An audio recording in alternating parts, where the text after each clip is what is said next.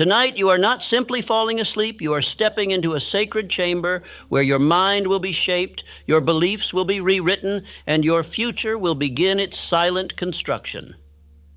What you allow into your mind before slumber determines what awakens in your life. This speech is not casual noise. It is a builder of destinies. Do not take this moment lightly. As you close your eyes, I will speak directly to the hidden architect within you, your subconscious mind. And what I speak, if you permit it, will take root. As you sleep, this speech will go to work. It will plant wealth. It will plant belief. It will plant definiteness of purpose and the bold courage to act. What do you desire? A house free from debt, a fortune that multiplies in silence, the freedom to awaken when you choose, not when an alarm demands? Do you dream of owning your own enterprise, commanding your own time, and being the source of security for those you love? Then listen, not as one who wishes, but as one who decides. This very night your mind shall be fed riches. You may not see it yet, but if you persist in hearing this message, if you give yourself wholly to its repetition, your beliefs will shift. And when your beliefs shift, so does your identity. And when your identity changes, the world bows to you as a master, not a beggar. The law is simple. What you think of most with faith becomes your reality. What you hear most with emotion becomes your nature. Tonight I offer you not mere advice, but a system of reconditioning. Repetition is the tool. Faith is the fire. And the subconscious mind is the field where your fortune is sown. This is not entertainment. This is education for your deeper self. The words I speak tonight are seeds. They may feel invisible, but let a week pass, a month pass, and you will awaken to a new thought, a new strength, a new opportunity. You will not know where it came from, but I will tell you, it was planted tonight. You must listen regularly. This message is to be repeated night after night until you no longer recognize the old version of yourself. Do not question the soil. Do not pluck the seed to see if it grows. Let it work. Trust the law. Speak the affirmations with feeling. And above all, believe that you are worthy of the wealth you seek. This is your sacred hour. Speak nothing negative before you sleep. Hear nothing vague. Do not entertain fear, criticism, or complaint. Only truth shall enter your mind now. Only purpose, only power, only wealth. You are not falling asleep. You are installing a new self, and that self shall rise wealthy. What the mind can conceive and believe, it can achieve, and what it repeats, it installs. This is not poetry, it is law. The same way a farmer repeats the tilling of soil before the crop appears, you must till the fields of your mind with repetition, with belief, and with purpose, especially as you sleep. The subconscious mind never closes its doors. While your eyes shut and your body rests, your deeper self remains alert, obedient, absorbing. It is listening to the last thoughts you feed it. It is shaping them, multiplying them, giving them direction, and it does not discriminate. It will act on whatever is planted, truth or lie, riches or ruin. So I warn you, as your guide, if you retire each night in worry, fear, confusion, or complaint, you are feeding poison into the workshop of your destiny. You are commanding the very force that builds your future to construct failure. And it will obey. Without judgment, without question, it will serve the master you choose to be. But if instead you begin tonight to fall asleep with courage in your chest, faith in your belly, and purpose in your voice, you will command the subconscious to build in your favor. For it is not fate that determines your wealth. It is your repeated thought, charged with belief, handed to your deeper mind with feeling. This is the sacred science of autosuggestion. You suggest what to think. You suggest what to feel. And the subconscious receives it, works upon it, acts upon it, and delivers it back to you as circumstance, condition, and opportunity. It will carry out whatever order you feed it, especially that which is fed repeatedly and with emotion. There is no magic here, only natural law. The same law that builds muscle through repeated motion, builds fortune through repeated thought. That which is impressed upon the mind with belief and persistence becomes fact. Just as surely as the sun rises in the east, your repeated thought becomes your outer reality. Therefore, I tell you, listen to this nightly. Not as a man seeking inspiration, but as one training an army. Your inner army of belief, vision, and courage. Every word you hear is a brick in the foundation of your fortune. Every phrase is a nail driving a new command into the subconscious engine of your life. You are not wasting time by hearing this again and again. You are building the scaffolding of your future. You are laying mental highways upon which wealth will travel to reach you. As surely as a bridge must be constructed before a carriage crosses it, your mind must be structured before riches can arrive. This process is not passive. Though you are resting, your inner self must be alert. Surrender to these words, not in laziness, but in cooperation. Just as a skilled builder follows the blueprint with precision, your mind must follow the voice of definiteness, prosperity, and faith as it is spoken to you now. Thomas Edison did not stumble upon genius by accident. He prepared his mind each evening with the problems he sought to solve. He expected answers, and those answers arrived, not in waking hours, but in dreams, in flashes, in moments of calm when the subconscious was working undisturbed. He did not doubt, he expected. So tonight, do as Edison did. Hand your problem, your desire, your question to your deeper self. Then fall asleep with belief. Let your subconscious work as you rest. Expect ideas. Expect guidance. Expect strength to follow through. Expect favor from infinite intelligence itself. You are training the worker beneath your conscious mind. He is tireless. He is faithful, but he is without judgment. Feed him poison, and he will construct misery. Feed him purpose, and he will construct wealth. You are the architect. You are the instructor, and you are responsible. Hear these words again. Let them seep into your soul. I am the master of my destiny. My thoughts shape my future. I command wealth to come to me through faith, through decision, and through persistent repetition. Say it aloud. Whisper it if you must. Let it echo in the chamber of your mind. This is not one night's work. It is not a magic lamp. It is the daily command of a commander who refuses to drift. You must persist. You must condition the mind daily. And you must believe that what you impress tonight will express tomorrow or the next day or the day after that. Fall asleep now, not as a victim of chance, but as the builder of your fortune. Do not carry complaint to bed. Do not rehearse failure. Do not recount the opinions of doubters. Instead, place your faith on the pillow beside you, wrap yourself in definiteness, and surrender your will to right thought. You have already planted a seed, and with this message you water it. With faith you warm it. With repetition you grow it. And soon, if you do not break the cycle, you will reap a harvest greater than your old self dared to imagine. That is not a promise. That is law. Now, as you drift, do not drift as a coward. Drift as a commander. Drift as one who is deciding what your life shall be. Drift with the firm knowledge that as you sleep, something greater than you is working on your behalf, guided by your faith, your repetition, and your decision to never return to the old way again. There is no mystery here. Repetition is the great law of mental fertility. What you repeat, you believe. What you believe, you become. And what you become is what the world reflects back to you. The man who repeats fear becomes afraid.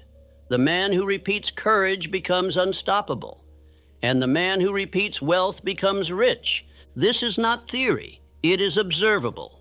It is practical. It is the silent sculptor behind every fortune and every failure. A man does not rise by one thought, one decision, or one prayer.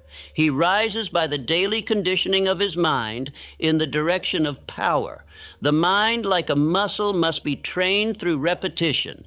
The universe is governed by law, not luck, and one of those laws is called cosmic habit force. It is invisible, but it is binding. It works on all men equally. It makes permanent that which is repeated.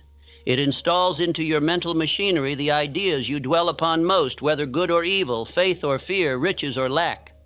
You cannot escape this law. You can only obey it or violate it.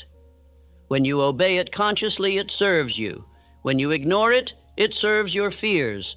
It gives permanency to your dominant thought. Therefore, if your dominant thought is doubt, it will fix it in your mind until you see doubt in every opportunity. If your dominant thought is faith, it will fix it in your spirit until you meet life with calm power. If your dominant thought is wealth, then wealth shall take root in your identity and begin to pull its physical equivalent into your world. What you rehearse, you repeat. What you repeat, you install. What you install, you become. You must understand this. Your outer world is the matured harvest of your inner thought garden. Every condition in your present life was once a seed of belief, planted by thought, watered by repetition, and hardened by emotion. Most men do not plant deliberately. They allow weeds to grow. And then they ask, "Why am I poor?" They forget the answer lies in the thoughts they repeated for years. Money is hard. I'm not lucky. People like me don't get rich. These are not harmless phrases. These are the repeated commands that their subconscious received and obeyed. And no amount of wishing will undo what habit has installed. No wealth may come permanently except that which is first built through a pattern of inner belief and repeated command. You must build the inner castle before the world allows you to possess the outer one. This is why I command you to listen nightly. You are reconstructing the architecture of your identity. You are laying bricks made of thought. Do not be like most men who install fear, install indecision, install vague desires, and then ask why poverty haunts them. They do not realize they are the ones who authorized its construction. They allowed failure to take root through repetition. They became what they rehearsed. But you tonight will build differently. You will install faith. You will install wealth. You will install courage. And you will do so silently, powerfully, through repeated hearing. Your mind shall be your temple, and no false god of doubt shall enter. Your thoughts will serve you, or you will replace them. Consider Andrew Carnegie, the great steel magnate. He did not think as other men thought. He trained his mind daily to dwell on fortune, on service, on industry, and on the power of men united by purpose. His belief became stronger than all opposition. His habits of thought were not accidental. They were designed. He would not tolerate any idea that contradicted his vision. He expelled negative conversation. He refused weak associations. He did not accept lack as a final verdict. He believed wealth was a duty, a calling to serve, to lead, to build. And that belief, repeated daily, became his identity. His identity attracted the fortune. You must now do the same. Every night as you listen, you must feel these truths sink deeper into your inner self. You must fall asleep with the quiet certainty that your thoughts are constructing a mansion of power. You may not see the walls rise yet, but they are being laid, stone by stone, by the mason of repetition. And I give you the tools to build. Say them internally, whisper them, shout them within. But do not let these words pass by without being claimed. I am the master of my thoughts. I create wealth through belief and action. Infinite intelligence guides my steps and supplies my needs. I am building a wealthy identity every day, every night, without fail. Repeat them. Feel them. Let them echo in your sleep. Let them be louder than your doubts. Let them overwhelm every weak belief you once carried. For it is only by repetition that the old man is buried and the new man rises. There is no replacement for discipline, no substitute for persistent planting. You must water the mind with these words until they become natural, until you no longer reach for them. They come to you. Until you no longer try to believe them, you are them. Fall asleep with discipline and awaken to miracles. The man who governs his nighttime thought becomes the ruler of his waking world. You are not passive. You are planting. You are feeding your field with wealth-conscious seed. You are tilling the soil of your destiny with your own hands.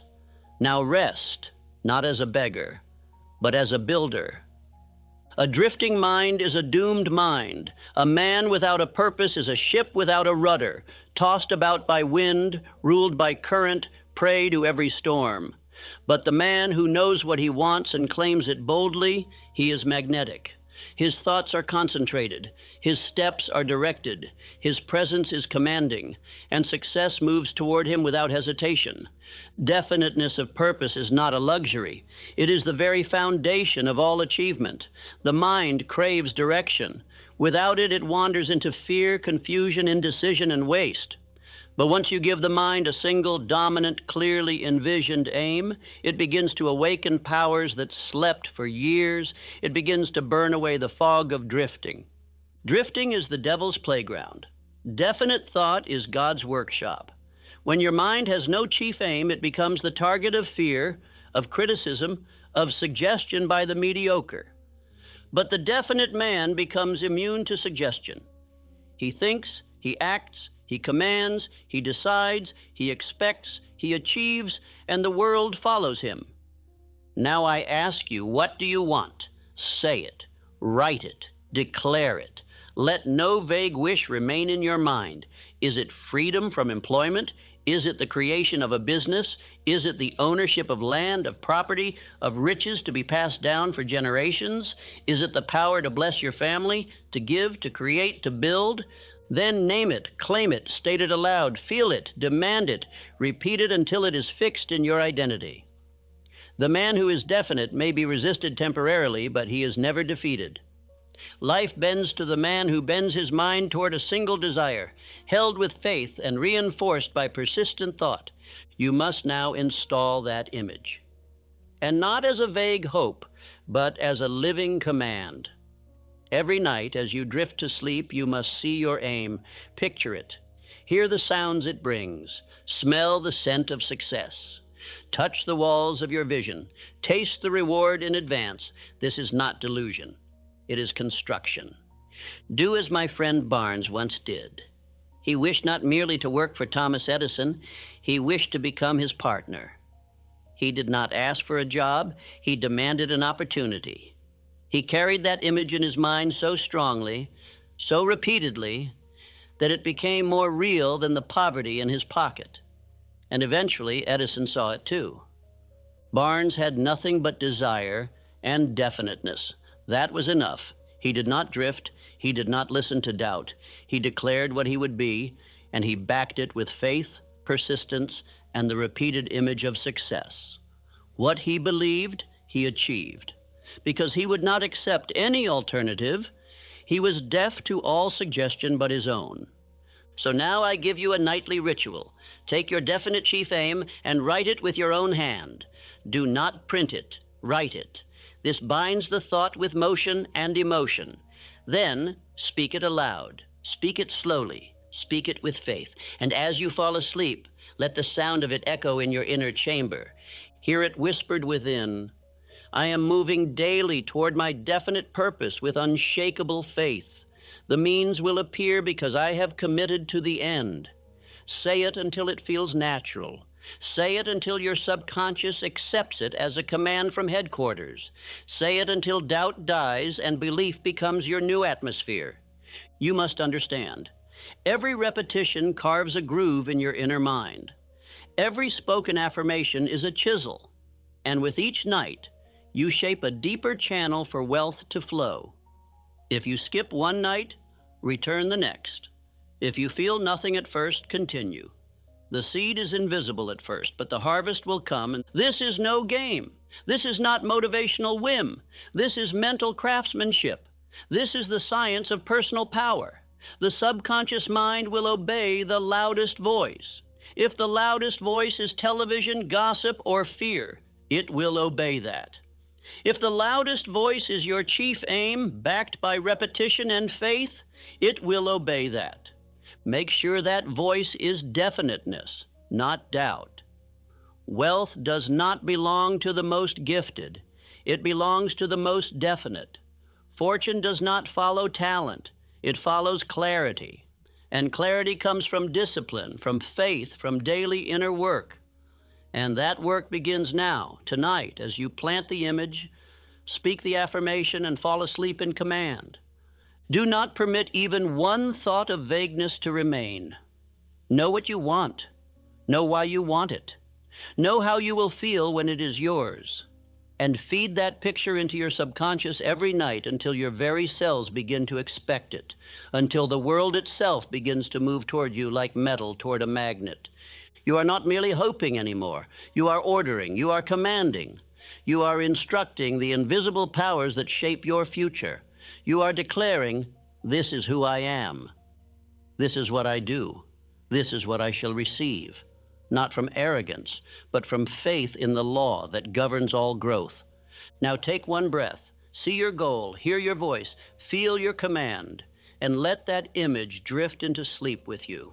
Let it settle into the depths of your mind. Let it be carried down into your subconscious, where all real power begins. Tonight, you do not drift aimlessly. You drift with direction. You drift with authority. You drift with the mind of a commander, and what you repeat tonight, with definiteness and belief, will become the foundation of your fortune. The subconscious mind is the faithful servant of your dominant thought. It does not reason. It does not challenge. It does not debate. It obeys, and it obeys completely. It is the invisible hand that shapes your future, taking instruction from whatever you allow to dominate your inner conversation. And this includes what you think, say, feel, and repeat, especially as you sleep. The subconscious mind is your link to infinite intelligence. It is the gateway through which hunches arrive, through which solutions form, through which wealth flows when commanded rightly. You do not control infinite intelligence, but you do influence it. And the tool of that influence is your subconscious mind, trained by belief, repetition, and emotion. If you do not instruct your subconscious, others will. They will do so through newspapers, through gossip, through complaint, through fear, through television, through conversation filled with doubt. The world is loud with suggestion, and most of it is poison. The man who does not guard his mind is a man whose future is written by strangers. The subconscious mind will not remain idle. It is always at work. It is always building. And it will feed on whatever you plant or what others throw in. It is a builder without conscience. It builds both palaces and prisons depending on the blueprint. And the blueprint is the repeated thought backed by belief. The nighttime hour is golden. It is the hour of greatest influence.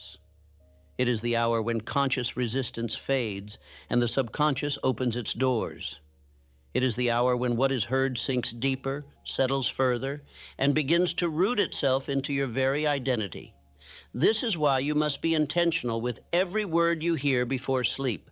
Repetition with feeling is the tool.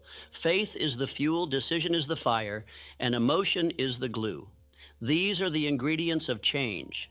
These are the materials with which you construct a new inner man. And from that inner man, a new outer world shall follow. You must become deliberate in your inner conditioning.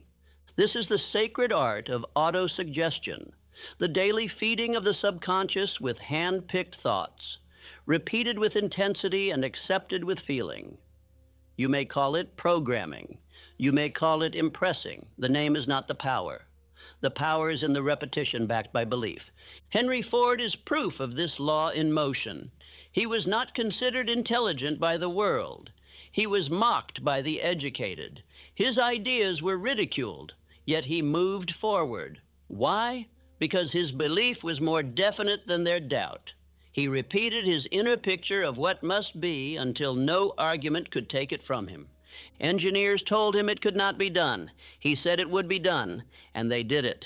Not because they believed, but because he did. His subconscious mind had already accepted the image. The outer world was forced to comply. Such is the power of repeated belief made definite through persistence. Now I give you your own commands. Say them with your mind. Repeat them silently. Let them enter your inner workshop. Let them settle beneath your thoughts. Whisper them if you wish, but do not let them pass without feeling. I plant the seed of wealth every night. It is growing, even while I sleep. Nothing enters my mind unless I permit it. I choose faith. I choose wealth. My subconscious obeys me because I train it daily with belief and repetition. You must not waver. You must not skip nights. This is not entertainment. This is identity construction. And identity is not built by inspiration. It is built by instruction, repeated instruction, faithful repetition, and the refusal to allow negative suggestion to enter your sacred chamber of mind. The subconscious will carry out whatever you accept. If you feed it images of poverty, it will create conditions of poverty. If you feed it beliefs of power, it will create expressions of power. If you speak wealth, it will begin to summon the means, but only if the command is repeated with faith. No man becomes rich by accident. He becomes rich by subconscious direction. The conscious mind decides what to feed. The subconscious mind decides how to grow it. But both must cooperate. Both must work in harmony. The farmer cannot control the growth, but he can control the seed, the water, the rhythm of planting. So plant wisely, speak wisely, listen nightly, and never again permit complaint or fear to be your lullaby. Let faith be your nighttime companion. Let definiteness be your closing thought. Let repetition do its silent work as you rest with the awareness that something far greater is now working beneath your surface. Tonight, let this truth rest deep within you. The man who commands his subconscious commands his world. And the man who repeats the right idea with faith becomes the master of his conditions. Sleep not in confusion, but in clarity. Sleep not in fear, but in power. Sleep not in doubt, but in direction. You are not weak. You are not a victim. You are not at the mercy of outer events. You are powerful beyond measure because you are capable of choosing what to believe and repeating it until your very cells respond to the new law. And you begin tonight, not by effort, but by surrender to right repetition. Drift now into sleep, not as a man who waits, but as a man who commands. And may your subconscious carry out your orders with full obedience, building your new life as you rest. Wealth cannot grow where fear is planted. Riches do not abide in a heart ruled by dread. The mind that harbors fear is like a field overrun by weeds, choking out the harvest before it rises. The subconscious will not question your fears. It will accept them as orders, and it will build your world according to the blueprint you hand it. Be it faith or fright, tonight we begin the removal. For too long, fear has slept beside you. It has whispered in your ear as you drifted. It has told you lies in the voice of reason. It has called itself protection, safety, caution. But it is the enemy, and it must be expelled. There is no compromise. Wealth and fear cannot share the same bed. There are 6 ghosts, 6 invisible forces that haunt the minds of men and turn dreams to dust. They are the fear of poverty, criticism, ill health, loss of love, old age, and death. These 6 form a prison without bars, because the bars exist within the mind, and each night you entertain them, you renew their power. But I tell you now, you have the authority to cast them out. The man who governs his thoughts may evict any ghost, and he begins by naming it, confronting it, and replacing it. He refuses to allow fear to disguise itself as logic. He sees it plainly, and once he sees it, he defeats it by decision. Fear cannot dwell in a mind that is full of definiteness, faith, and right action. These 3 are your weapons. They are spiritual in nature, but they are practical in power. They drive out confusion. They uproot fear at the root, and they leave in its place a firmness of purpose that no ghost dares challenge. Fear is the devil's whisper. Faith is the voice of infinite intelligence. When you hear fear telling you to hesitate, to wait, to doubt, it is the enemy speaking. And it must be silenced, not with passivity, but with command. You speak over it. You do not negotiate with it. You do not pet it. You do not discuss it. You drive it out. Now say this within: I release the fear of poverty. I was born rich in thought. I do not fear criticism. I walk my own path with calm conviction. My health, youth, and power are under divine control. I trust the law. I trust the timing. I trust my voice. Say these not once, but repeatedly. Let them strike like hammers into the walls of your mind until no old idea can stand, for it is not enough to remove fear. You must replace it. Nature does not allow a vacuum. The moment fear is gone, you must fill the space with vision, with desire, with purpose, with truth. Abraham Lincoln was not fearless by nature. He faced depression. He faced criticism. He faced immense pressure, but he pressed forward, not because he felt powerful, but because his purpose outweighed his emotion.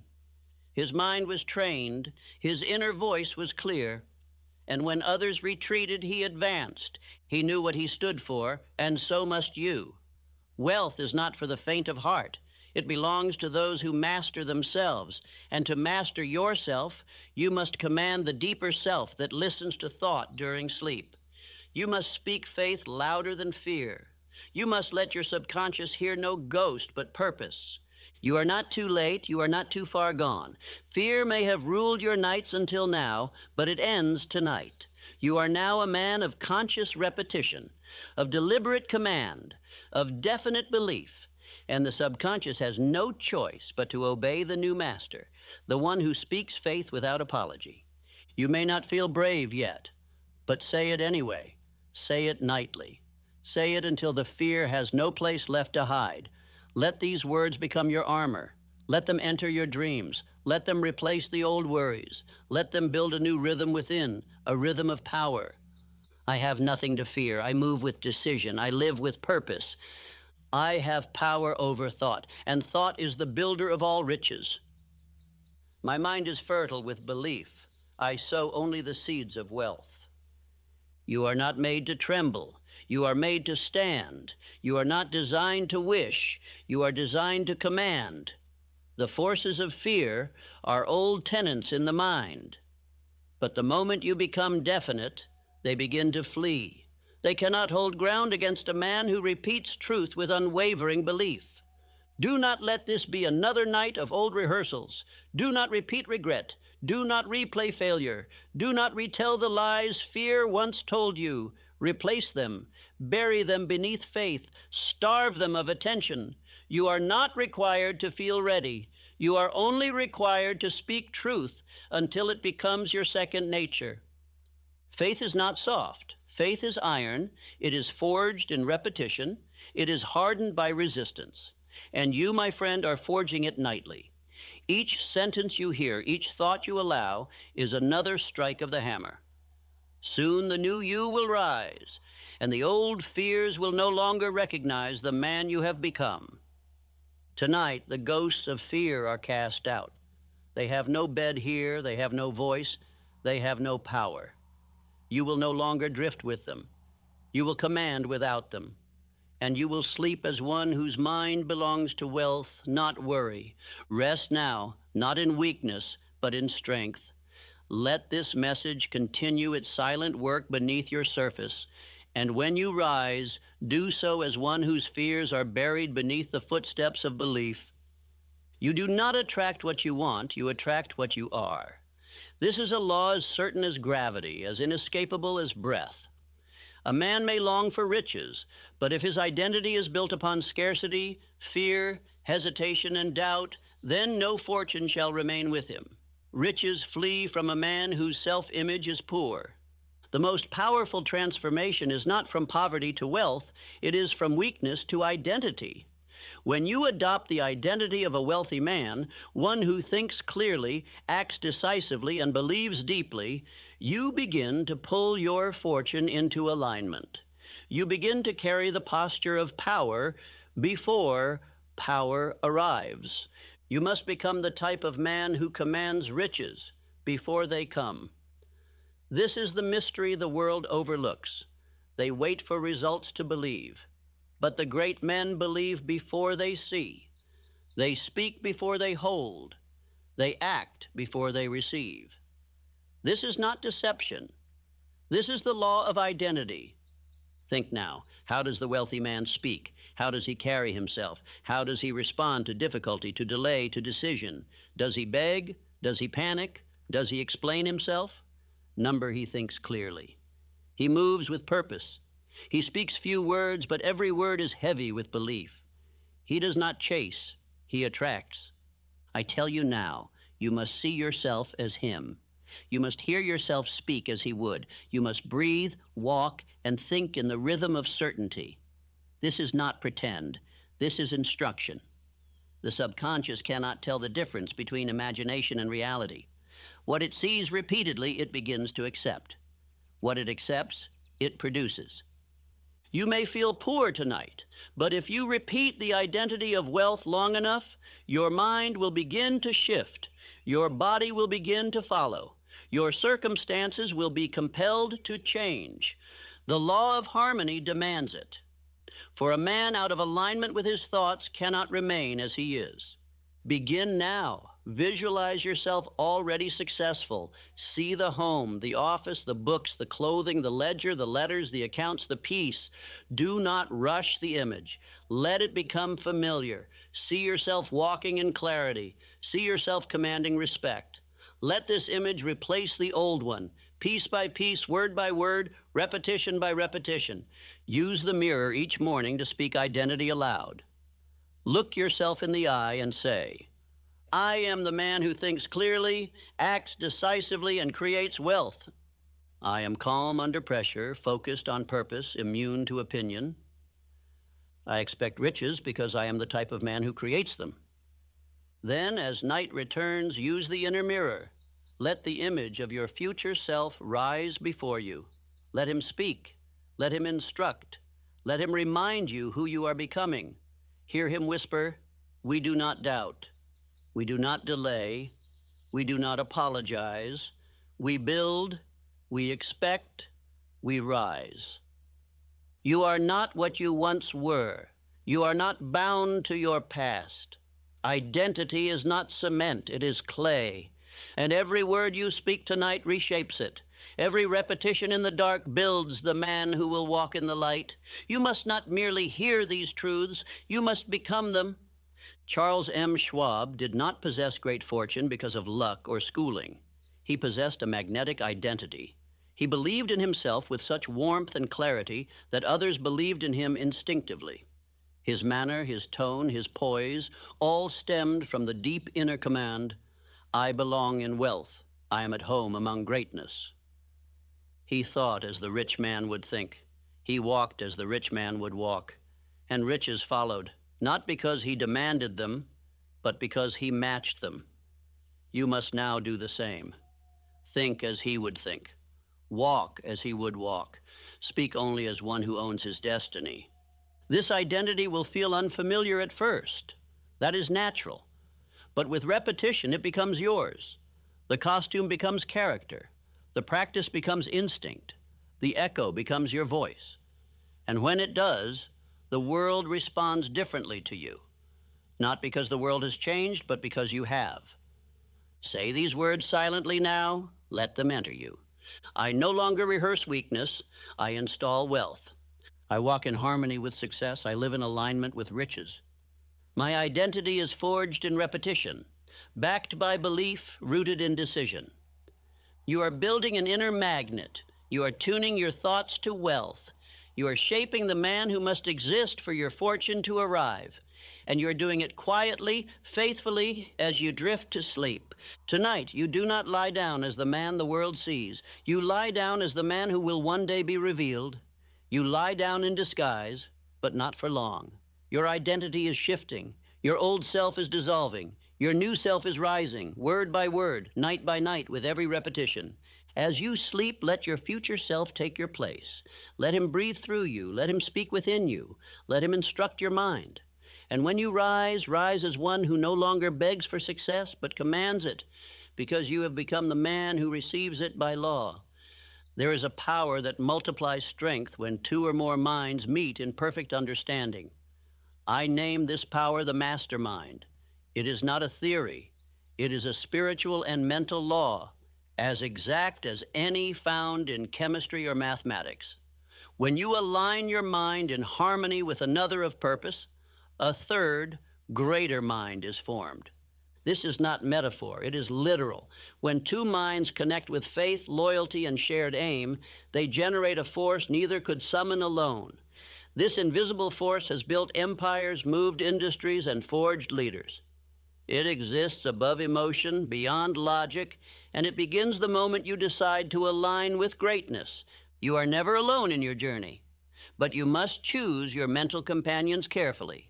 The subconscious is influenced not only by your own repetition, but by the thoughts of those closest to you. The wrong association poisons the inner soil. The right association multiplies the harvest tenfold. I say to you, even while you sleep, your inner circle is forming. Your subconscious continues to draw influence from what you admire, from what you rehearse, from the voices you allow into your temple of thought. Let those voices be mighty. Let them be wise. Let them lift you, not lower you. This is why I taught the practice of invisible counselors. Before sleep, I called upon the minds of great men, Lincoln, Edison, Carnegie, Napoleon, and others. I imagined their faces. I summoned their voices. I asked them questions, and my subconscious responded with ideas I had never before possessed. You may call this imagination. You may call it alignment with infinite intelligence. I call it instruction, and it works. Begin tonight by summoning your own counsel. Call upon Edison for invention. Call upon Lincoln for character. Call upon Carnegie for clarity. Call upon your future self for instruction. Let them speak within you. Let them surround your subconscious mind. Let their words replace the doubters. Let their guidance become your nightly nourishment. They are not gone. Their minds are alive in principle. Their philosophies endure. And what they knew, you may now receive if you will listen. But you must also guard the law of harmony. Riches flee from minds in chaos, contradiction, complaint, or confusion. A man who thinks one thing, says another, and does a third, is at war with himself. His subconscious is disoriented. His magnet is broken, and wealth cannot find such a man. To attract riches, you must be unified. Your thoughts, your words, your actions, all must align in faith and purpose. Your subconscious must not hear one voice during the day and another by night. It must be fed one message, one command, one belief, repeated with calm and courageous resolve. Let your affirmations reflect this harmony. I think in harmony with wealth, greatness, and power. I attract minds that multiply my strength.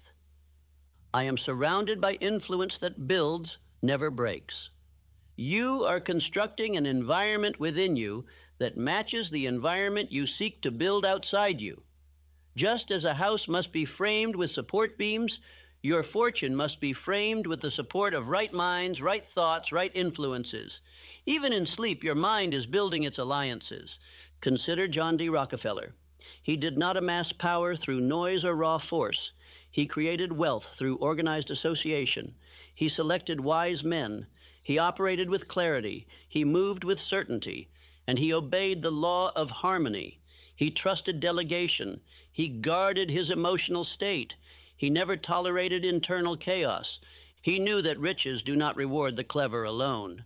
They reward the calm, the stable, the principled. His outer fortune reflected an inner order, and that order came not from chance, but from self-command and careful alliance. You must now imitate the principle, not the man. As you drift tonight, remember that the voices you allow into your subconscious are forming your future counsel. If you hear the voice of complaint, you have invited ruin. If you hear the voice of belief, of purpose, of greatness, you have joined the circle of success. Speak again your command, I am in mental harmony with my highest aim. My subconscious is allied with builders, not destroyers. I am protected by the law of mental union and spiritual agreement. Feel the presence of strength around you, not in body but in thought. You are not alone. You are a mind among minds. You are a soul among principles. You are a man who attracts power because you obey power. Let the force of harmony guard your heart and fortify your inner world as you sleep. Let your inner circle speak now, not the one of flesh, but of spirit. Let them whisper your next steps. Let them hand you courage. Let them call out your higher self. And when you awaken, may you rise with answers that the night delivered. For a wealthy man does not build riches alone. He builds alliances in thought, in purpose, and in faith. There is a power which no man can touch with his hands, yet every man may access with his thoughts. It is invisible to the eye, yet visible in every tree, every invention, every rising fortune. I call it infinite intelligence. It is the source of every great idea, every breakthrough, every quiet miracle that leads a man from struggle to prosperity. But know this truth. Infinite intelligence does not respond to need, it responds to faith. It is not moved by begging. It does not yield to complaint. It does not hear fear. It listens only to definiteness. It listens only to belief. It reveals its secrets only to the man whose mind is made up and whose heart is certain. Your wealth is already created in the unseen. The forms may be hidden, the path may be dim, but the supply exists. Your task is not to beg for it, but to become the man who is worthy to receive it. And you do this by believing before you see, deciding before you know how, and persisting before there is evidence. Infinite intelligence is not mystery. It is law. And like all true law, it demands obedience. Obedience in thought. Obedience in repetition. Obedience in expectation. If you speak one thing but believe another, you violate the law. If you expect little, you receive little. But if you expect much with faith, you align yourself with abundance. Let me offer you a metaphor. Just as water flows to the lowest point, wealth flows to the strongest belief. It moves without effort toward the man who has emptied himself of doubt and filled himself with certainty. It bypasses the unstable and rests with the faithful. This is not chance. It is structure. It is order. Speak now to that power, not in weakness, but in partnership, not as a servant, but as a son. Say aloud with full command, infinite intelligence gives me ideas, strength, discipline, and supply. I am one with the law of success. I obey it, and it rewards me. I was born to be rich in thought, rich in faith, and rich in purpose. Feel these words enter the subconscious. They are not fantasies. They are declarations. Each one is a spiritual tool, carving a deeper groove in your inner self where wealth shall soon flow. The world may not yet see the fortune, but the law already sees the belief, and belief always precedes possession. You must never break this chain. Let others forget. Let others drift. But you, listen nightly. Repeat daily. Become hourly. The mind once shaped by faith cannot return to fear. The man, once definite in purpose, cannot return to drifting. And the world, once moved by his command, cannot withhold its riches. I do not say these things lightly. I say them because they have been proven. In every life I have studied, Carnegie, Ford, Edison, Rockefeller, Schwab, I found this pattern. First came the belief, then came the work, and then came the reward. But belief always came first. It had to. The law requires it. You may have failed before. That does not matter. You may have doubted yesterday. That is gone. What matters is what you believe now. What matters is what you feed your subconscious tonight. What matters is the voice you allow to speak within you as you sleep. Will it be worry or will it be wealth? Say again these commands, not with hesitation but with force. I no longer ask for riches. I expect them because I believe. I am guided by infinite intelligence in every decision. My fortune is already built. I now walk the path to receive it. Let these thoughts rest in your chest. Let them shape your breathing. Let them echo as you slip into unconsciousness. Do not fear the silence. It is in the silence that the law goes to work. It is in the stillness that faith takes root. It is in the sleep that infinite intelligence begins building unseen bridges for your arrival. And when you wake, rise as one who has already been answered. Do not wait for confirmation. Move with power. Decide with clarity. Speak with direction. You are not seeking favor. You have received it. You are not begging for provision. You are walking into it. Let the identity match the belief. Each night you repeat these truths, your inner world is altered. Each morning you act upon them, your outer world begins to change. And though the changes may come slowly, they will come. And when they do, you will not be surprised, for you have rehearsed them in advance. You have believed before you received. Now I give you one last command for this night. Sleep now with power. Sleep now with definiteness. For tomorrow you will rise as a wealth builder who cannot be stopped. You have done the work. You have spoken the words. You have surrendered to the law. The rest belongs to infinite intelligence, and it shall not fail you. Within the words you are about to hear lies a hidden exercise, a simple act of repetition that, if done as instructed, could transform your life entirely. It is not poetic. It is not theory. It is law. And if you will truly listen, not merely hear, but observe as a student of success, then tonight may be the night your life begins to change forever. This exercise, if practiced with faith and decision, will plant in you the identity of the man you were born to become. It will dissolve confusion. It will silence doubt. It will awaken in you the magnetic force of purpose, and it will begin reshaping your results from the inside out. If you follow this truth, you may experience something few ever do. You will begin to wake with confidence instead of dread. You will feel joy returning where heaviness once ruled. You will stop second-guessing and begin acting with calm resolve. You will draw opportunities that once seemed distant, and you will begin to believe, genuinely believe, that you were made for something higher.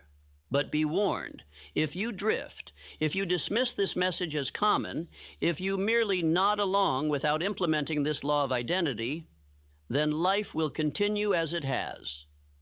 You will continue to speak weakness instead of strength. You will continue to affirm limitation instead of power. You will go to sleep each night planting seeds of failure, and those seeds, make no mistake, will grow. I urge you, do not just let this play while your thoughts wander. Pay attention, watch every line, absorb every word. There is power in this message if you listen with the intent to obey. This is not motivation, this is instruction.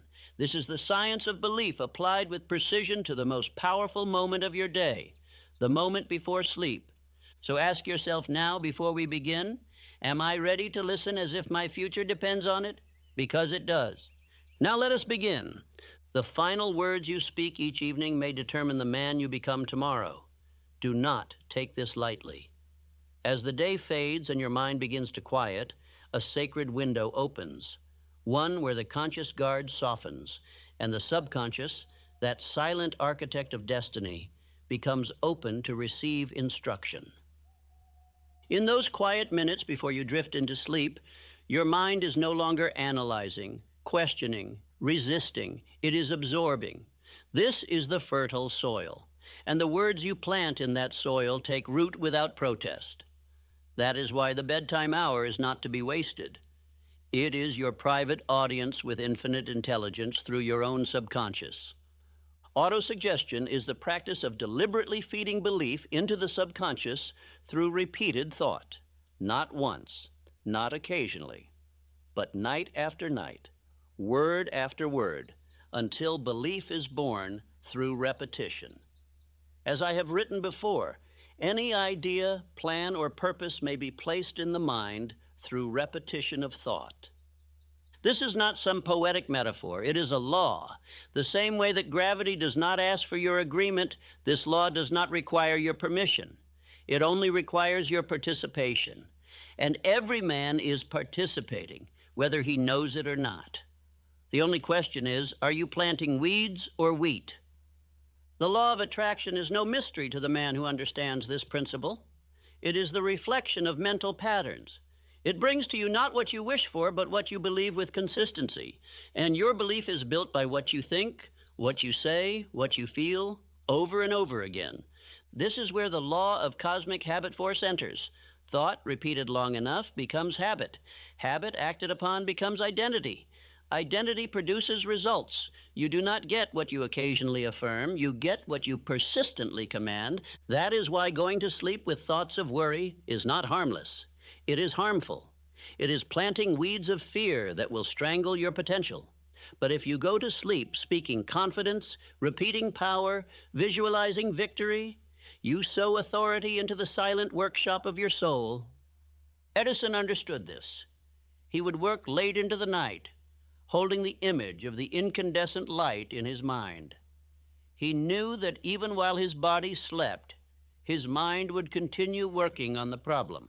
His evening thoughts became blueprints carried into the realm of sleep. So I command you, do not let your final words be complaint, let them be command. Do not speak of what is, speak of what shall be. Speak as the man you are becoming, not as the man you have been. This is your chance to instruct the subconscious, not to reflect your fears. Understand this. The final thoughts of the evening replay in the mind through the night.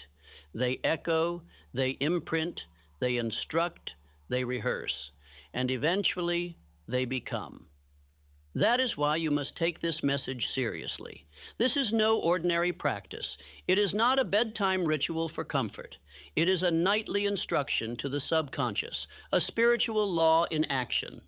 You are about to learn 7 phrases that will change the course of your thinking, your emotions, your identity, and ultimately your entire life. These are not chants, they are commands. You will choose them for yourself, and you will repeat them until they become you. And do not take this lightly. What you repeat, you believe. What you believe, you become. And what you become, you will live. Say this aloud tonight. As I sleep, my belief grows stronger. My identity is shaped by my repeated commands. I plant faith, and I reap destiny. Autosuggestion is the tool by which man may seize control of his own destiny. Self-suggestion, I have said, is the agency of control through which an individual may voluntarily feed his subconscious mind on thoughts of a creative nature. You are not a victim of fate, you are a servant of thought. And through autosuggestion, you may become its master. Your subconscious is not concerned with truth or falsehood. It does not debate. It does not judge. It simply accepts what is repeated with feeling. That is the key, with feeling.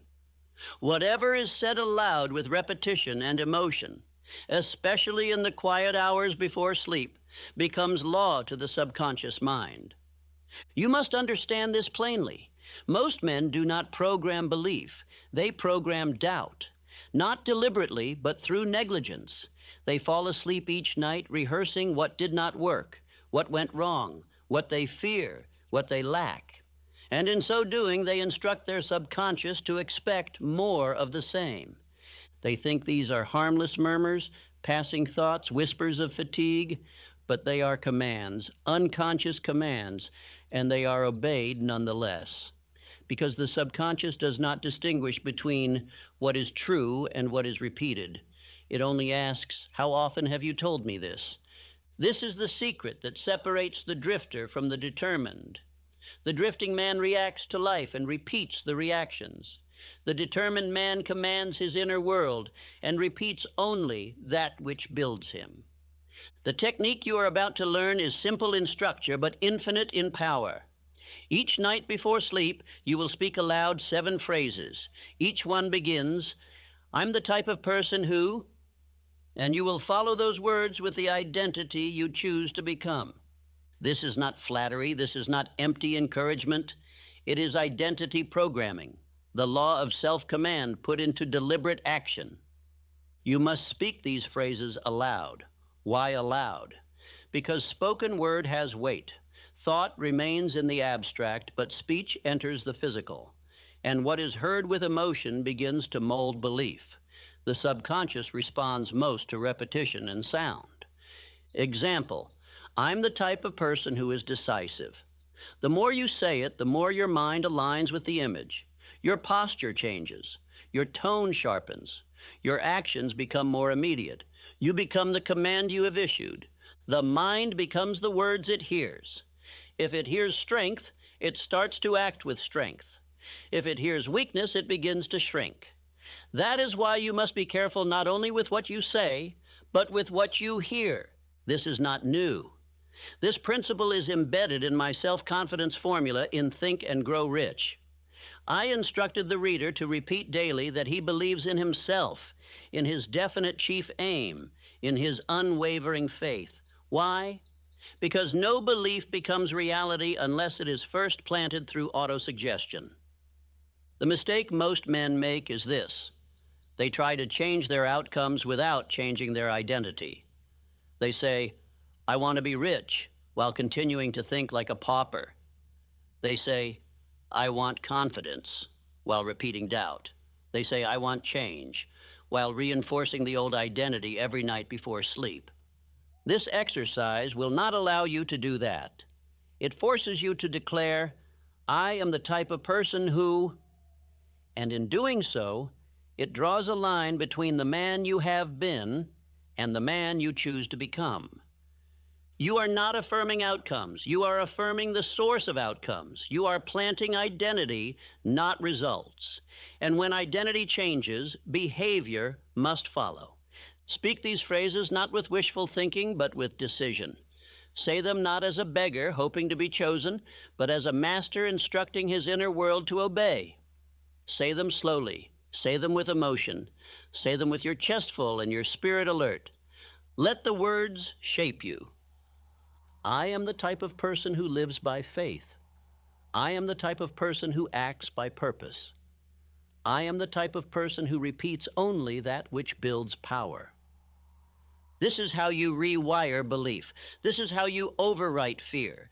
This is how you install a new identity that reflects your deepest aim. And once this identity is spoken enough times, it will begin to feel familiar. Once it feels familiar, it will become natural. Once it becomes natural, it will become you. This is not self-help. This is self-mastery. This is not motivation. This is mental legislation. Your tongue writes the law your subconscious will follow. Make no mistake, if you do not command it, someone else will. You are now the architect of your internal world. Speak as such. Choose your identity like a sculptor chooses form. Declare it like a king issues decree. Repeat it like a warrior sharpening steel. Because when you wake tomorrow, you will not just wake to the day. You will wake as the man you spoke into being the night before. Now say this aloud before we continue. I am the type of person who commands belief. I install confidence. I shape destiny. I do not speak weakness. I repeat identity until it becomes law. Your results are not random. Your life is not a sequence of disconnected events. Your relationships, your finances, your health, your voice, your posture, your courage, all are the visible fruit of an invisible identity. That identity is not given. It is installed, and it is installed through repetition of belief. Most men never examine the identity they've accepted. They speak of luck, timing, or misfortune. But the truth is simpler. They are reaping what they have repeatedly called themselves. And when you realize that, when you see that what you are is the result of what you've spoken, you will understand your power to transform it. You are not your circumstance. You are not your past. You are not what they called you. You are not the sum of your failures.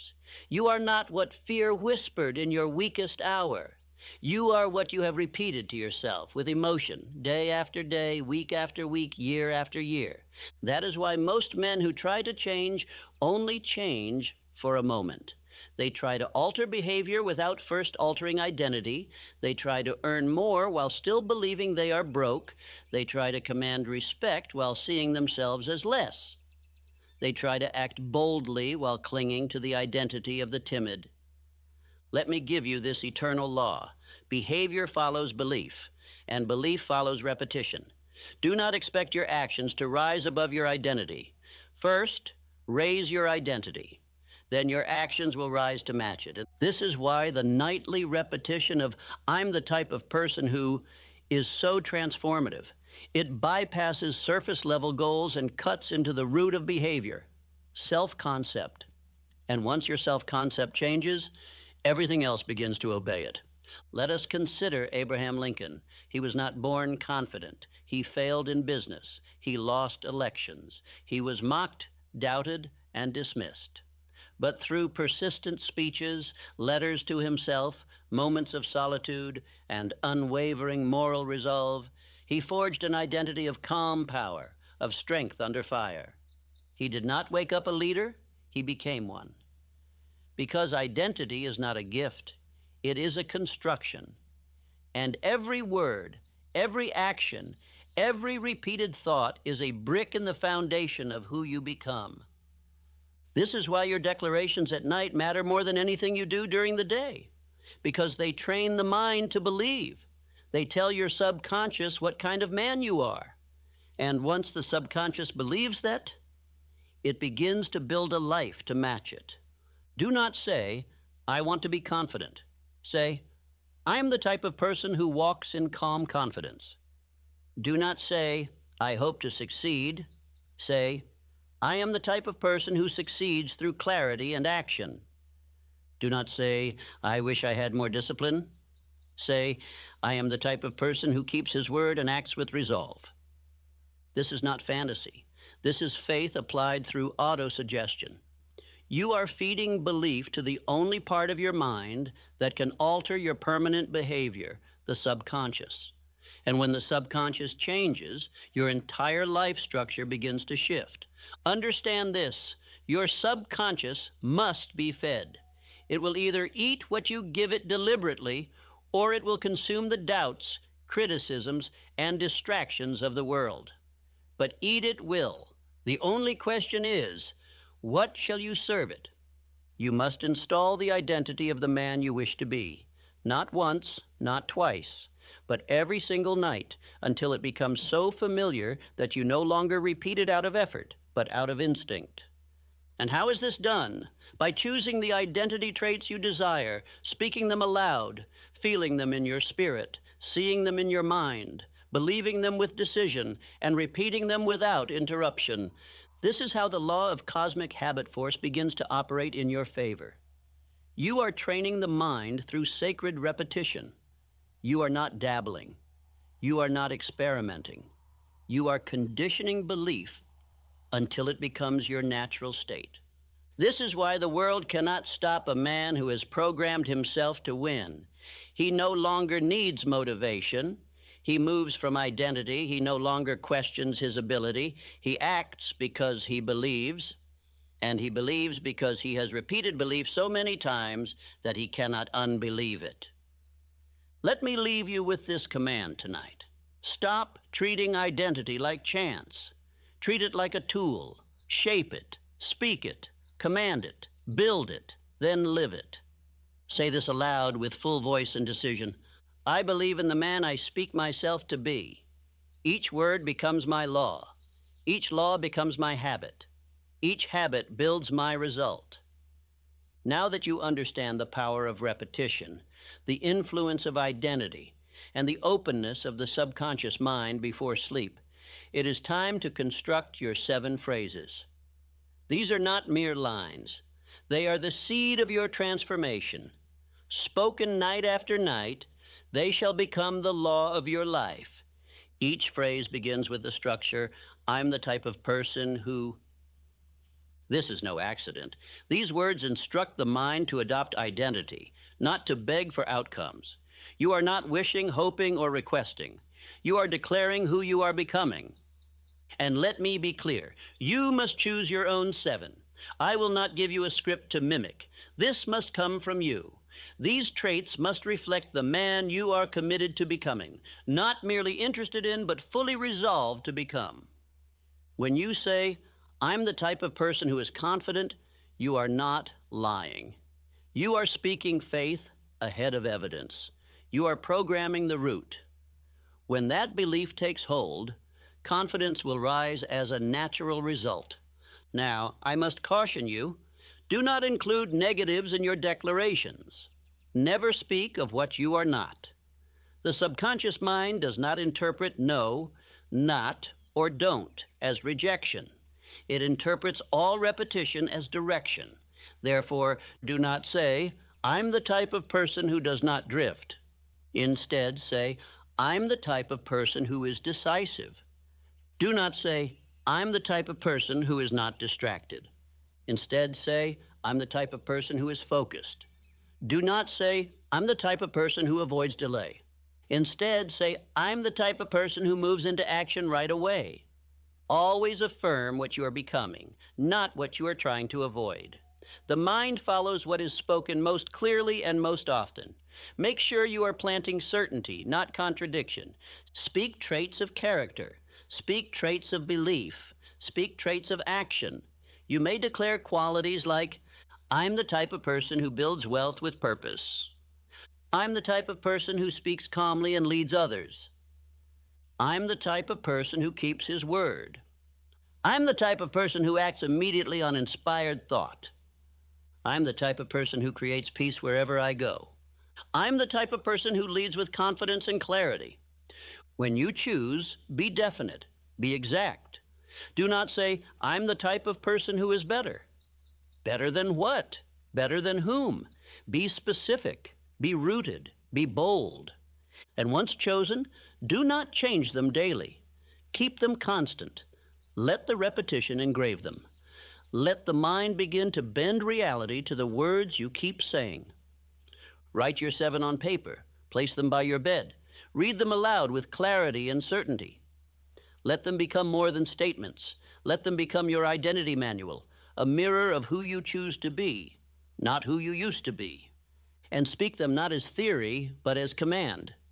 Say them not for comfort, but for construction. Do not wonder if they are working. They are. That is the nature of repetition.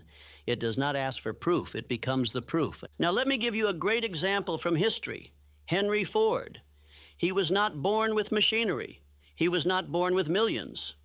But he kept repeating silently to himself over and over again that he could do it, that his idea would work, that he was capable of creating something no man had built before. They called him mad.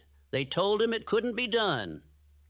But because he kept repeating belief, he became a magnet for the very actions and people that would make it real. That is the law. And that law works for you if you obey it. So take your pen tonight. Choose your traits with care. Do not rush. Choose traits that stir your spirit. Traits that represent the man you will stand before your Creator and say, that was me. I became what I was called to become. Speak your identity until it becomes your instinct. Speak your truth until it becomes your tone. Speak your command until it becomes your character. Say this now and say it slowly. Each word I speak is law. Each phrase I choose builds me. Each night I become more of who I have decided to be. The power of this method lies not only in the phrases themselves, but in how you use them. Precision is the ally of transformation. Vague effort yields vague results, but consistent, deliberate practice builds permanent identity. That is why your evening ritual must become sacred, non-negotiable. Set aside 10 to 20 minutes before sleep. Make this your final act of the day. Turn off every distraction. Close every mental window that does not serve your aim. You are not preparing to sleep. You are preparing to instruct your soul. And the soul obeys repetition with emotion. Stand or sit upright. Do not lie down yet. The body must remain alert to signal the mind that this is a time of command. You are not drifting. You are directing. You are not wondering. You are instructing. Speak each of your 7 phrases aloud, not in a whisper, not in a monotone, but in a voice of authority. These are the words that will write tomorrow's beliefs into the walls of your mind. Speak as if you were declaring law, because that is exactly what you are doing. Say each phrase at least 3 to 5 times, more if necessary. Say it until you feel it. Say it until the voice in your head starts to sound like the man you want to become. And if it feels uncomfortable, good, that means the old identity is being broken. Let us make it real. You might say, I'm the type of person who acts immediately on inspired thought. Then pause. Let that idea settle. Then say it again with even more clarity, even more force. Let your subconscious hear certainty, not doubt. After you speak the phrase, close your eyes briefly. Visualize yourself living that truth. See yourself moving, speaking, deciding, walking as that man. Do not rush this. One picture in the mind is worth 1,000 spoken words if it is felt with intensity. Do not mumble. Do not recite. Declare. Your tone must not be casual. It must carry power. This is not the voice of a beggar.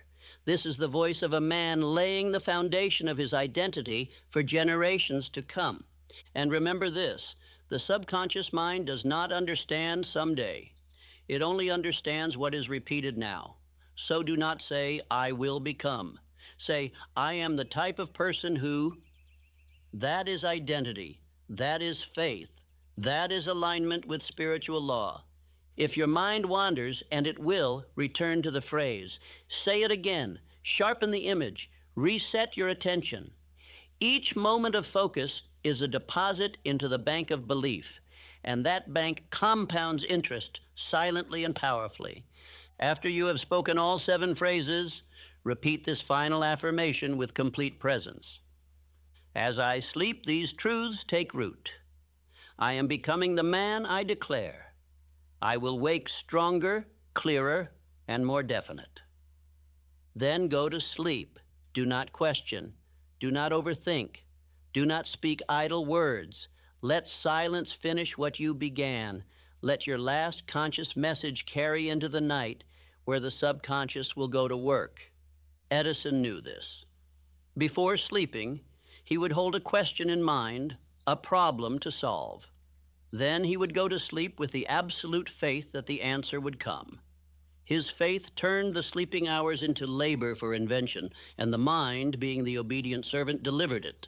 You too can make your sleep productive, not by force, but by repetition. Not by stress, but by spiritual order. And the order you give is the identity you claim. Let me give you a truth few men understand. If you do not deliberately give your mind a focus before sleep, it will replay the day. It will replay complaints, regrets, fears, and doubts. And the next day, it will magnify them. But if you end your day in power, you begin your next day in direction. That is why this nightly practice is not optional for the man who chooses greatness. It is the bridge between who you were and who you are becoming. So make this your ritual, your ceremony, your sacred rite. 7 identity phrases, spoken aloud, repeated with emotion, sealed in silence, and sent into sleep. And when practiced nightly, consistently, without interruption, without negotiation, you will begin to see changes not just in your thinking, but in your decisions, your tone, your posture, your presence. This is the power of identity repetition. This is the law of autosuggestion in motion. This is the way of the few who choose to rise. Say this now and mean it. Each night, I reprogram my destiny. I speak with conviction. I sleep with clarity. I rise with purpose. You have begun a process that only the disciplined few ever carry to completion. Most men dabble. They attempt for a night or two. They forget. They drift. But the man who repeats his new identity with faith and decision each night for 30 days will witness a quiet revolution within himself. The first few nights may feel unnatural. You may feel awkward, uncertain, or even resistant. This is not failure. It is friction. Your old self is protesting because your declarations are tearing down walls that held your mind in quiet slavery for years. Do not let discomfort stop you. Let it confirm that change has begun. You are not repeating for comfort. You are repeating for command. Identity cannot be installed with ease. It must be burned into the subconscious through daily intentional effort, spoken with clarity and imagined with emotion. By the 7th day, your thoughts will begin to shift. You will find yourself thinking in the direction of your phrases. If you declared decisiveness, you will begin to notice hesitation and reject it. If you declared focus, you will become aware of distraction and correct it.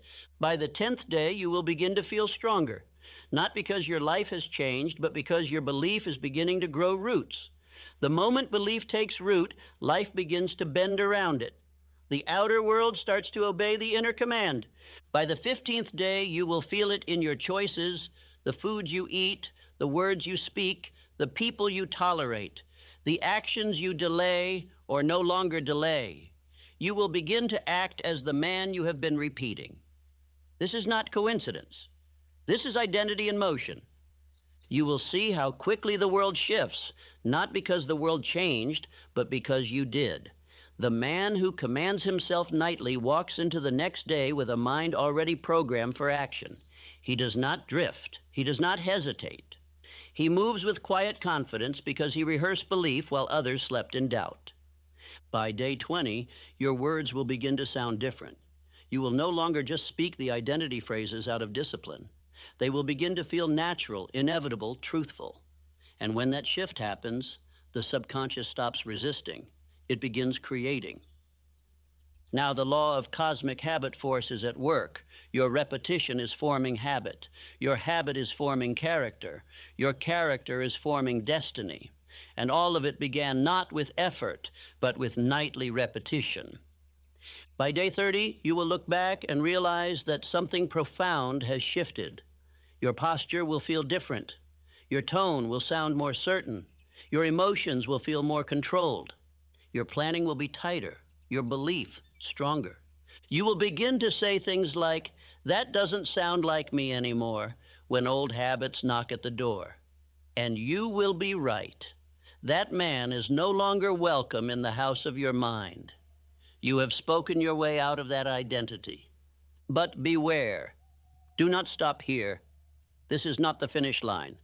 This is the foundation. Identity is not built in bursts. It is built in daily bricks. If you stop now, the old identity will begin whispering again, and you must not let it. You must continue. You must declare until it becomes unbreakable. Understand this deeply. Repetition is mastery.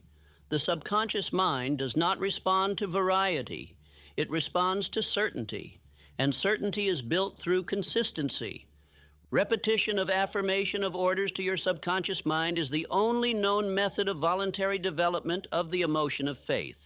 There is no shortcut. There is only decision, repetition, and faith. So if you have come this far, go all the way. Let the 30 days become 90. Let 90 become a year. Let this become who you are, not what you do. Declare this with force and faith tonight. I continue this practice without delay. I grow in repetition. I strengthen belief. I live the identity I declare.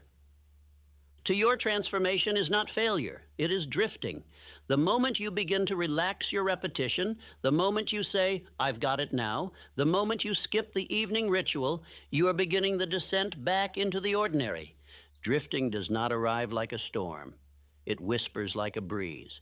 It tells you to skip one night, then another. It says, "It's not a big deal." And soon the words you once declared with power have been replaced by silence, distraction, and indecision, and the old self quietly returns. You must understand the seriousness of this. In Outwitting the devil said, "I control men by making them drift." The devil does not steal your mind. He waits until you stop commanding it. He waits until you abandon repetition. He waits until you forget who you are becoming. Drifting is the disease of the undisciplined. It does not punish with pain. It punishes with regret. And you will not even notice it until you have wandered far from the power you once possessed. That is why the daily ritual of repetition must become your law, not your option. Your law. The subconscious does not pause. It does not wait. It continues to absorb whatever is repeated. And if you do not give it commands, the world will. The noise, the fear, the criticism, the culture, it will reprogram you in silence. And you won't know it's happening until your results reflect your disobedience. That is why you must guard your evenings, protect your repetition, defend your declarations. These phrases are more than words. They are the armor of your mind. Without them, you are exposed to every influence that seeks to weaken your belief. Do not skip. Do not delay. Do not postpone. Even when tired, speak them. Even when busy, repeat them. Even when uninspired, declare them, especially then, because discipline is not measured by what you do when it's easy. Discipline is proven when you do it without excuse. Say aloud, I do not drift, I do not delay, I do not doubt. I repeat truth, I become belief, I live in obedience to purpose. Let me show you how drifting begins. A man builds belief for 21 days. He feels stronger. He begins to change. But then he says, I'm doing well. I'll take a night off. That night turns into 3, then a week, then a month. The momentum is lost. The voice of doubt returns. The old habits reappear. And he wonders why he feels like his old self again. The answer is simple. He stopped repeating. He stopped affirming. He stopped commanding his identity. And the subconscious, having no new instructions, reverted to the last known identity. But not you. You will not drift. You have come too far. You understand now that consistency is the only true power. You will speak these phrases every night, not because it feels good, but because it builds good. And you are no longer interested in comfort. You are devoted to transformation. Remind yourself daily, I do this not for entertainment, but for elevation. I am becoming the man of my aim. Make the evening ritual non-negotiable. Let it become as natural as breathing. Let it become your anchor in storm, your compass in darkness, your light in doubt. These words you speak, they are your home. Do not leave them, because drifting is always waiting. The moment you lose vigilance, it returns. The moment you stop building, the world begins eroding. And that is why repetition is not just your habit. It must become your identity. Declare this now. I repeat belief. I defend repetition. I remain vigilant. I reject drift. I build daily. I rise eternally. You have walked this far. You have understood the law. You have felt its truth. Now you stand at the moment of decision. This is not a moment to delay. This is the moment to command.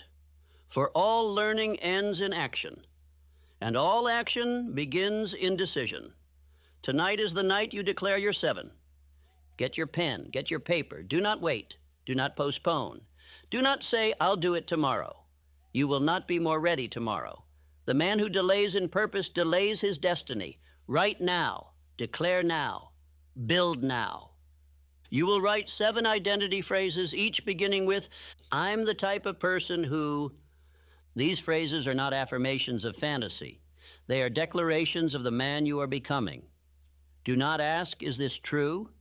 Ask, will this become true by my decision, my faith, and my repetition? If the answer is yes, then write it. You must choose traits that command your spirit. Do not write what others expect. Do not copy what sounds clever. Write what you feel with fire. Traits that stir your bones. Traits that reflect your highest potential, not your current habits. Write as one who builds a temple, not a journal entry. These are the walls of your identity. You shall live inside what you declare. So be exact, be intentional, be bold. Here are a few examples you may consider, not to mimic, but to inspire. I'm the type of person who is calm under pressure. I'm the type of person who earns wealth with purpose. I'm the type of person who acts with decisiveness. I'm the type of person who commands respect through integrity. I'm the type of person who wakes early and moves with energy. I'm the type of person who finishes what he begins. I'm the type of person who speaks with conviction and purpose. I'm the type of person who believes even before there is evidence. Once you've written your 7, post them where your eyes will meet them daily. Keep them near your bed. Keep them in your journal. Keep them in your soul. Let them follow you through day and night. They are not lines. They are instructions to the subconscious. Each night you will speak them aloud, slowly, clearly, repeatedly, not with hesitation, with fire, with belief, with absolute conviction that you are planting something eternal. Speak each phrase at least 3 to 5 times. After each one, close your eyes. Visualize the truth you have spoken. See yourself being it, living it, moving in it. If you feel nothing, speak it again. If doubt creeps in, speak it again. If your mind wanders, speak it again. You are not rehearsing. You are reprogramming. You are not playing pretend. You are declaring truth ahead of time. That is the nature of faith. That is the foundation of power. That is the only path to transformation. Understand this now. This exercise is not about one night. It is about every night. You do not win by intensity. You win by consistency. You win by discipline. You win by repetition. Repetition is the chisel. Belief is the hammer. Identity is the sculpture. The man who speaks with belief each night becomes the man who walks in power each day. It is not magic. It is law. The law of cosmic habit force. What is repeated with faith becomes habit, and habit becomes destiny. So do not ask, how long will this take? Ask, how long am I willing to repeat truth until I become it?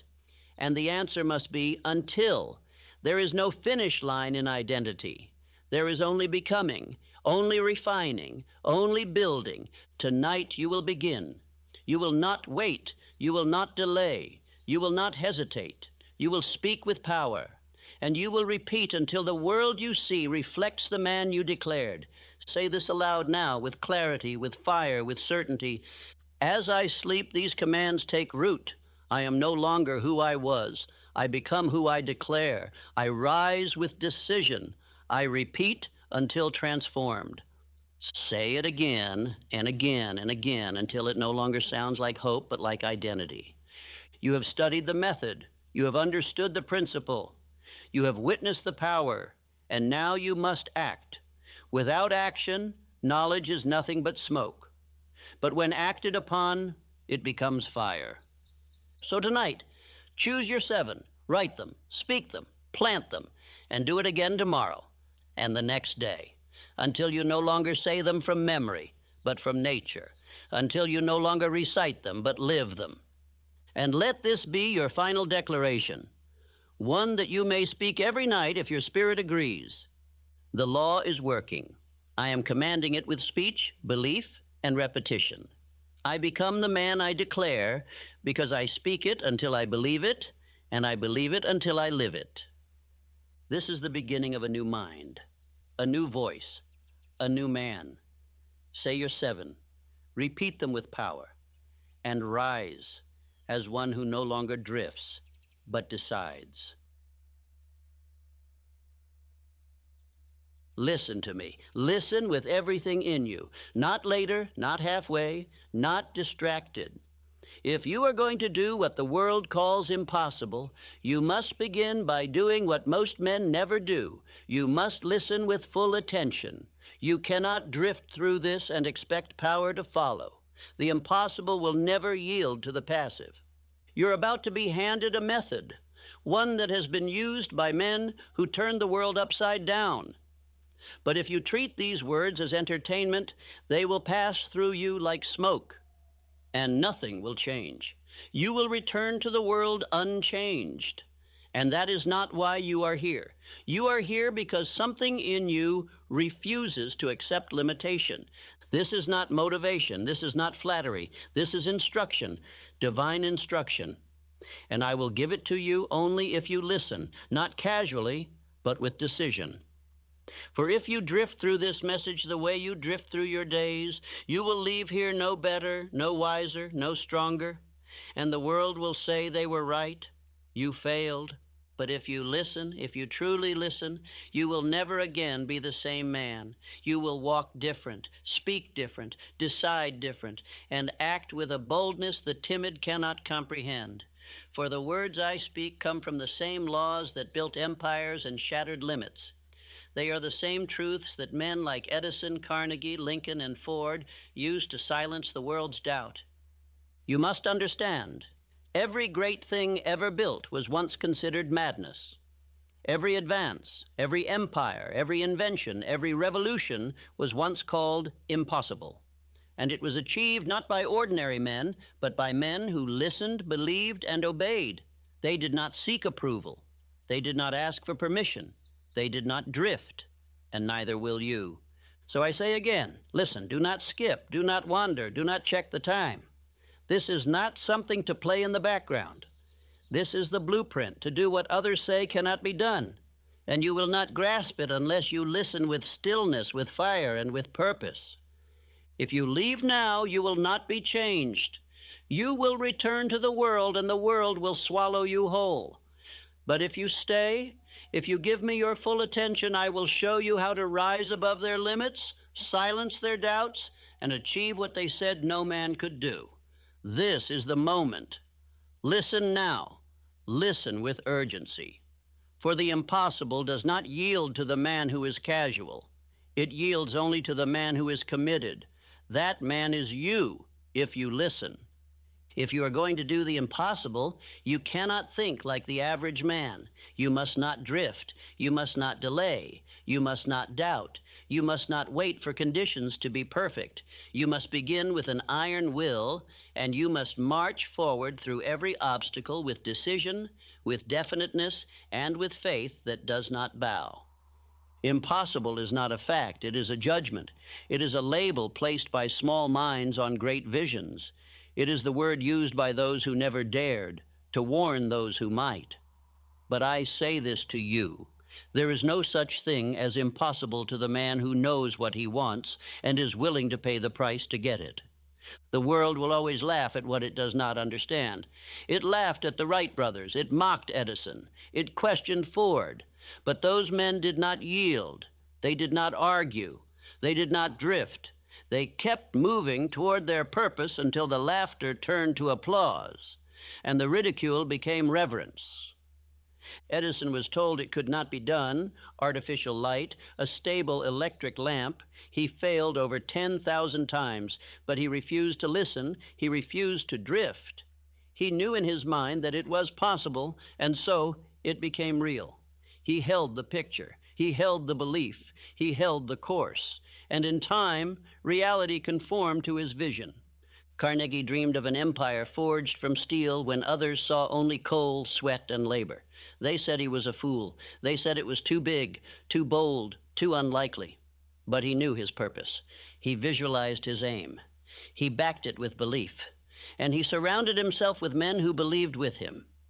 And what began as impossible became a billion-dollar truth. You are not here to repeat what has been done. You are not here to chase shadows or imitate others. You are here to extend the frontier of what is possible. You are here to prove to the world and to yourself that the limits placed upon you are lies. You are here to build something that the world must reckon with. To do that, you must begin with a burning desire, not a wish, not a hope, not a passing interest, but a desire so strong it becomes obsession, a desire that takes hold of your heart and demands to be fed with thought, with faith, with action, with sacrifice.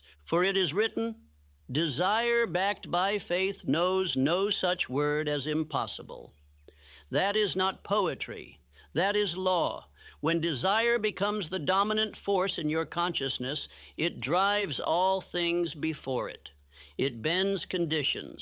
It repels failure. It attracts ideas, people, circumstances, and strength from places you have not yet seen. But do not think this will come easily. Do not believe you can achieve the impossible while thinking like the ordinary. Impossible goals demand higher levels of concentration, purpose, emotional control, and spiritual resolve. You must become a new man. You must burn away the old habits and build in yourself a new identity, one forged in thought, belief, and iron persistence. And you must listen, not for amusement, but for transformation. You must listen as if your entire future depends on these words, because it does. One missed sentence can cost you years. One overlooked truth can delay your breakthrough. If you are serious about doing what they said could not be done, you must listen with the intent to obey. So I say this to you now. Begin this journey by refusing to entertain any idea of defeat, no matter what they say, no matter what your fear whispers, no matter what your past tells you. You are not your history. You are not their opinions. You are not your environment. You are what you decide to become from this moment forward. You are the one who has been chosen to show the world that the impossible is not a boundary, it is a starting point. You are the one who will take the ridicule, the silence, the rejection, and convert it into power, into proof, into results. Not because they believe in you, but because you believe in you. Say this aloud. What they call impossible, I call my duty. What they reject, I claim. What they fear, I pursue. I am chosen to do what others dare not. Let that be your creed. Let that be the drum that marches you forward. Let that sentence become a spiritual sword that cuts down every doubt. You are not here to participate in mediocrity. You are here to create what has never been done. If you aim to do what has never been done, you cannot scatter your force. You must concentrate every ounce of power into one direction. The man who would achieve the impossible must never drift. He must be definite. He must know what he wants, why he wants it, and be willing to give all he has in exchange for it. Drifting is the slow death of great men. It is the habit of the untrained mind, the passive soul, and the weak will. Drifting shows itself when you change your aim with the weather, when you seek the approval of the crowd, when you delay decisions and dilute your focus with 1,000 small wants. But the man with a definite chief aim is immune to these traps.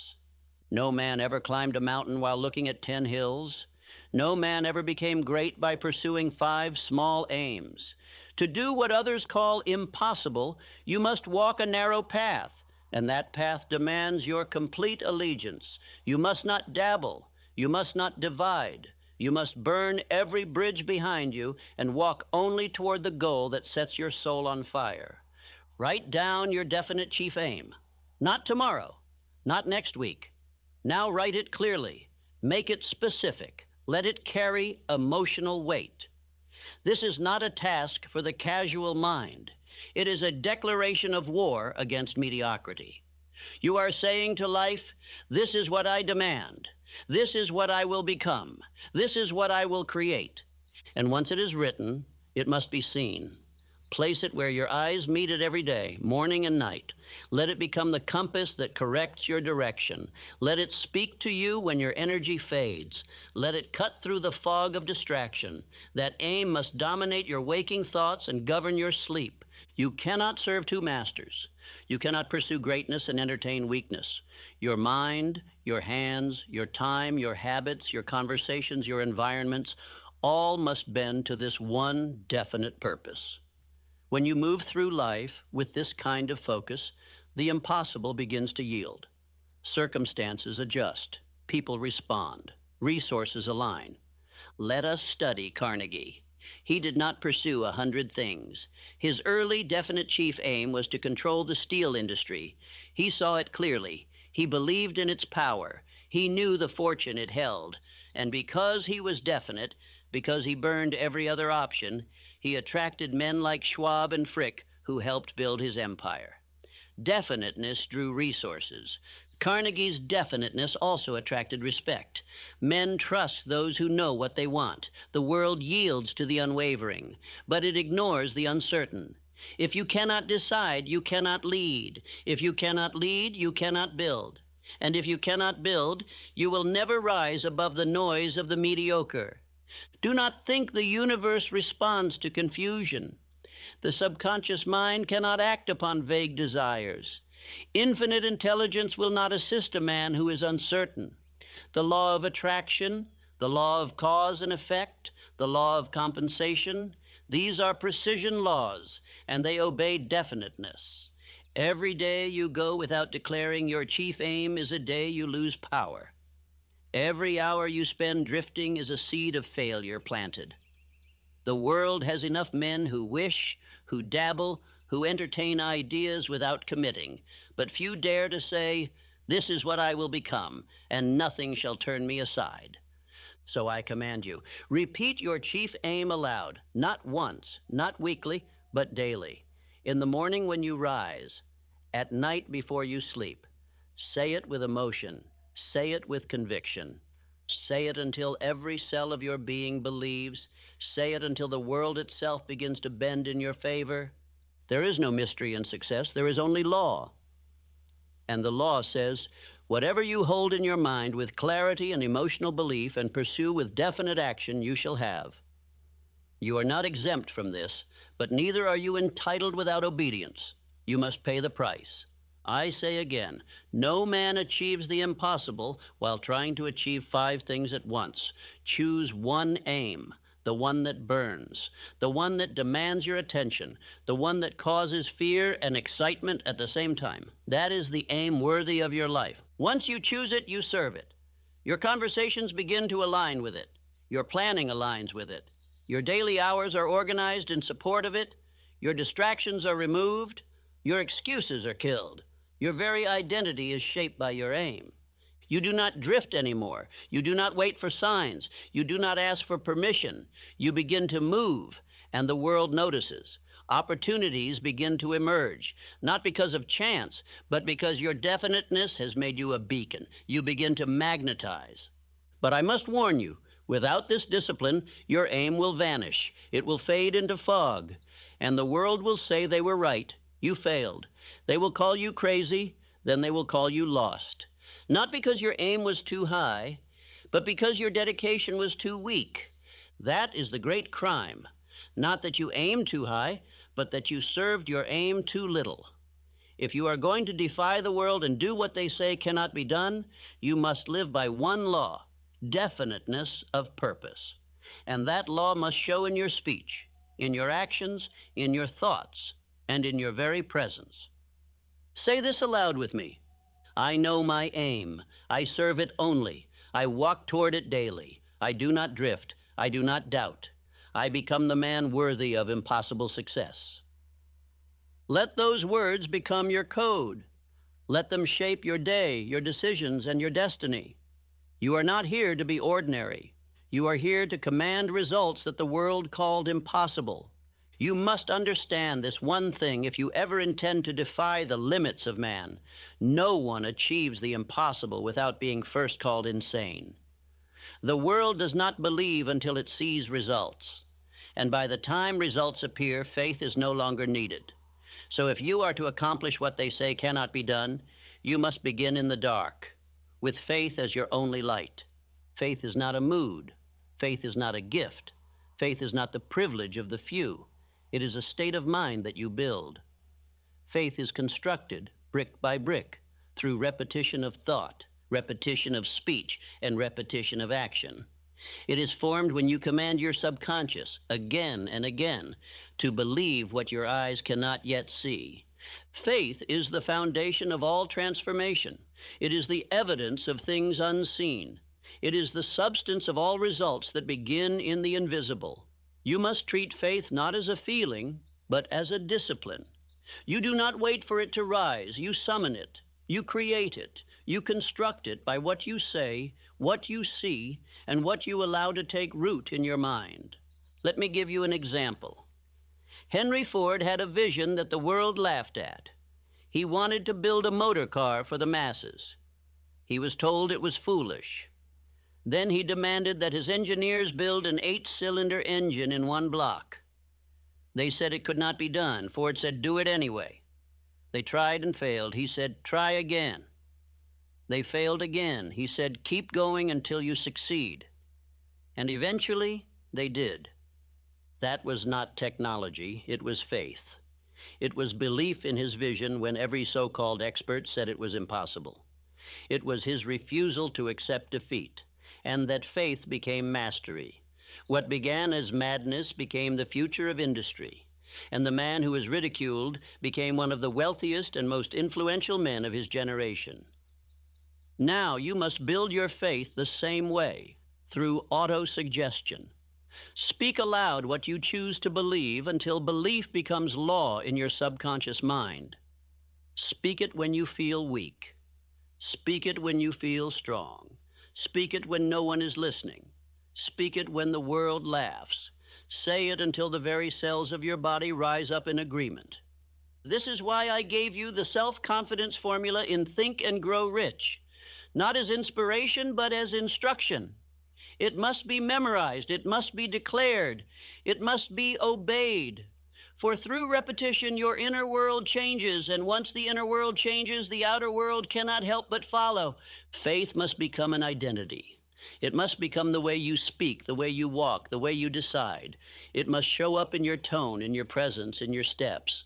It must radiate from you so strongly that others begin to believe in what they once mocked, because you believe it with such force. But let me warn you, the minute you stop affirming, doubt will rise. And doubt, like rust, eats through every layer of power. Doubt creeps in quietly, with a whisper, a question, a delay. And if you do not answer it with faith, it will take root. And once it does, it spreads. And it kills dreams from the inside out. Look to Abraham Lincoln. He faced defeat after defeat. He was mocked. He was doubted. He failed in business. He lost elections. He buried children. But he held a belief that his life had purpose, that his voice mattered, that he would serve a great mission. And he never let go of that belief. He became president. He shaped a nation, and his faith outlived his flesh. Faith creates magnetic confidence, and that confidence bends circumstance. It changes how you move through the world, and the world responds. When you believe with clarity and emotion and act accordingly, the doors begin to open, not because the world changed, but because you did. So I give you this command. Speak faith into your soul until it becomes louder than your fear. Then act on it without apology. Let your steps be bold. Let your decisions be final. Let your aim govern your speech. Let your mind accept no argument against your dream. Say this aloud now. I believe in my aim. I believe in myself. I believe in the power of thought backed by faith. I do not wait. I decide and I do. Let those words be your weapon. Let them rise up when doubt knocks at your door. Let them silence the voices of limitation. Let them direct your hands, your hours, and your identity. For you are not a drifter. You are not a wanderer. You are not a man of maybe. You are a man of faith. And faith is the root of all mastery. You will not do the impossible if you give your attention to the ordinary. You will not rise above men while walking beside those who scoff at ambition, and you will not reach your purpose while listening to the babble of those who have none. If you desire to accomplish what others say cannot be done, then you must guard your mind like a fortress. Every word you hear, every voice you entertain, every doubt you tolerate, it enters your subconscious, and it roots. And what takes root grows. This is not theory, it is law. If you water weeds, they multiply. And if you permit doubt to speak, it will become your belief. And belief becomes your reality. You cannot climb the mountain while listening to those who never left the valley. The voices of critics are not proof. They are poison. And if you do not silence them, they will paralyze you. They will rob your belief, distort your vision, and laugh while you fall. So I say to you now, cut them off. Controlled attention is a spiritual law. The mind obeys what you give it repeatedly. It cannot hold faith and fear at the same time. One must starve, one must die. And it is your daily discipline that decides which survives. Either your purpose rules you or your distractions do. You must starve the doubters. You must refuse the company of the aimless. You must shut the door to every opinion not aligned with your purpose. Do not argue with small minds. Do not explain your vision to those who cannot see. Do not seek approval from those who fear to act. They will only infect your thinking. Whatever enters often enough will take root, even if it's a lie, even if it's poison, even if it's weakness wrapped in good manners. The subconscious accepts repeated input without judgment. It does not ask, "Is this true?" It only asks, "Have I heard this enough?" And when the answer is yes, it obeys. That is why the drifter listens to everyone and accomplishes nothing. Edison worked 18-hour days while others mocked his persistence. He refused distraction. He refused debate. He refused to even acknowledge the voices that said it could not be done. Why?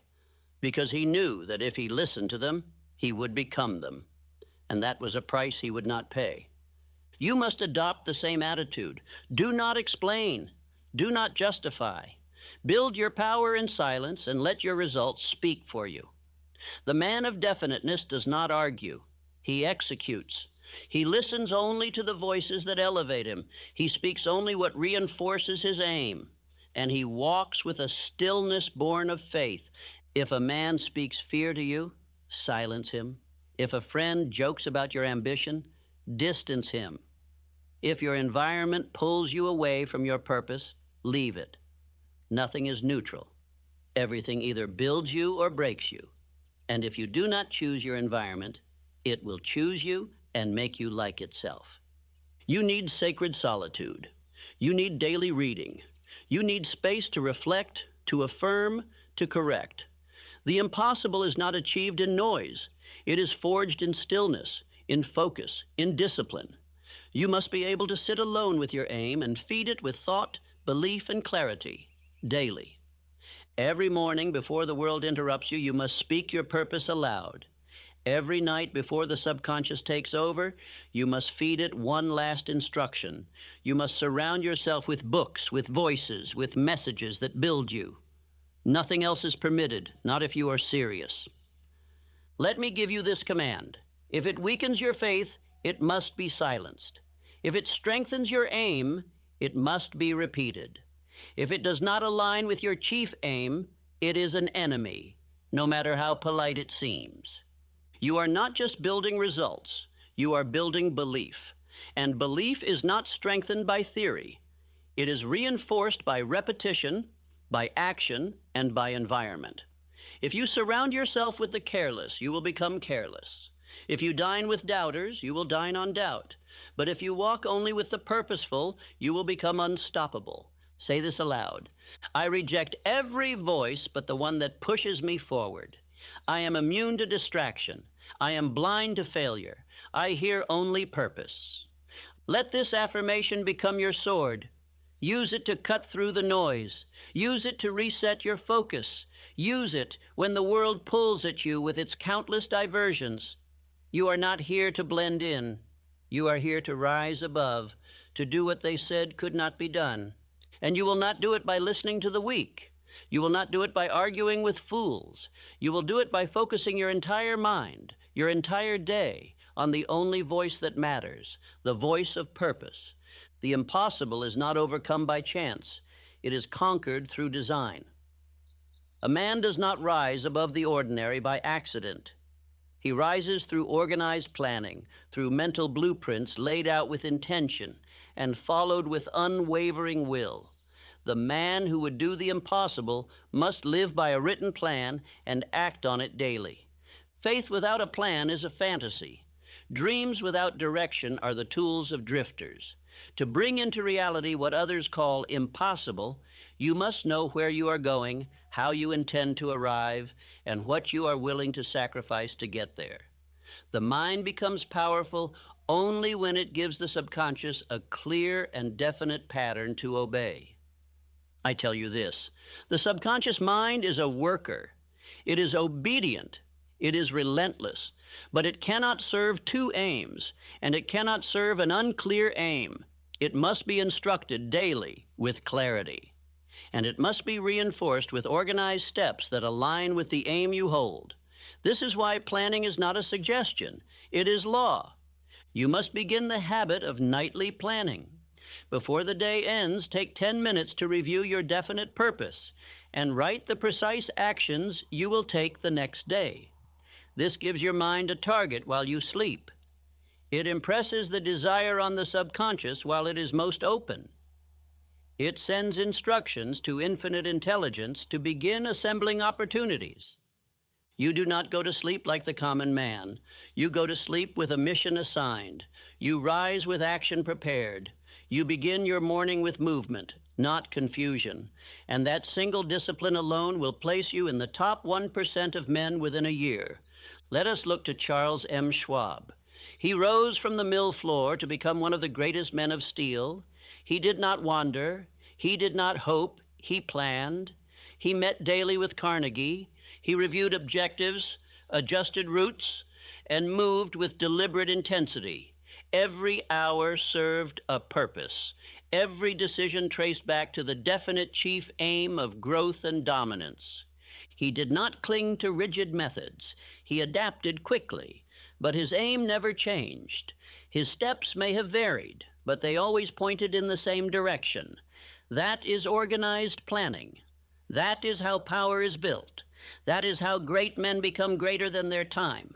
Your subconscious will reward you when it sees that you are committed, but it will remain dormant if you drift, delay, or wander. So I tell you now, do not let a day pass without knowing exactly what steps bring you closer to your mountain. Do not end a night without knowing what the next day will demand of you. And do not confuse movement with progress. Activity is not achievement. Your plan must be measured. Your actions must be recorded. Your time must be tracked. For what you do not measure, you do not improve. And the man who does not improve daily will never overcome the impossible. The invisible forces of life respond to the man who moves. You do not wait for the path to be clear. You begin, you step forward, and each step makes the path appear. That is faith. That is power. That is the difference between the one who tries and the one who becomes. But I must warn you, confused plans attract confused results. The man who wakes up and decides as he goes will always serve the man who planned the day before. If you cannot discipline your schedule, you cannot command your life. And if you cannot command your life, the impossible will forever remain out of reach. Write your plan, speak your aim, review your day, adjust your steps, correct what fails, accelerate what works. Let your life become a machine of purpose, powered by belief, guided by thought, and driven by action. Say this with me now. I act while others think. I plan while others sleep. I correct while others complain. I attract results through movement. Do not write this merely on paper. Write it in your mind. Write it in your hours. Let it govern your behavior. Let it rule your thinking. Let it shape your character. You are no longer the man who hopes. You are the man who executes. Planning is not a burden. It is freedom. It gives your mind peace. It gives your hands direction. It gives your day meaning. Without it, the hours slip through your fingers, and the dream dies in delay. But with it, everything changes. Your movements begin to attract opportunity. Your thinking becomes sharp. Your results compound. And in time, what was once invisible to others becomes inevitable for you. So I say again, make planning a ritual. Make action a law. Make daily correction your shield. The impossible bows only to the man who moves with purpose, and that purpose must be written, reviewed, adjusted, and obeyed. No man ever accomplished the impossible by giving only a piece of himself. The man who attempts to rise above limitation, to do what has never been done, must give everything. He must live it, breathe it, walk it, speak it, dress it, and surround himself with it. There is no such thing as part-time transformation. The impossible demands your whole self. You must become the living embodiment of your definite chief aim. You must not merely think success. You must be success. You must not merely repeat faith. You must radiate faith. You must not merely plan your days. You must command your days. The man who does this becomes a force. He becomes magnetic, and the world cannot help but yield. You must understand law of cosmic habit force. It is the silent force that governs your life, the invisible hand that shapes your results. Every repeated thought becomes belief. Every repeated action becomes identity. You are not merely practicing success, you are becoming it. If you allow old habits to linger, you will remain the man they expect you to be. If you keep company with those who mock your goal, you will begin to doubt your own power. If you continue to speak the language of weakness, you will think in weakness, and the impossible will drift further away. Every act, every thought, every word, and every association must reflect the man you are becoming, not the man you were. You are not here to carry old patterns into a new future. You are here to build a new identity that can contain the magnitude of your aim. John D. Rockefeller began transforming himself long before the world saw his wealth. He changed the way he dressed, the way he carried himself, the tone of his voice, the posture of his back. He acted as the man he intended to become. And in time, life matched the image. For the world must conform to the man who refuses to conform to it. So I command you, dress for your outcome. Speak for your outcome. Think as the man who has already achieved the result. Not in fantasy, but in conviction. You are not pretending. You are becoming. And your outer world will adjust only after your inner world believes it without apology. This is not deception. This is alignment. You are instructing your mind, your environment, your relationships, and your very energy to reflect your purpose. This is how men rise. They do not wait for evidence. They live the evidence before it exists.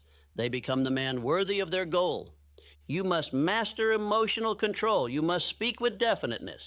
You must hold yourself to a higher standard. You do not gossip. You do not complain. You do not waste hours in idle pleasure. Why? Because your aim demands more. And your time is now a sacred currency. Part-time belief will produce part-time results.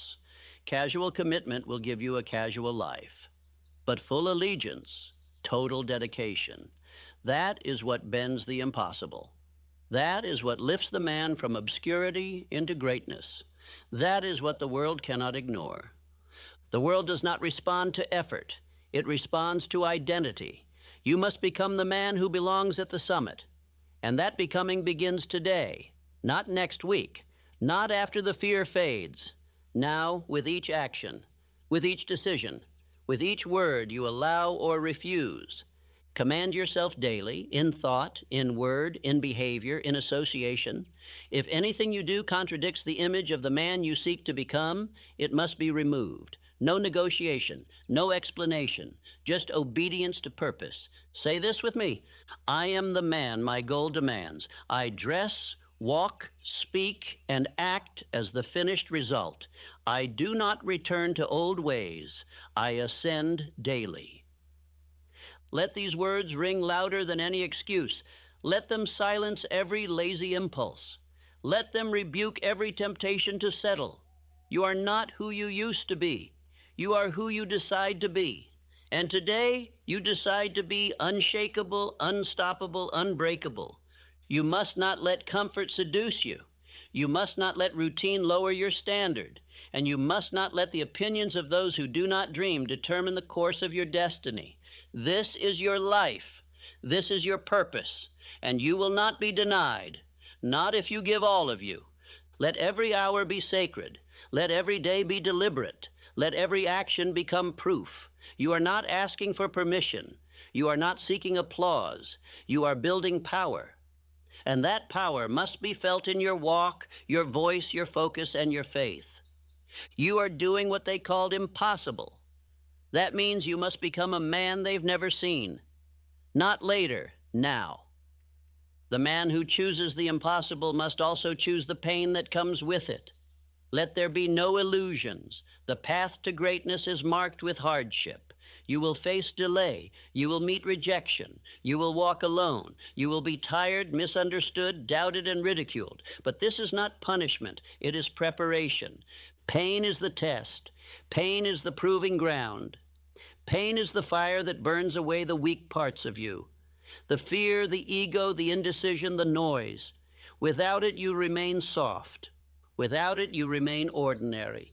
Without it, you cannot build the strength that your impossible aim requires. So I say this now, and I say it with authority. Use the pain. Do not curse it. Do not hide from it. Do not waste it.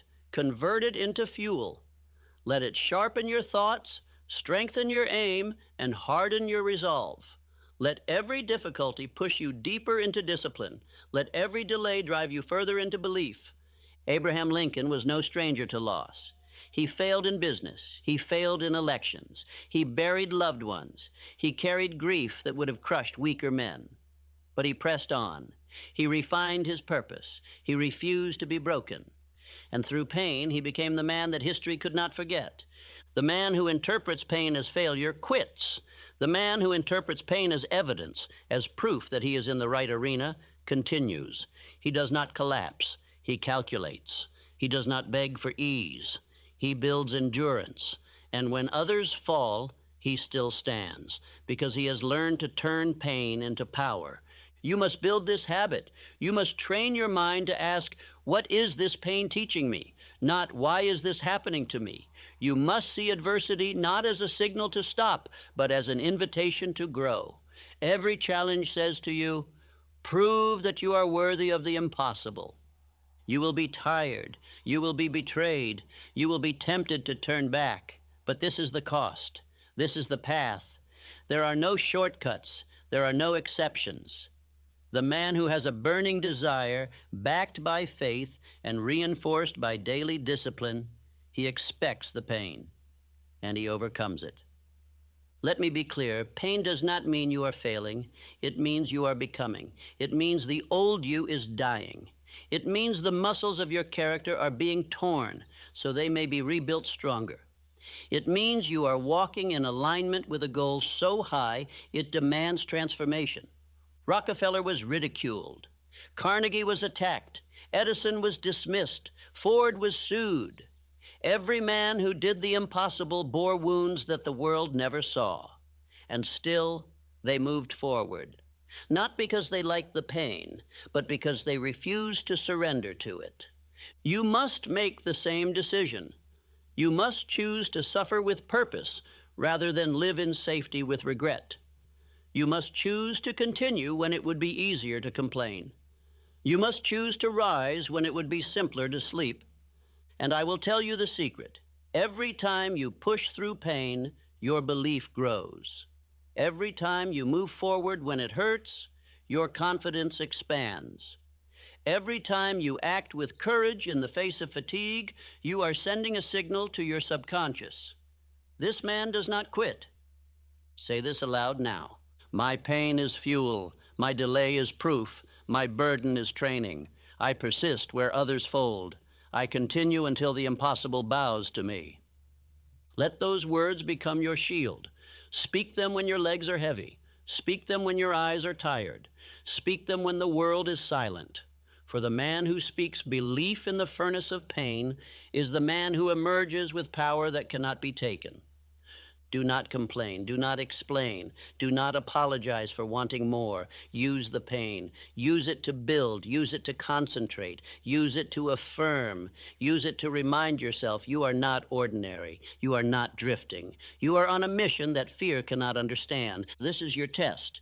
And you will pass it, not because it is easy, but because you are decided, because your aim is definite, because your belief is built, because your discipline is stronger than your emotions, and because you are no longer the man who folds when fire comes. You are the man who endures it, who uses it, who conquers it. This is the hour. You have listened. You have been warned, instructed, and challenged. You have been handed the laws of achievement, the very principles by which men have turned dirt into kingdoms, visions into fortunes, and impossibility into fact. And now the time has come, not to admire the truth, not to repeat the truth, but to obey it, to act on it, to claim what they said you could not have. You must understand, the world is not going to congratulate you for dreaming. It will not cheer for you because you listened to this once. The world responds only to results, and results are the children of decision, belief, repetition, and action. You cannot stop here. You must begin here. This is not the end of a speech. It is the start of a new self. You now know more than most men ever will. You have received the blueprint. You have received the fire. You have heard the challenge. But knowledge without use is dust. You must not become another man who listens, nods, and drifts back into his old identity. You must not become another man who flirts with greatness, but marries mediocrity. Ask yourself right now, have I written down my definite chief aim? Have I repeated it morning and night, with feeling, with purpose, with persistence? Have I removed distractions, changed my environment, silenced the voices of doubt? Have I acted every day with decision? Have I planned, corrected, and moved with faith?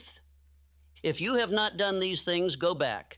Do not move on. Go back. Listen again. Read again. Write again. Speak again. Begin again. For repetition is the builder of identity. It is the only way to install belief so deeply that no external circumstance can shake it. You must burn these principles into your consciousness through exposure, expression, and execution. This is not entertainment. This is not something to play once while distracted. This is your manual for greatness. You must revisit it. Daily, if necessary, you must rise early and fill your mind with these truths before the world fills it with noise. You must train your subconscious mind like a soldier through order, command, and repetition. If you listen only once, the world will swallow what you heard. But if you listen daily, the world will have no choice but to yield to what you become. That is the law. The mind accepts what it hears most, and what it accepts, it believes, and what it believes, it attracts, and what it attracts, it becomes. Let us return to those men who lived these laws. Elbert Hubbard wrote works that outlived him because he lived what he wrote. He was not a man of theory. He was a man of practice. His words had power because his life had decision. He believed without evidence. He acted without applause. And today his principles still move men. That is the legacy of one who did what others feared. You now have the same law, the same words, the same power. But the law is neutral. It will work for you or it will work against you, depending on how you use it. If you feed it weakness, it will reward you with failure. If you feed it belief, it will reward you with victory. The law is always at work. The only question is, what are you commanding it to bring you? So I challenge you now. Do not go back to the man you were. He did not serve you. He doubted. He delayed. He listened to the wrong voices. He drifted. Let him die. Bury him with silence. And rise up now as the man your dream demands, a man of thought, a man of faith, a man of planning, a man of action, a man of identity. This life is not a rehearsal. One day your heart will stop. One day your hands will fail to rise. One day your voice will fall silent. And when that day comes, the only question will be, did you do what you were called to do? Did you obey your purpose? Did you defy their limitations? Did you achieve what they said could not be done? Let it not be said that you almost changed. Let it not be said that you had the truth and ignored it. Let it be said that you listened, decided, and acted. Let it be said that you became one of the few who lived by law, not by chance. Let it be said that you did the impossible because you refused to accept anything less. You must say this aloud now, not as a mantra, but as a vow. I do what they called impossible. I live what others only speak. I begin now. I decide now. I command success with thought, faith, and daily motion. Let those words be the wall between your old life and the one you now build. Let them be the fire that consumes every excuse. Let them be the banner you raise as you walk into the unknown with unshakable belief. You must review this message often, not for emotion, but for installation. You must program your mind until your belief becomes instinct, until your action becomes automatic, until your identity becomes indestructible. You are the master of your fate. You are the captain of your soul. And now you must prove it. Not with words, not with emotion, but with decision and discipline. Listen again and again until you no longer recognize the man you used to be. Let us now begin. Listen to me now, and listen with every ounce of your being. Do not drift. Do not let another distraction steal from your destiny. I am about to reveal a law that governs your life, whether you know it or not. It is the law of attraction.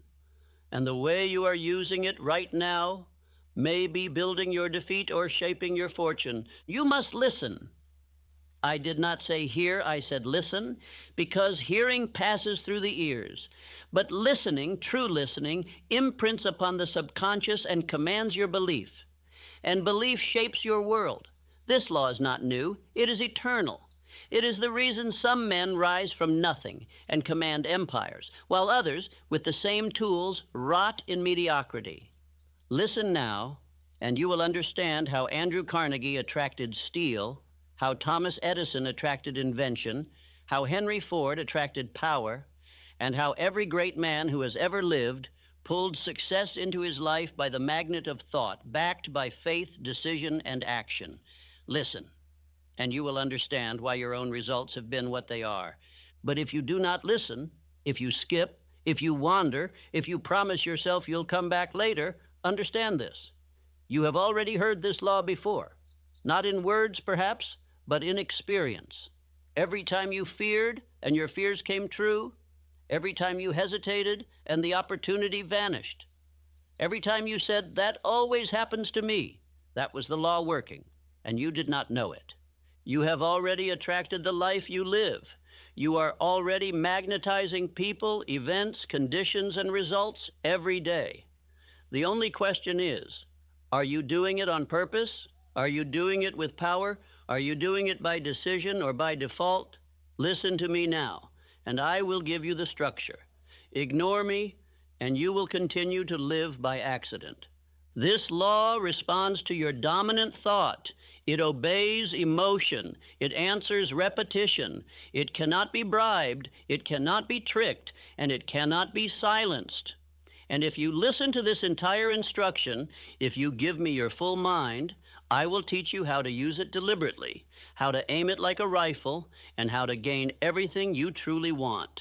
You may never hear this truth again, not with this clarity, not with this force, not with this conviction, and one day you will remember this moment, and you will either say, that was the hour I began to live, or that was the hour I walked away from everything I could have had. And the difference will be whether you listened or not. So listen. Listen as if your freedom depends on it, because it does. Listen as if your fortune depends on it, because it does. Listen as if your time is running out, because it is. Listen with urgency, with stillness, with full obedience, and I promise you, this law, once understood and applied, will bring into your life everything you truly desire. Whatever you hold in your mind consistently and with emotion, you will attract into your life. This is not theory, this is law. Thought, held long enough and felt deeply enough, will move the forces of the unseen to shape your reality. It will attract the people, circumstances, conditions, and results that match its tone. What you think about, you move toward. Thought is the seed of all achievement, not merely a passing notion, but thought backed by faith, obsession, and repetition. The man who rules his thought rules his life. The man who drifts in thought drifts in life. Thoughts are not illusions. Thoughts are things. They are spiritual forces wrapped in vibration, and they carry the same power that builds empires or ruins them. If you wish to control your results, you must first command your thinking. You must not think casually. You must not entertain thoughts of defeat and expect success. You must not think fear and expect courage. Whatever you dwell upon internally, you will see externally. The world you live in is the mirror of your inner dialogue. Every material success began with thought. Every invention, every fortune, every movement, every towering life achievement first existed in the invisible form of an idea, magnified by belief and confirmed by decisive action. The thought came first, and it did not pass quickly. It was held, repeated, obsessed over, until it materialized. But I warn you now, idle thoughts produce idle lives. Vague desires attract nothing. Scattered attention is like scattering seed in a storm. It will never take root. If your mind is undisciplined, your results will reflect it. If you think on lack, poverty, limitation, and fear, you are attracting their presence with every repetition. Controlled attention is the key. This is the hidden discipline of the successful, the ability to hold one thought, one desire, one image with absolute focus, to refuse all contrary impressions, to speak of it, think of it, write of it, until it becomes fixed in the subconscious. Then, and only then, does the world begin to respond. Let us not mistake this for fantasy. The law of attraction is not a whim. It is not daydreaming. It is not idle wishing. It is definite thought backed by definite purpose. It is mental obedience, emotional focus, thought that burns, desire that does not leave, and belief that walks forward even when the path is invisible. Thomas Edison did not hope for the electric light. He saw it in his mind. He thought of it day and night. He visualized it. He believed it was possible even when the world called him foolish. He held that thought like a man holding fire. And after 10,000 attempts, he drew the result into his hands. That is the power of held thought. Thought alone is not enough, but thought is the beginning. It is the spark, the foundation, the architect's plan, the blueprint of destiny. Without it, nothing begins. And so I ask you now, what are you holding in your mind? What picture dominates your thought? Is it vague or definite, fearful or empowered, passive or fiery with purpose? You must choose your dominant thought. You must write it. You must speak it. You must see it in your imagination each morning and each night. It must become so familiar to you that it is as real as the chair you sit on.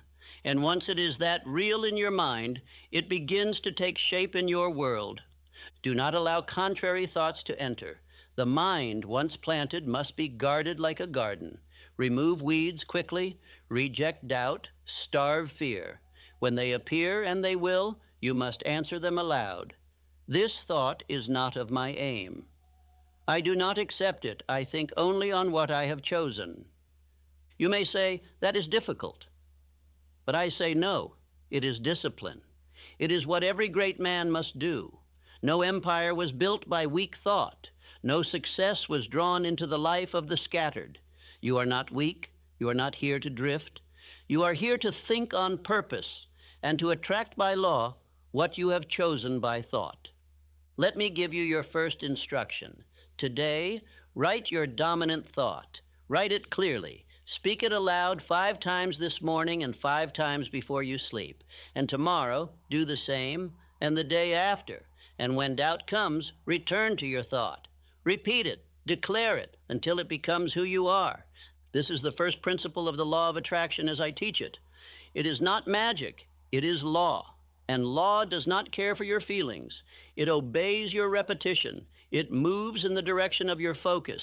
And it begins with thought. Not once, not twice, but daily, hourly, relentlessly. I will ask you now, what are you attracting? Not what you say you want, but what you think about most. The answer is in your life already. Look at your results. They reflect your inner conversation. If you desire change, begin where all power begins, with thought, and not casual thought, but controlled attention backed by burning desire. Repeat after me. I am the master of my thoughts. I choose what I attract. I think only what supports my aim.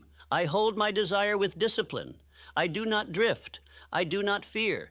I think on purpose, and I attract what I have chosen. Say it aloud now, again, until it takes root. You must speak it into your subconscious.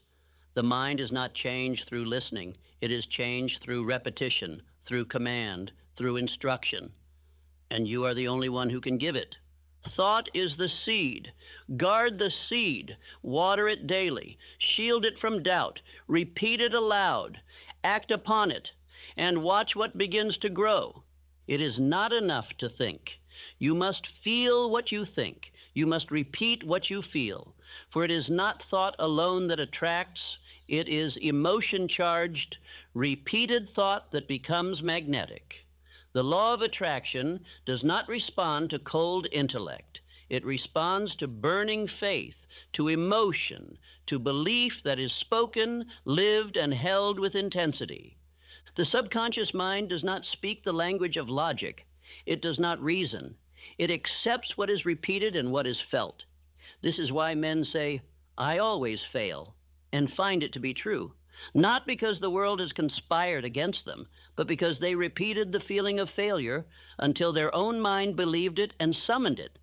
You must understand, fear, doubt, worry, these are not harmless thoughts. They are commands. They are seeds. They are repeated prayers in reverse, and they carry weight when you dwell on them with emotion. Just as desire attracts success, fear attracts defeat. You cannot hold both and expect greatness. So what must you do? You must use autosuggestion. You must speak aloud what you intend to believe. You must say it clearly, with conviction, again and again, until your mind accepts it as reality. You do not wait to believe, you repeat to believe. That is the method of all transformation. Do not say, "I hope to succeed." Say, "I am a man of success. I attract strength. I attract opportunity. I attract belief. I am becoming everything I have decided to become." Speak it with energy. Speak it when you rise and before you sleep. Speak it when you feel fear. Speak it when you feel weak. That is when it matters most. Repeat this now. I attract success by thinking success. I become wealth by thinking wealth. I draw strength by thinking strength. My thoughts, felt with emotion, shape my reality. This is not mere inspiration. This is scientific law.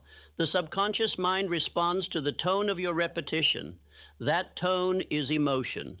You must not only speak, it must matter to you. Your declaration must stir your soul. It must sound like a man who believes, not a man who hopes. Let me show you this law in action. Henry Ford, when told his vision for the V8 engine was impossible, did not accept defeat. He held the belief. He repeated the command. He felt the truth of it in advance. His engineers said it could not be done. He said, "Do it anyway." And they did. That is the law at work. Why did it work? Because Ford's repetition was felt. He did not say, "Maybe." He said, "I will." He believed with emotion. And that belief shaped the thinking of his men, which shaped their action, which shaped their result. That is the chain of command in the invisible world. Thought, feeling, belief, attraction, action, result. Now consider your own words. What do you repeat daily? Are your words drenched in belief or soaked in fear? Do you repeat what you want or what you dread? Do you say, "It's possible" or "It's hopeless"? Every phrase is planting. Every repetition is construction. And you are the builder. This is why you must watch your speech. You must remove from your language every phrase that undermines your belief. Do not say, "It never works out for me." Do not say, "I always fail." Do not say, "This is too hard." You are cursing your own field with those words. And the law of attraction does not judge. It obeys. Replace such speech with declarations of power. Everything is working for me. I attract the people and ideas I need. I move forward every day. My belief grows with repetition. The mind, when trained in this way, becomes your ally. It begins to bring to your attention the right opportunities, the right actions, the right solutions. You will say, "Things are lining up." But they are not lining up by chance. They are obeying the magnetic force you are generating through repetition and emotion. If you want your belief to be strong, you must rehearse it daily. Think of it like a muscle. The man who lifts daily becomes strong. The man who repeats belief aloud daily becomes unshakable. This is not arrogance. It is conditioning. You are not boasting. You are commanding your subconscious. Here is your exercise. Every morning, repeat your definite chief aim aloud, not softly, not passively, but with strength. See the image, feel the success. Let your words carry the emotion of certainty. Speak as if it is already yours. That feeling, that inner conviction, is what begins to attract it to you. Throughout the day, when negative feelings rise, stop and repeat your affirmation out loud, not in your head. The spoken word, felt deeply, is the builder of belief. It pierces the old conditioning and begins to rewire your attraction. Speak with fire, speak with truth. Speak with the voice of the man you are becoming. Most men drift because they let emotion control them. But you will control your emotion with decision, and then use that emotion to fuel belief. You will no longer feed your mind with fear. You will no longer use repetition to attract confusion. You will discipline your focus and master your inner state. Understand this clearly. The law of attraction is activated by repetition, but it is amplified by emotion. Say the right words. Feel them deeply. Say them often. That is the path. That is the formula. And that is why most fail. They do not repeat, or they repeat the wrong thing. Now I ask you, what words are you willing to rehearse for the next 90 days? What emotion are you willing to call forth daily until it burns in you like fire? Are you willing to discipline your thought, to guard your speech, to choose your vibration? If not, you will remain a servant of circumstance. But if yes, you become a commander of destiny. Say this again. I do not drift. I do not fear. I think and feel on purpose. I repeat belief daily. I attract exactly what I decide to become. This is the force that shapes nations.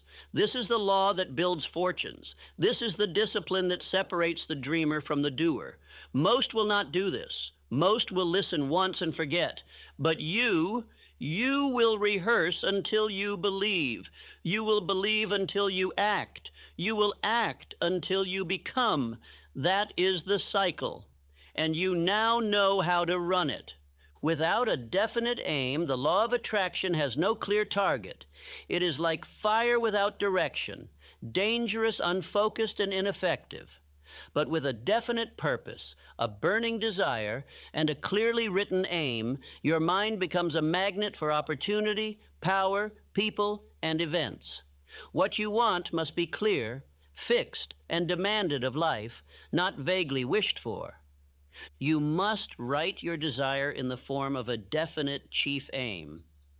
It must be so specific that your subconscious can see it, hold it, and begin working on it immediately. If you cannot state in one clear sentence what you want to become, what you want to earn, and what you are willing to give, then you are still drifting, and drifting attracts only more of itself. The law of attraction is not random. It is precise. It reflects the frequency of your belief. The more definite your aim, the more power you possess. The vaguer your aim, the weaker your attraction. Think of it. No architect ever built a structure from an unclear sketch. No general ever won a war without a clear target. No man ever built wealth by vague desire. Your mind is a broadcasting station. It sends out vibrations constantly, and what you send, you attract. When you hold one clear thought with emotion and persistence, the entire universe begins arranging itself to match your message. This is not fantasy. This is law. The clearer your message, the more accurate your results. Let us look at a man who used this law with precision, Andrew Carnegie. Before he earned his first great fortune, he decided upon his purpose. He wrote that his mission was to distribute wealth for the benefit of mankind. That decision attracted to him the opportunities, resources, and people necessary to amass the fortune first. He did not wait to be wealthy to choose his purpose. He chose first, then attracted what he needed. Your chief aim must dominate your mind. It must be the first thought in the morning and the last thought at night. You must write it, repeat it, speak it aloud until it is written in your subconscious with fire. It must become who you are, not what you hope for, but what you claim. Here is your instruction. Take out paper. Write your chief aim. It must state exactly what you desire, when you desire it by, and what you will give in return. This is your covenant. This is your law. Speak it aloud morning and night. Post it on your wall. Carry it in your pocket. Think of it until the very cells of your being vibrate with it. Say this with me now. I know exactly what I want. I have a definite chief aim. I speak it. I act upon it. I attract it through faith and repetition. This aim is not a decoration. It is not a poem. It is your command to the universe. It is your declaration of identity. When you write it, speak it, and believe it, you begin the process of attraction. When you ignore it, doubt it, or postpone it, you halt the law, and your life reflects disorder. I have studied thousands of successful men, and I tell you plainly, not one of them lacked a definite purpose. Not one drifted into greatness. Not one became wealthy by accident. They all began with a mental blueprint, written, spoken, affirmed, and burned into their minds. You must do the same. You may say, but I have many desires. Then I say to you, choose one. The mind cannot magnetize multiple aims with the same force. You must focus. You must discipline your attention. Choose one burning desire, one definite outcome, and you will attract what is necessary to bring it into form. A confused mind attracts confusion. A distracted mind attracts delays. But a definite mind, focused, believing, and committed, becomes an irresistible force. That is the secret. That is what every great man understood. And that is what you must now obey. Let your definite chief aim become your obsession. Let it replace doubt. Let it silence fear. Let it command your hours. Let it inform your reading, your speaking, your associations. When others speak of problems, you will speak only of your aim. When others drift, you will walk with direction. Repeat this. Without a definite aim, I am nothing. With one, I am powerful. I claim my aim. I focus on it daily. I attract every means to fulfill it. This is the magnet. This is the tool. This is the anchor of all attraction. Do not proceed with anything else in this instruction until your chief aim is written, visible, and repeated with feeling. This is not a step you complete. This is a principle you live. Do not let a day pass without reading it aloud. Do not end a day without measuring your actions against it. Every time you speak your aim with belief, you are aligning your thought, feeling, and action. That alignment, repeated, becomes power, and power attracts results. If you skip this, you will fall into mental wandering, and wandering attracts nothing but distraction and exhaustion. Your energy must be fixed. Your goal must be known. Your mind must be pointed. And when it is, watch how fast life begins to rearrange itself around you. Now let me ask you, what is your aim? Is it written? Is it definite? Do you see it daily? Do you speak it aloud? Do you feel it with emotion? If not, go back. Do not move forward until it is done.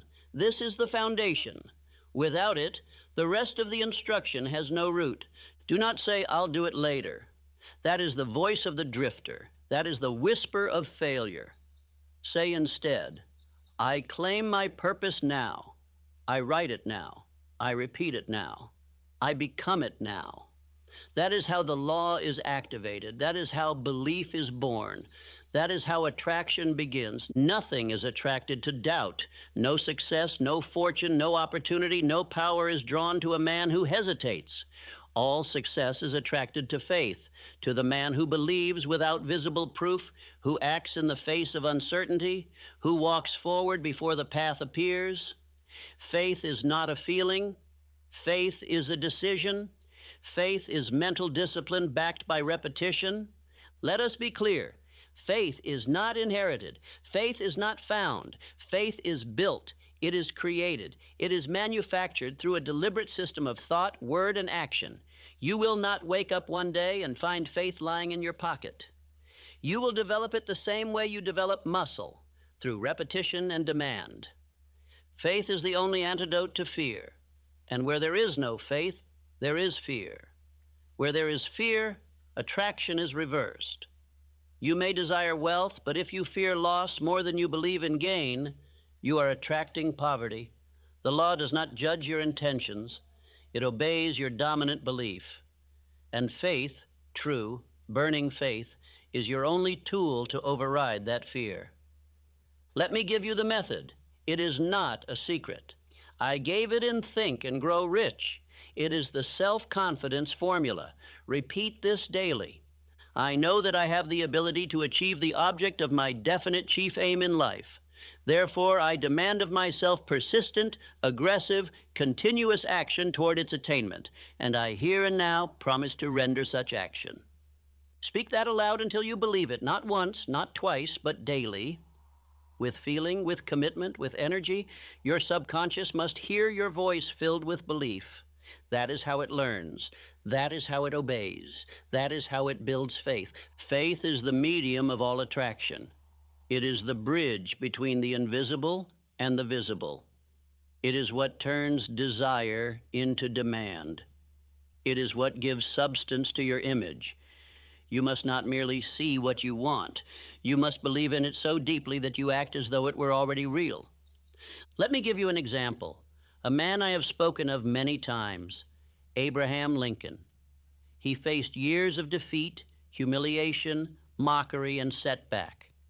But deep within, he held a belief, a knowing that he was destined to serve a great mission. That belief did not come from his environment. It came from his own inner command. That faith became his armor. You too must wear that armor. You too must walk into your life with belief that transcends sight.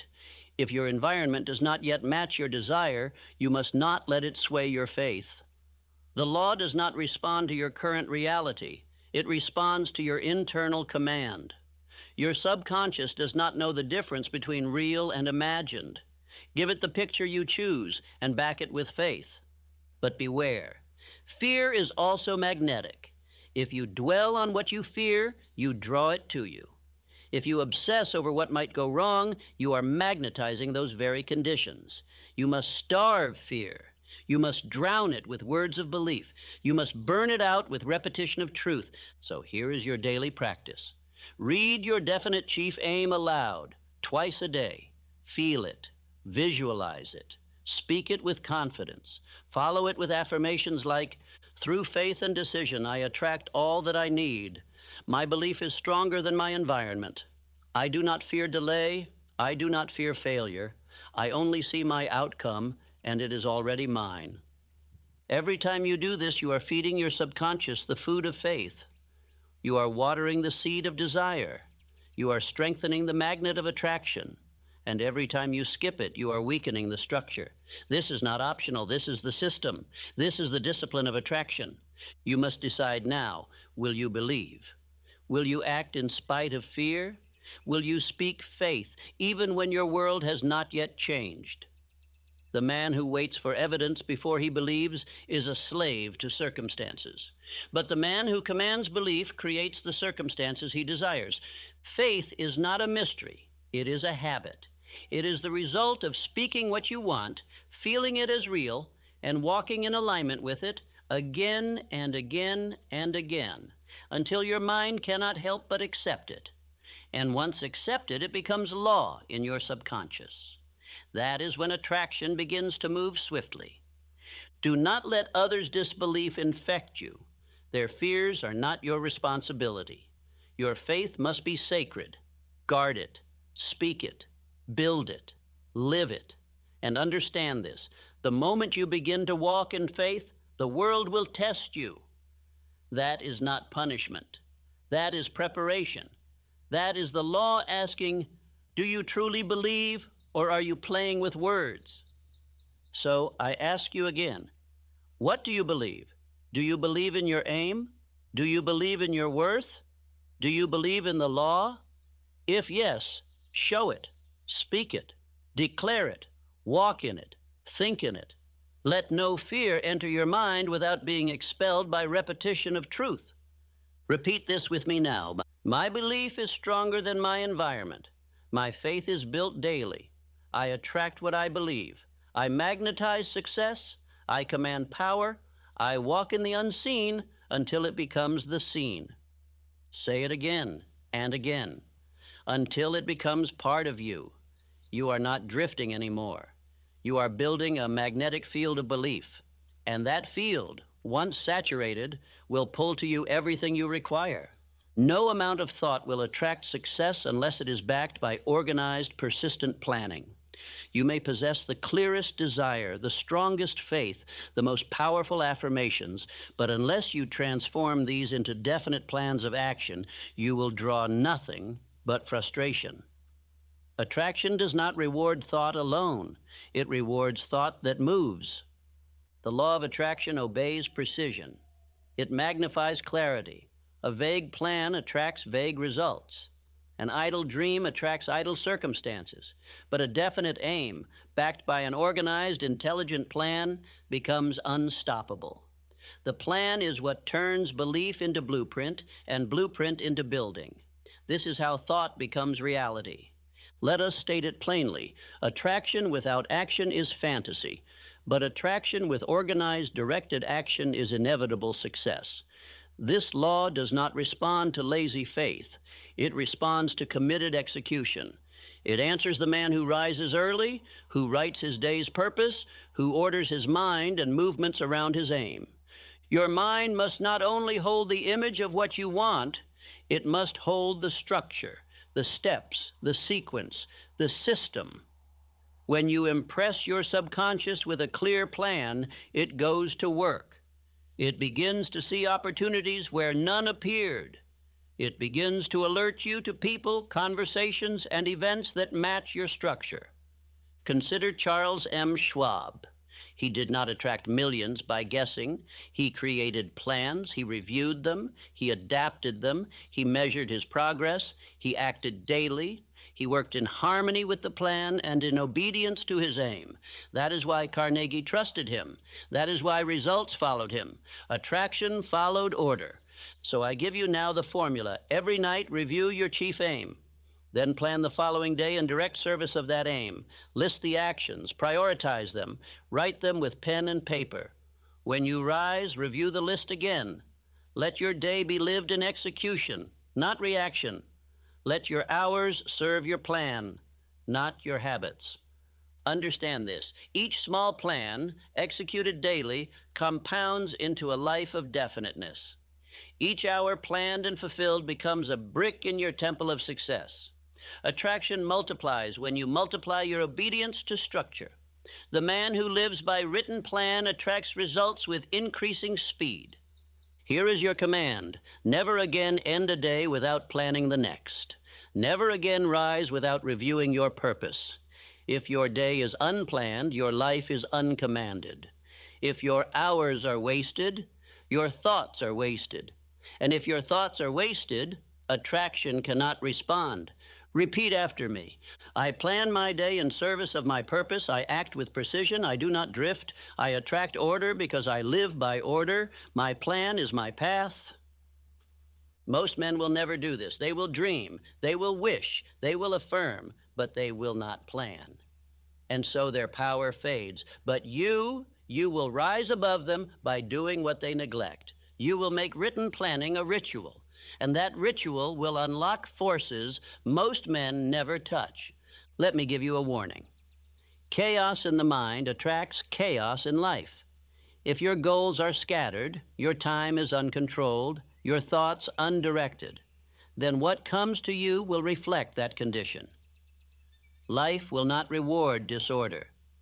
The law of attraction will not bless confusion. It demands a clear signal. And that signal is structure. Now you may ask, but what if my plan fails? Then revise it. The plan is not your master, it is your servant, but you must have one. You must begin with structure and adapt with experience. The man who fails forward is still far ahead of the man who waits for perfect certainty. You may start with a simple plan.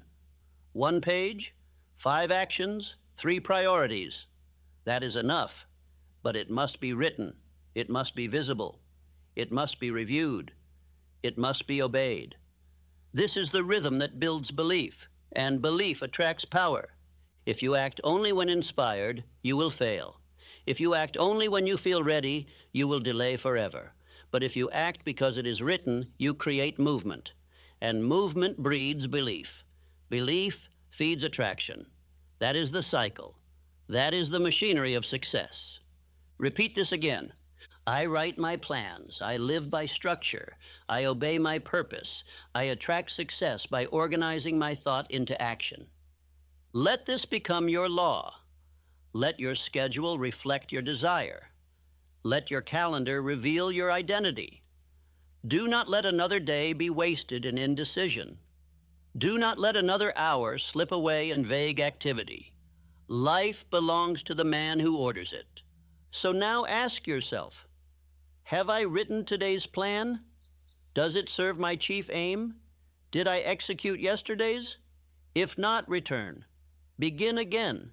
This discipline is not optional. It is the foundation of attraction. It is the wheel by which thought moves forward. One final truth. No man can attract what he refuses to plan for, and no man can hold what he did not prepare for. The man who prepares, who organizes, who directs his effort, he attracts not only the outcome, but the power to sustain it.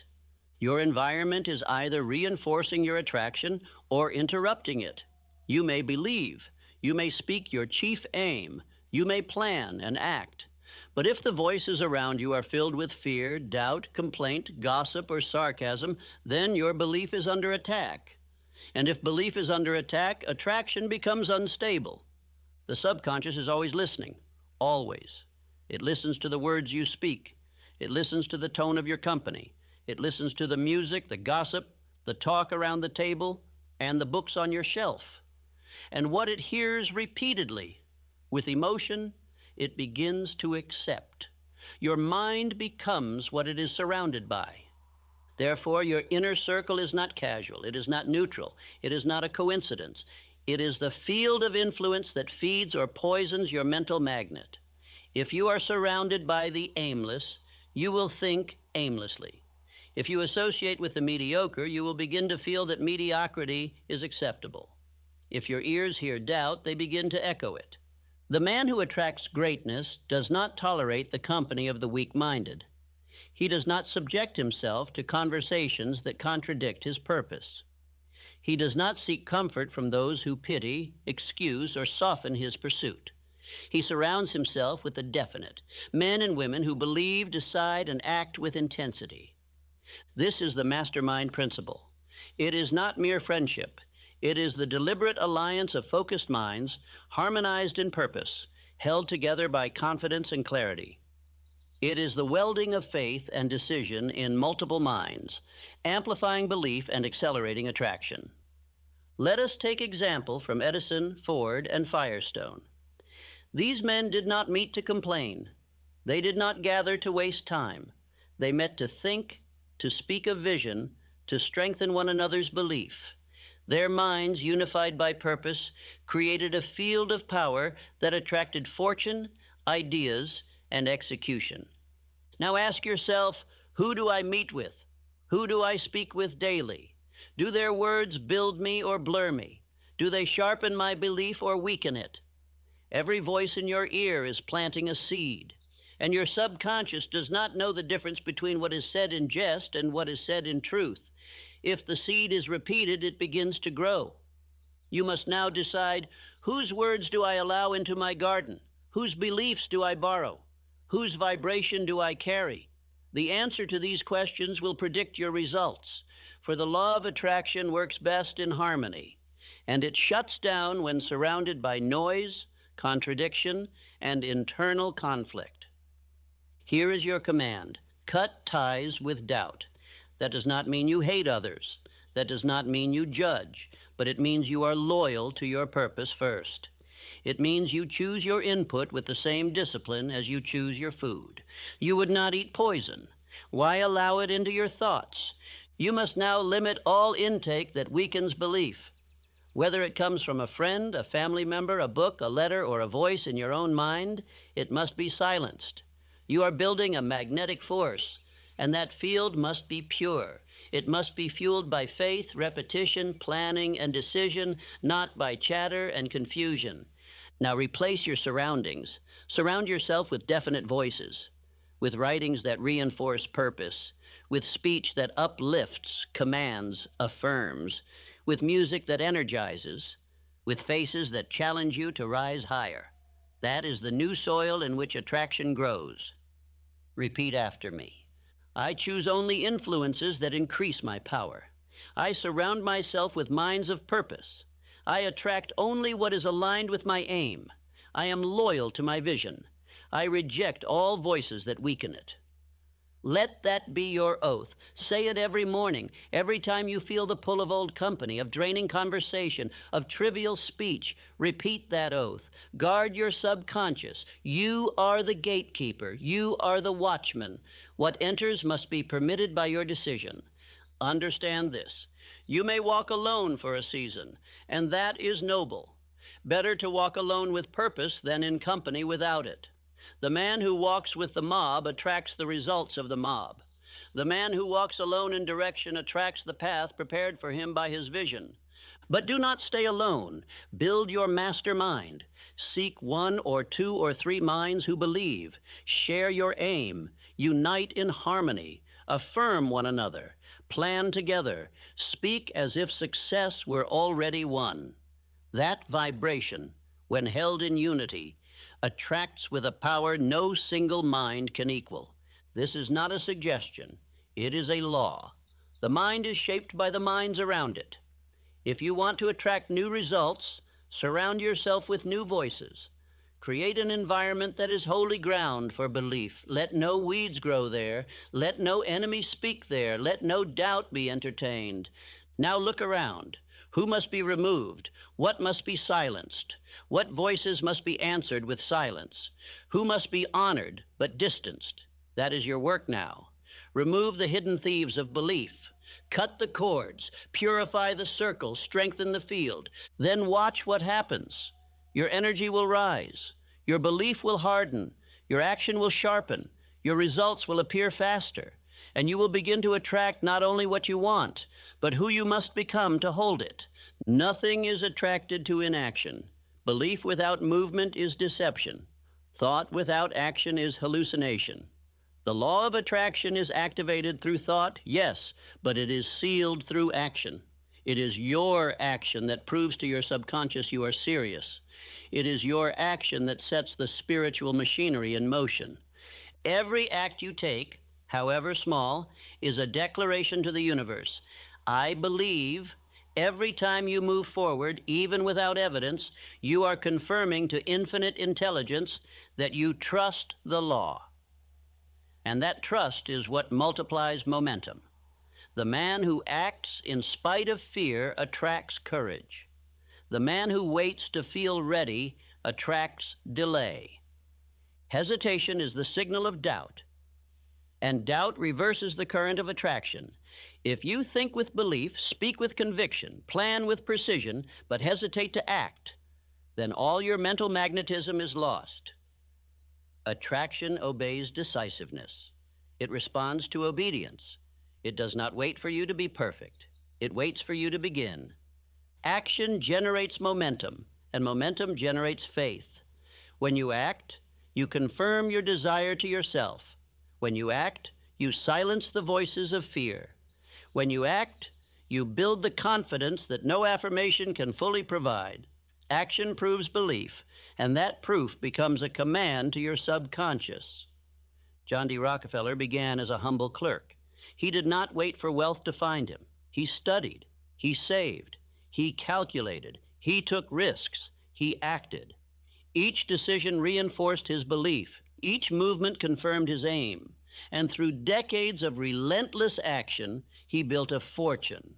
Not by magic, but by motion. Your mind is waiting for confirmation. You have declared your chief aim. You have spoken your affirmations. You have visualized your future. But until you move your feet, the mind does not fully accept the command. The moment you act, the belief sinks deeper. The attraction becomes stronger. The results become visible. Here is your daily practice. Every day, take one action in service of your aim, large or small. Make the call, write the letter, study the page, make the sale. Refuse the distraction. The size of the act is not what matters. It is the consistency that builds power. That rhythm becomes identity, and identity magnetizes destiny. Repeat after me. I act boldly, I move in faith, I attract by doing, my results multiply because I move daily toward my purpose. You must silence the desire for perfection. The man who waits to act perfectly will never act. The path becomes clear only after you begin walking. The universe reveals its steps only to the man in motion. Start now. Start small. Start clumsy, but start. For the law blesses the obedient, not the hesitant. Do not wait for signs. You are the sign. You are the one who decides. You are the one who initiates.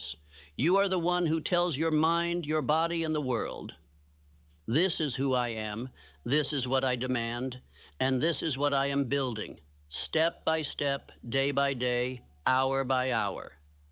Action also sharpens your plan. It reveals what works. It exposes what doesn't. It brings feedback. It forces growth. And it keeps you too occupied to entertain the voices of doubt. A man in motion is immune to drifting, and drifting is the destroyer of attraction. Now take inventory. What have you done today to move closer to your aim? Not what you thought, not what you wished, but what you did. If the answer is nothing, then begin now. Do not wait. You know what must be done. You know what the next step is. Take it, no matter how small. Take it now. The man who acts builds identity. Each act adds another layer, and identity becomes destiny. If you act like a leader, you become one. If you act like a disciplined man, you become one. If you act in alignment with your aim, you draw it faster into your life. That is the path. That is the method. Repeat this. I do not hesitate. I do not wait. I act now. I act daily. I act in faith. My action is my proof. My movement is my magnet. Let this affirmation be written on your wall. Say it aloud each morning before your work begins. Do not think first. Move first. Action clears the fog. It breaks the fear. It builds the foundation. And it trains your subconscious that you are serious. That is when the law obeys. Now understand this final truth. The law of attraction does not reward the man who listens. It rewards the man who listens and applies. It rewards the man who obeys his plan, who writes his actions, who executes daily, who takes the invisible and makes it visible through labor, through motion, through obedience to purpose. You must never forget. This law is always working. It never stops. It never sleeps. It never waits for your permission. You are either using it deliberately or allowing it to operate by accident. The law of attraction responds to your dominant thought, your dominant belief, your dominant emotion, whether those were chosen by you or by your environment. This is the great danger of drifting. The drifter does not attract what he desires. He attracts what is loudest in his surroundings. He attracts what others believe. He attracts what he fears. His results are not his own. They are inherited from his conditions. And so his life becomes a mirror of everything he did not choose. You must never drift again. Now that you know the law, you can no longer pretend not to. Now that you understand the process, every hesitation becomes sabotage. Every lazy hour becomes a crack in the structure. Every day without belief, without repetition, without action is a day that weakens your magnet. Let me ask you, have you taken notes? Have you written your chief aim? Have you read it aloud today? Have you spoken your affirmations with emotion? Have you visualized your goal clearly? Have you moved your feet, taken action, refused distraction? If the answer is no to any of these, go back, listen again, begin again. Do not waste this knowledge. The man who listens once and moves on is a fool. The man who listens daily, who repeats, who affirms, who studies, he becomes dangerous. He installs belief like brick into the subconscious, and those bricks become the structure of attraction. You must repeat. You must drill. You must program your mind for power. I do not say this for inspiration. I say it for instruction. The mind must be conditioned.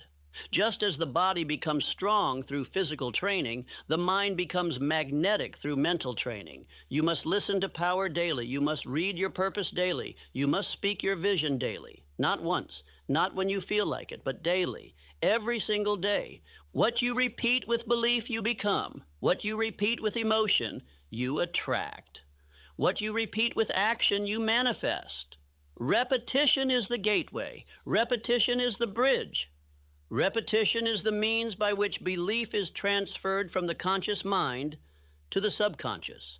And the subconscious, once convinced, begins to rearrange the universe around you. This is not poetry. This is law. It is what built Carnegie's empire. It is what carried Edison through 10,000 failures. It is what gave Ford the courage to attempt the impossible. They repeated belief until belief became identity. Identity became action. Action became habit. Habit became circumstance. And that is how they rose. I give you now your final daily instruction. Write your definite chief aim. Post it where your eyes must see it. Read it aloud in the morning and again before sleep. Visualize the outcome with detail and emotion. Say your affirmations as if they were commands. Move your feet. Track your time. Control your input. Guard your environment.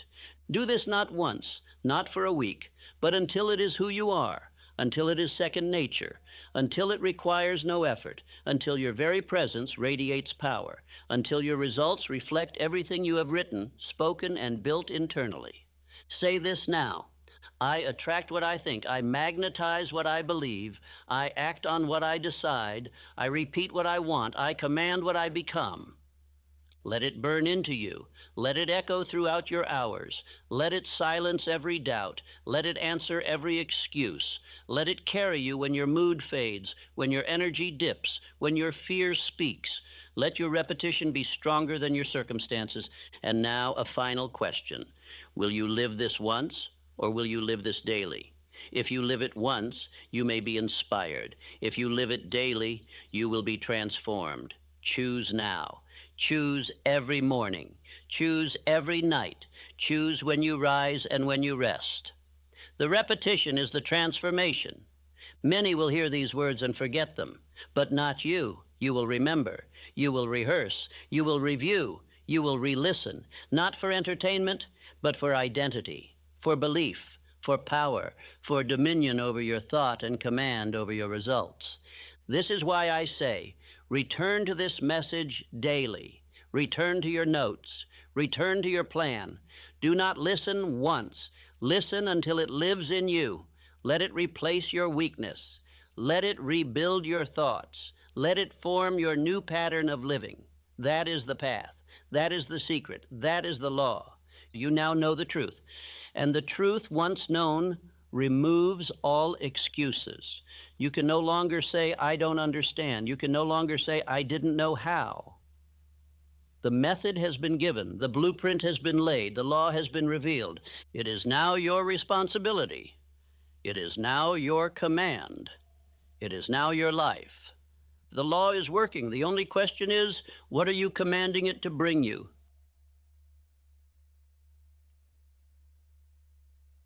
You are about to hear a sentence that could change everything, a sentence so simple you may doubt it.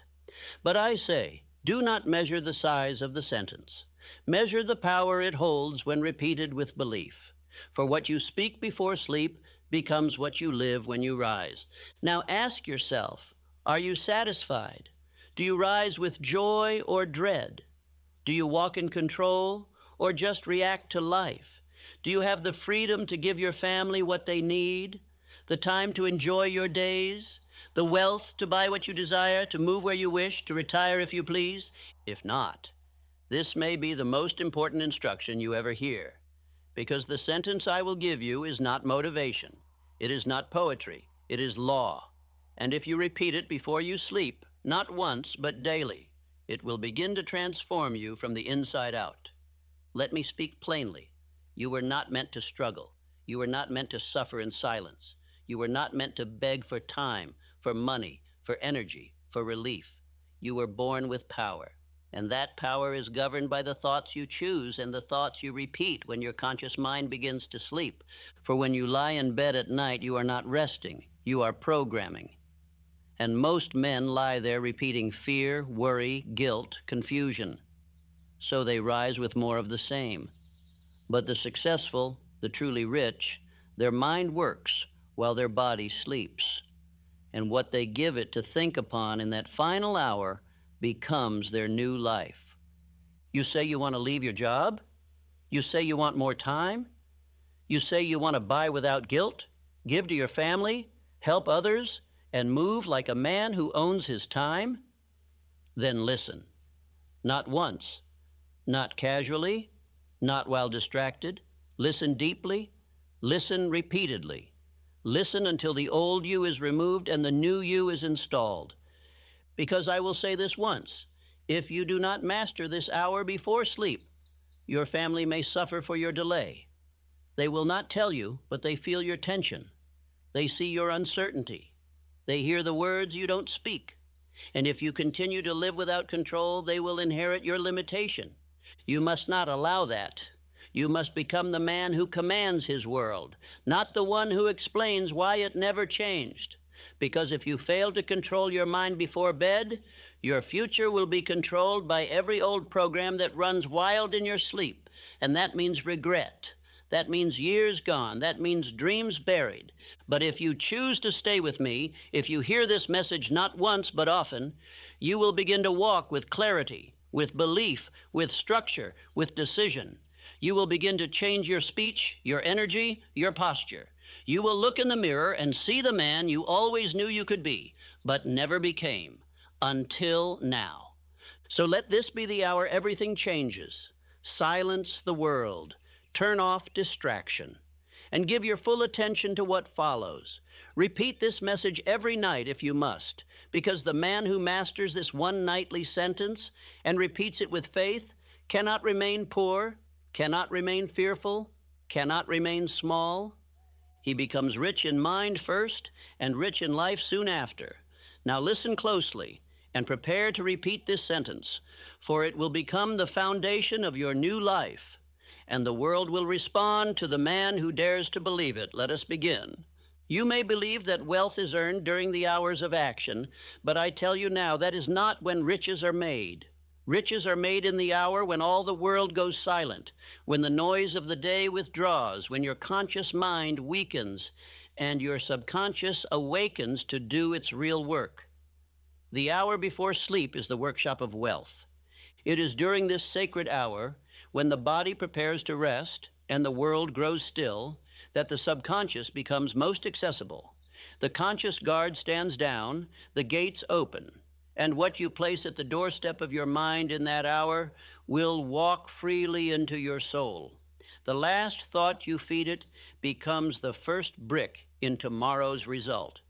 And yet most men go to sleep like beggars. They close their eyes with fear in their hearts, worry on their breath, confusion in their mind. They rehearse all that went wrong. They dwell on what they lack. They entertain every suggestion of defeat.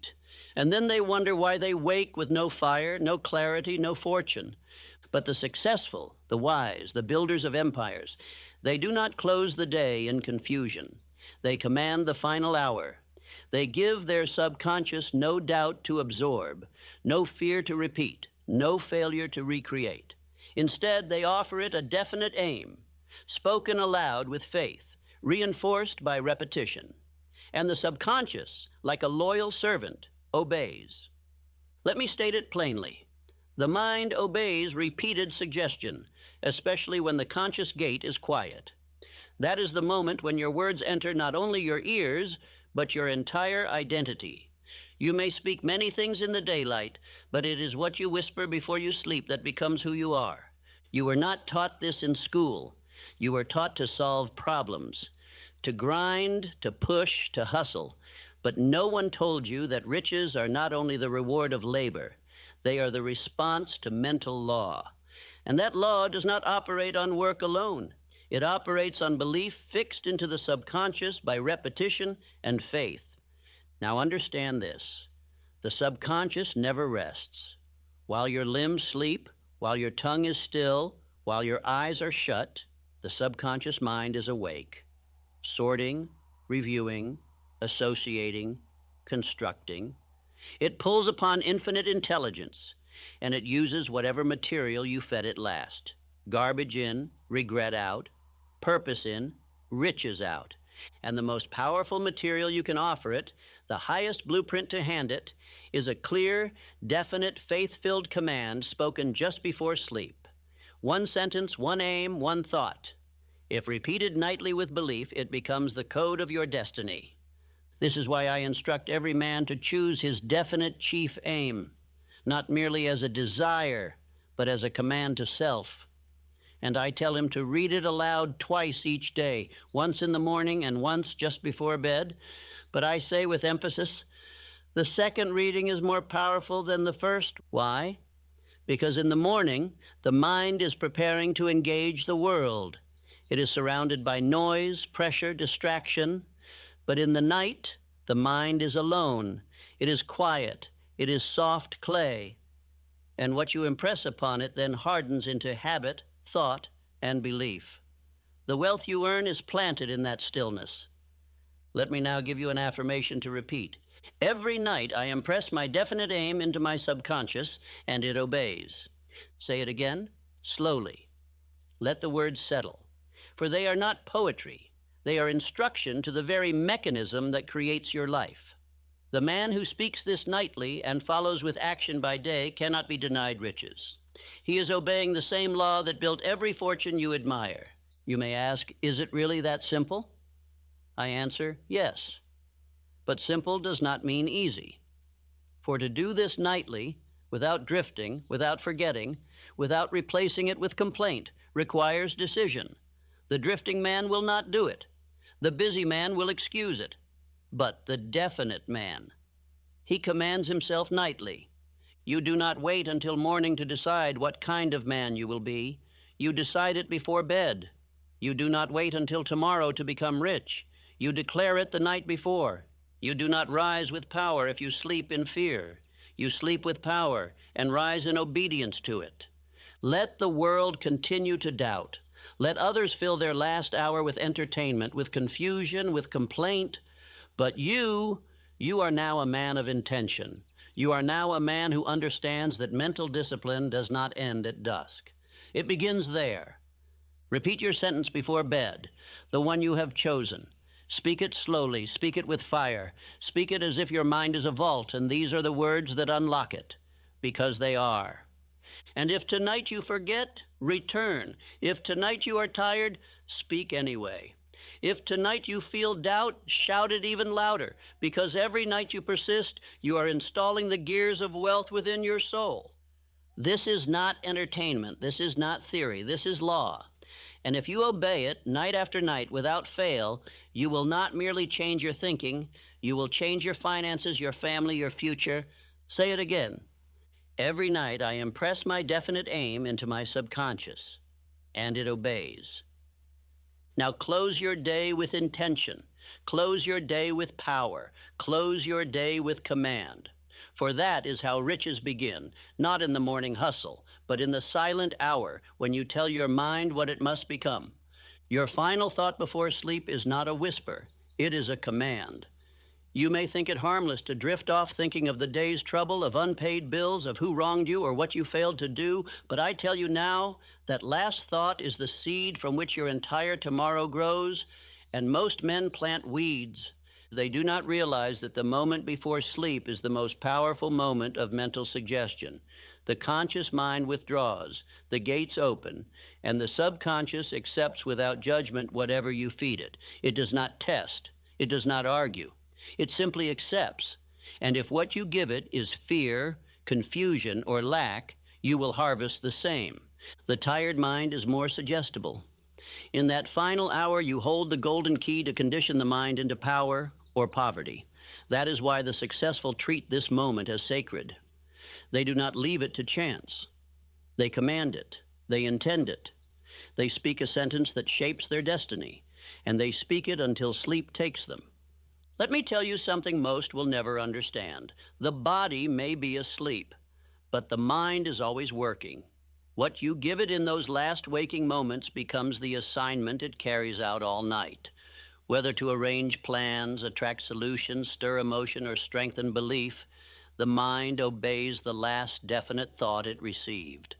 Henry Ford, after suffering criticism and public failure, would not go to bed with defeat on his lips. He would sit, even in silence, and affirm the certainty of his aim. He would speak calm declarations to himself, not because he needed to be convinced, but because he knew his mind needed to hear it again and again until it obeyed. Carnegie, too, held the practice of final hour intention. He did not speak of the present condition. He affirmed the vision of what would be. He understood that the subconscious cares not for the present. It only acts on what is declared as true, especially when declared with certainty and repetition. The unsuccessful go to bed with doubt. They review their failures. They dramatize their problems. They lie in the dark, repeating everything that could go wrong.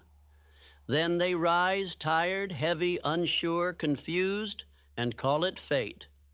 But it is not fate. It is untrained thought repeated at the wrong hour. You must replace drifting thoughts with declared thought. You must speak your chosen sentence aloud, not in whisper, not in passing, with purpose, with the same authority you would use to lead an army. Why? Because the subconscious is listening, and when it hears a master, it moves mountains. Let me now give you the method. Do not rush this. Do not change it. Obey it nightly, and you will rise with new identity. 1. Write your sentence. It must be definite. It must be clear. It must express the exact financial result, aim, or character you wish to embody. 2. Sit in silence. Turn off every light. Turn away from all noise. Let the room become still. Let your inner voice rise. 3. Speak it slowly, with emotion, not once, but as many times as necessary until it begins to feel like a memory, not a wish. 4th, let sleep come while repeating it. Do not stop speaking it inwardly, even as the body surrenders to rest. Let the sentence be the final impression before all thought fades. And I give you now an affirmation to support this. Each night I sleep, my mind works for me, arranging the riches I have demanded. This is not exaggeration. This is law. The subconscious is your silent partner. It works while you rest, but it only works on clear, repeated instructions. And those instructions must be given when the world is quiet, when all outside suggestion fades, and your voice is the only one that remains. You may think the day is the important part of success, but I say the night determines the day. For a mind that has been given a clear order while the world sleeps will move with more force when the sun rises. This is how the successful begin to walk differently, speak differently, act differently, before the riches even appear. If you forget one night, return the next. If your voice trembles, speak louder. If you doubt, declare with more certainty. For each night you do this, the sentence carves itself deeper into the clay of your mind, and soon it will be fired into iron. Let me remind you again, each night I sleep, my mind works for me, arranging the riches I have demanded. Say this until your heart believes it. Say it until your body feels it. Say it until no part of you remains uncertain. For this is not hope. It is a command issued in the court of your own soul. And once the subconscious receives the order, it begins building the result. Repeat this process every night for the next 30 days. Do not alter your sentence. Do not add to it.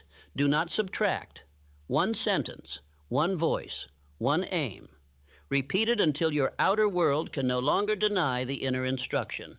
You are not merely speaking words. You are rewriting identity. You are not simply repeating ideas. You are training the unseen laws of mind and matter to obey your definiteness. That is how the world is changed. That is how wealth is attracted. That is how men rise by night before they rise by day. You are the commander now. You have the formula. The only question that remains, will you obey it nightly, or will you fall asleep with the same thoughts that have held you back for years? Say your sentence, sleep with it, let it walk into your soul, and wake with the quiet power of a man who is now becoming. If you have listened thus far, then you now know the hour before sleep is not for rest, it is for command. But what shall you command? What sentence shall you speak? For the subconscious does not respond to vagueness. It does not act upon drifting wishes. It acts only upon definite orders spoken with belief. A single sentence, if crafted with precision and repeated with faith, can rebuild the entire structure of a man's identity. It is no exaggeration to say the man becomes what he commands his mind to become, provided he repeats it long enough and believes it deeply enough. But most men make the fatal error of choosing a sentence that lacks power. They say things like, I want to be rich, or I wish I could change my life. But the subconscious mind rejects weak instruction. It does not move for hopers. It moves only for those who speak as masters. It moves only for those who declare what shall be. Let me teach you how to shape your sentence. It must include 3 elements: your aim, your time frame, and your certainty. Let us break it down. Do not say, I want to be wealthy. Say instead, I earn $100,000 per month rendering valuable service to others, and I begin now. Do not say, I hope for peace. Say, I walk in peace, command my day, and act from purpose at all times. Your sentence must be so clear that if another man read it, he would know exactly what you are becoming. No uncertainty, no apology, no passive phrases. Speak it with finality, as if your life depended on it, because it does. Understand this. Repetition with faith becomes identity. You are not speaking a sentence to inform your mind. You are speaking it to install a new identity. And once that identity is in place, behavior changes. Confidence rises. Wealth responds, because the outer world cannot resist the man who is definite on the inside. Let me remind you of Edwin C. Barnes, a man with no money, no connections, no pedigree, but one mighty sentence. He declared, not casually but with fire, I will go into business with Thomas Edison. Not, I'd like to work for him, not, I hope I meet him. He said, I will go into business with Edison, and repeated it nightly. For years he held to that declaration. For years he worked toward it, and eventually his sentence became his reality, not by accident, not by luck, but because he had forged it into his very being through nightly repetition and unwavering decision. You must do the same. Your sentence is not decoration, it is construction. You are building the future brick by brick, word by word, night by night. And the material you use is not gold, it is language soaked in belief. Let me now give you the affirmation that reflects this law. The words I repeat before bed build my wealth, shape my identity, and direct my habits. Speak it now. Let your voice not tremble. Speak it as one who has decided. Let it enter your subconscious with force. Let it awaken the dormant power that has long been buried beneath doubt and delay. But hear this warning. You must not change your sentence weekly. Do not adjust it with the weather. Do not alter it with your moods. You must choose once and speak it until it becomes bone, blood, and breath. Definiteness of purpose is law. Every night you repeat the same clear aim, you drive it deeper into the command center of your being. And soon the sentence will no longer feel like a sentence. It will feel like you. And when you become that sentence, the world will respond to you in kind. You will act with more confidence. You will take bolder steps. You will notice resources and relationships that match the man you've declared yourself to be. This is not magic. This is mental law in motion. I now challenge you to write your sentence tonight. Do not wait. Do not revise endlessly. Speak what you desire as if it already exists. Attach a time. Speak with certainty. And repeat it as your final act before sleep, every night for the next 30 days. Here are examples to guide you. I am earning $10,000 per week through honest business that helps others grow. I am confident, bold, and calm. I move with decisiveness and purpose. I attract wealth, influence, and leadership because I speak and serve with power. Choose yours. And once chosen, guard it, repeat it, believe it. Let no thought oppose it. Let no day pass without it. For this sentence is not merely a wish, it is the blueprint from which your entire life will be redrawn. Say this again. The words I repeat before bed build my wealth, shape my identity, and direct my habits. Do not just hear these words, live them.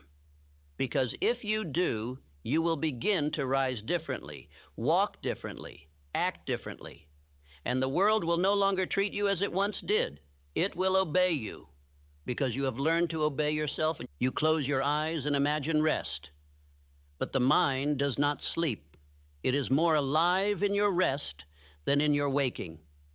The conscious mind retires, yes, but the subconscious, your inner builder, your silent worker, remains awake, alert, active. And the question is, what have you given it to build?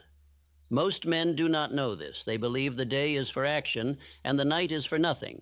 They labor for results in daylight and leave their nights to accident.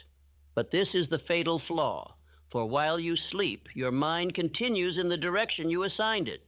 And if you have given it no assignment, it continues in the same direction it went the night before. That is why so many live on repeat. That is why the poor stay poor. They fall asleep with worry, and they rise with tension. They go to bed with regret, and they wake with guilt. They lie down rehearsing failure, and then live another day attracting it. Not because of fate, but because of repetition. Let me say this again. Your outer world is the reflection of your inner repetition.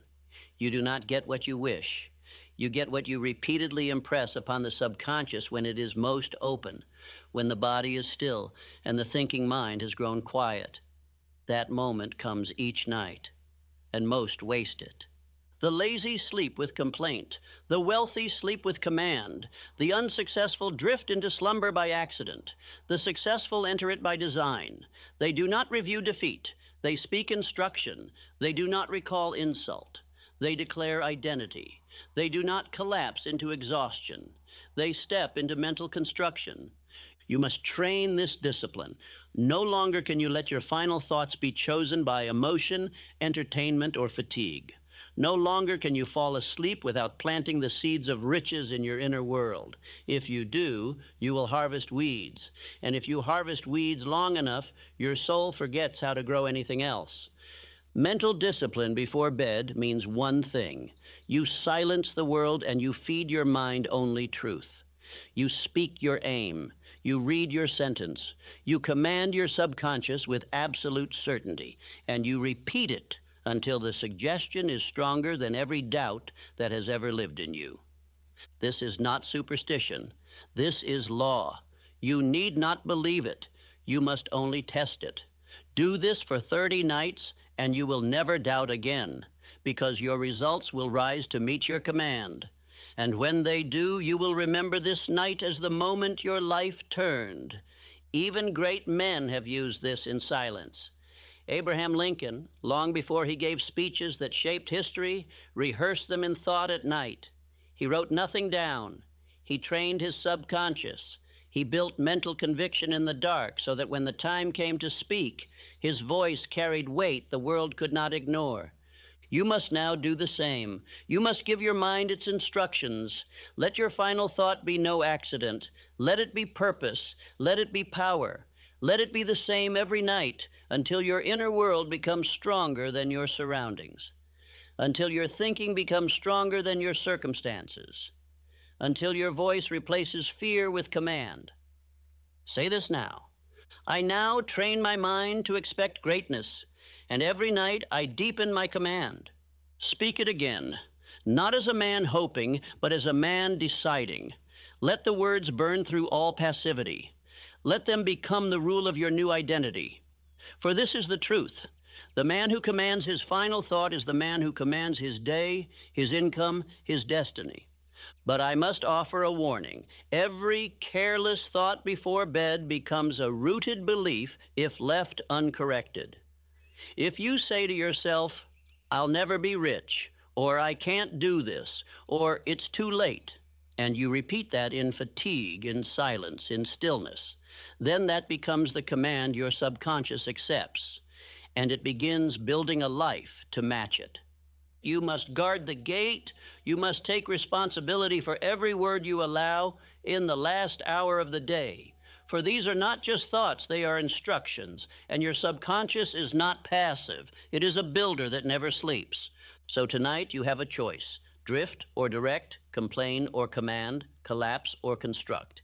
And if you choose to construct, you will soon find that your mornings change, your days sharpen, your ideas strengthen, your belief deepens.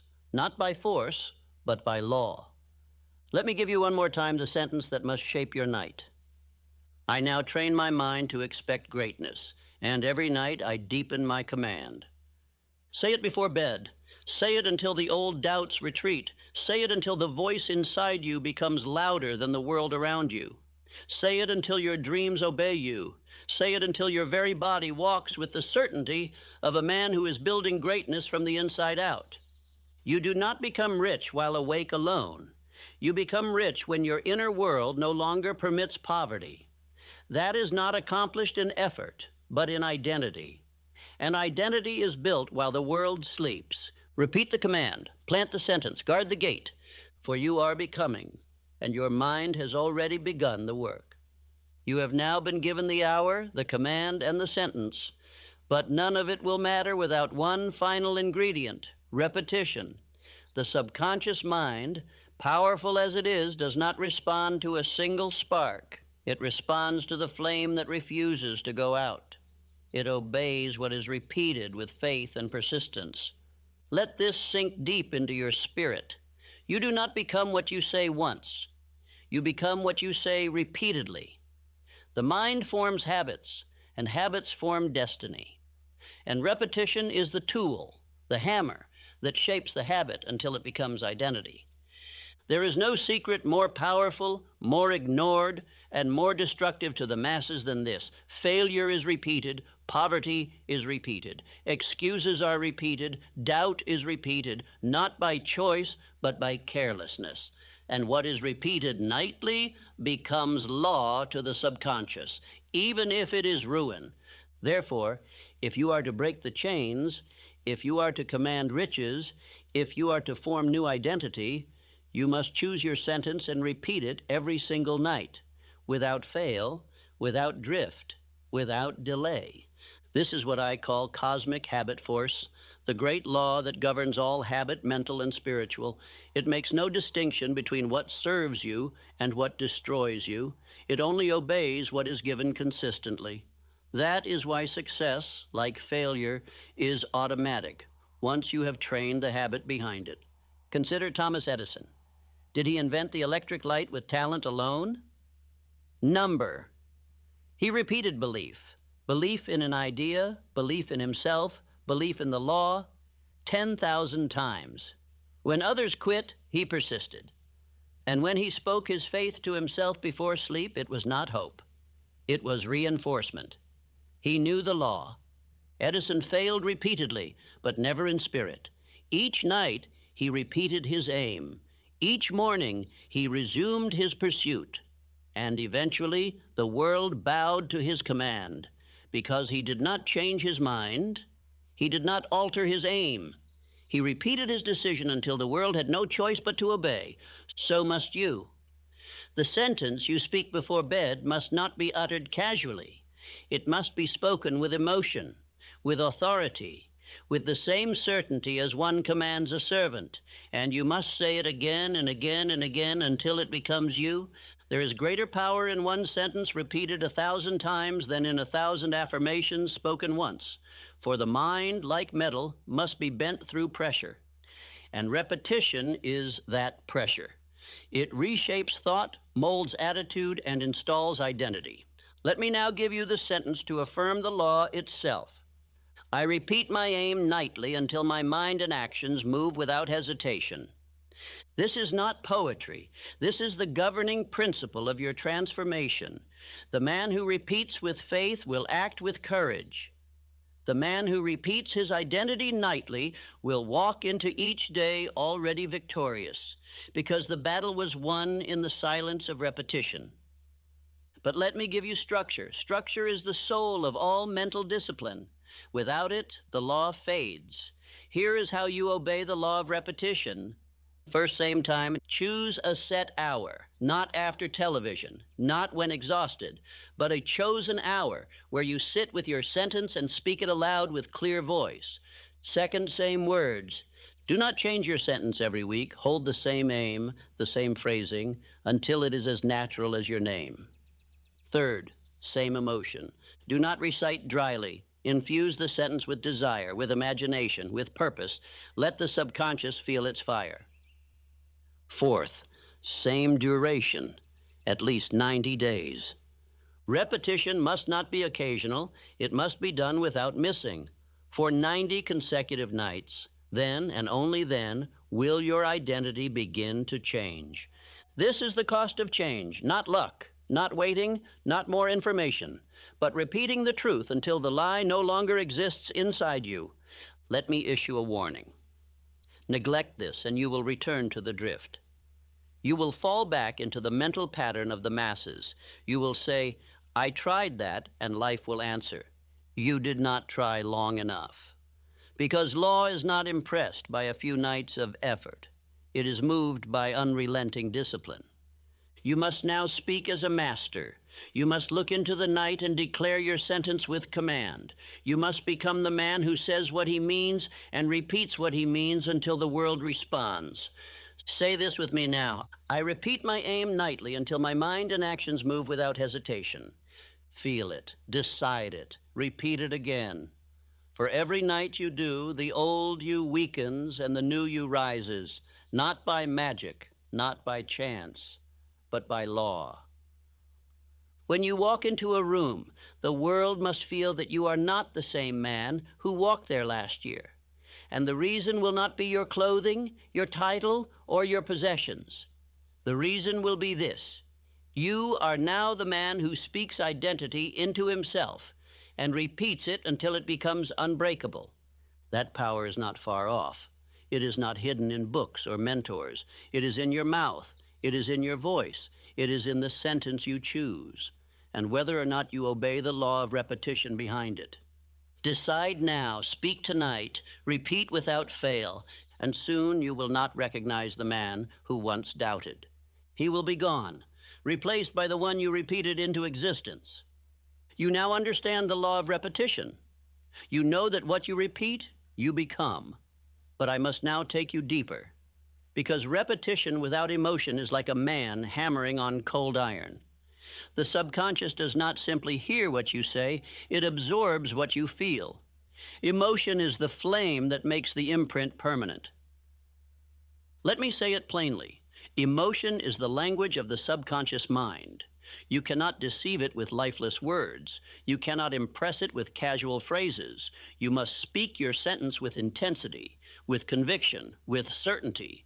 Without this emotional fuel, your sentence is reduced to mere noise. And yet, how do most men enter the final hour of their day? They lie in silence, but not in peace. They relive their failures, revisit arguments, rehearse pain. They do not realize that each emotional replay of regret is an instruction to their subconscious to produce more of the same. They feed their future with the emotion of the past. You cannot rise rich if you sleep in bitterness. You cannot become strong if you sleep with guilt. You cannot attract confidence if you fall asleep with emotional confusion. The emotions you bring to bed become the mood of your next day and the mold of your subconscious programming. That is why you must command your emotion before sleep. You must not allow worry to speak louder than your desire.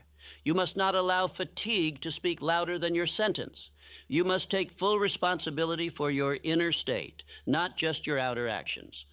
Because the law responds to state, not just repetition. Understand this. Emotion is suggestion magnified. A phrase whispered in boredom passes like smoke. But a phrase spoken with fire enters the subconscious like a branding iron. It carves itself into identity. It becomes fixed, permanent, living. That is the kind of sentence you must deliver before you sleep. Now I warn you, you cannot command emotion by accident. You must prepare yourself. You must create a nightly ritual. You must enter the final hour of each day as a man steps into sacred territory, with control, with intention, and with reverence for the forces he is about to influence. Here is how to command your emotional state before sleep. 1. Breathe deeply. Let the body release the residue of the day. Sit or lie with dignity, not collapse. 2. Reflect only on what builds you. Think not of failure, but of progress. Not of fear, but of vision. Let your attention rest only on what is becoming, not what was. 3. Recite your sentence aloud, with feeling. Do not whisper it like a man uncertain. Say it like a ruler. Say it like a prophet. Say it like a man who speaks law. 4. Repeat it inwardly as you drift into sleep. Let no thought interrupt it. Let no emotion rival it. Fall asleep soaked in the conviction of your future. John D. Rockefeller, one of the wealthiest men who ever lived, understood this principle. But he did not use poetry, and he did not use theory. He used evening reflection, not as tradition, but as direction. He did not allow the day to close without reviewing his mental and emotional state and replacing confusion with command. Rockefeller once said that he gave thanks before bed, not merely to be grateful, but to focus his emotional power on certainty. He thanked the riches he expected. He affirmed the stability he had created. He gave his mind a tone of peaceful dominance, and the next day he rose to meet results that matched that tone. You must do the same. You must become the ruler of your emotional atmosphere before you sleep. Do not allow imagination to play the fool. Direct it. Let it serve you. Let your final thoughts be felt as deeply as they are spoken. Only then do they pass into the subconscious as fixed commands. I now give you the affirmation that governs this law. I do not sleep in fear. I sleep in power. My thoughts tonight are my life tomorrow. Repeat that now, slowly, with gravity. This is not a mantra. It is a verdict. It is a mental court order that no fear shall pass beyond this hour, that only purpose shall enter the gates of your soul during the sacred hours of rest. And let me say this: emotion must serve you, not sabotage you. If you do not control your feeling will control your future. And there are many men whose lives are wrecked not because of failure in action, but because of failure to govern emotion in the silence of night. The hour before sleep is not for reflection. It is for redirection. You are not there to review the day's mistakes.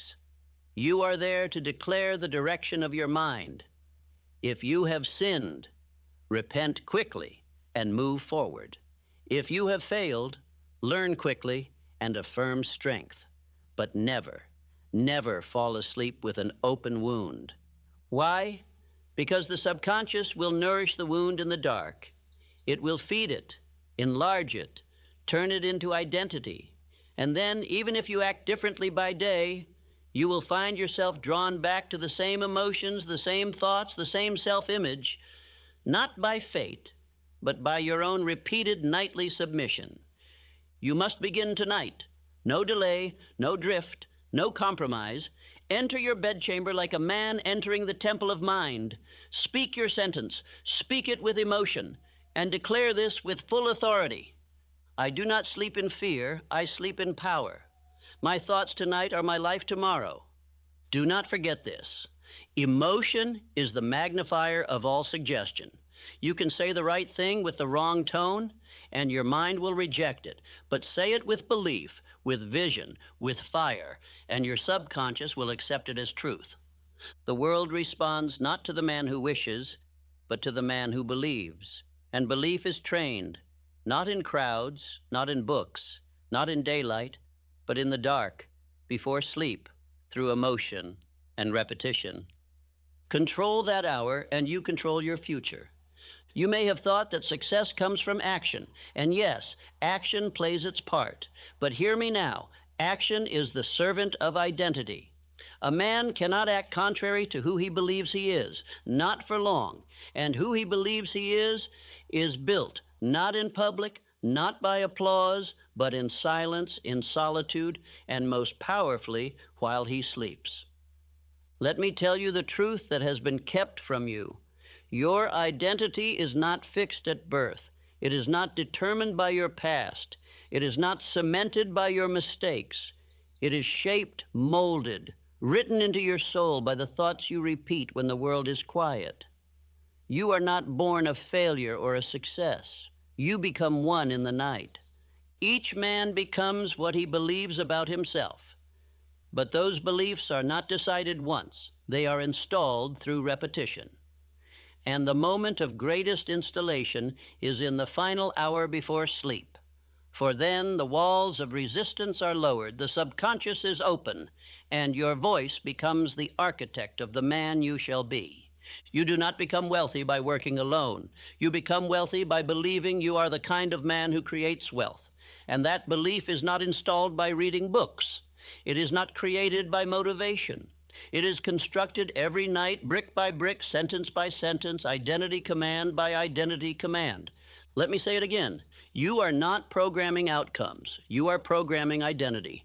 For once you believe you are the type of man who builds wealth, delivers value, walks with certainty, speaks with power, then every action, every habit, every instinct begins to follow that script, not by force, but by law. But if you go to bed in doubt, you will rise in hesitation. If you lie down with self-rejection, you will rise with confusion. If you fall asleep with the belief that you are still who you were yesterday, you will live the same day over and over until you die a man unchanged. You must intervene. You must take hold of this hour and use it not just to feel better, but to become different. This is not about relaxation. It is about reconstruction. You are not drifting into slumber. You are building an identity stronger than all the weakness of your former self. The voice you speak in the final minutes of your day will soon become the voice you hear when you wake. It will shape the decisions you make without thought. It will guide your posture, your energy, your attitude. It will determine whether you rise with fire or crawl through another morning of mediocrity. Let me give you an identity affirmation now. I am the man who creates wealth because I think, speak, and act with purpose. Repeat that slowly, again, until your body begins to accept it, until it no longer feels like a hope, but like a memory from the future. That is how identity is formed, not in a single night, but through faithful, emotional, repeated suggestion until the lie you lived in dies. And let me tell you a story. Woodrow Wilson, long before he became president, practiced a discipline few knew about.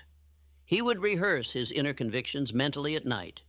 He would build the voice that one day would lead a nation, not in public, but in private. Not with others, but alone. Not by luck, but by deliberate nightly repetition of identity. And when he finally stood before crowds, he spoke not as a man trying to be great, but as one who had already become great in thought. His actions flowed from his belief.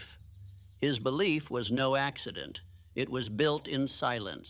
So I say again, the hour before bed is not your closing hour. It is your construction hour. Use it. Use it with intent. Do not fall asleep like the man you were. Speak the man you are becoming, and let your mind etch that man into your soul with every passing night. Here's your full identity statement to use tonight. I am a man of thought, action, faith, and riches.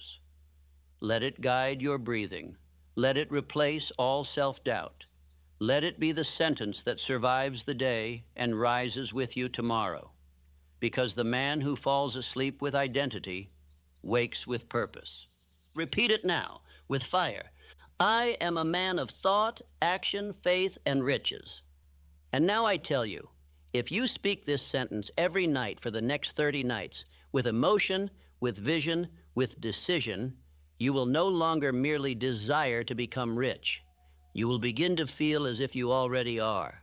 And once that feeling lives inside you, it will create the world around you. You will say no to distractions not by discipline, but by identity. You will walk into rooms and be respected, not by force, but because identity precedes expression. You will expect opportunity, command value, and move with certainty, not because of what you know, but because of who you have become. But this will not happen by chance. Identity is not inherited. It is not granted. It is repeated night after night until there is no longer a gap between who you were and who you decided to be. So begin tonight.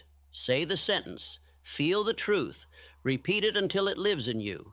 And soon the world will meet not the man you were, but the man you forged in silence when no one else was watching. Now that you have heard the law, now that you have received the hour, the sentence, the repetition, the emotion, and the identity, I bring you to the final command.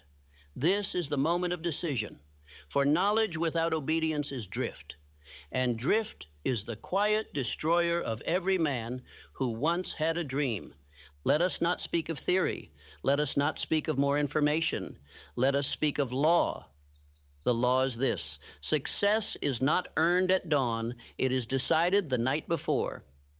The man who leaves his thoughts to chance before sleep leaves his future to chaos. But the man who issues command before rest shapes his entire destiny while the world sleeps.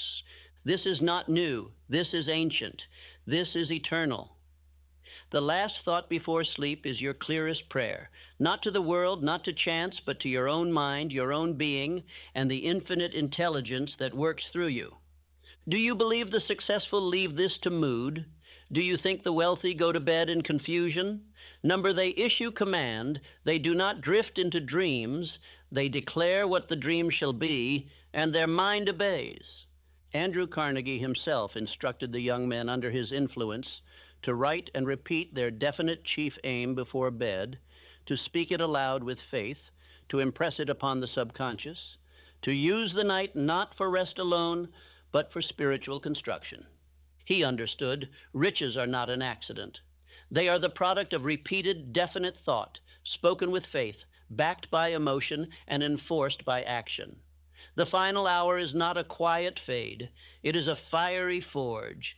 It is where men command their future and where the untrained surrender to fate. You must no longer treat this as optional. You must treat it as law, because that is what it is.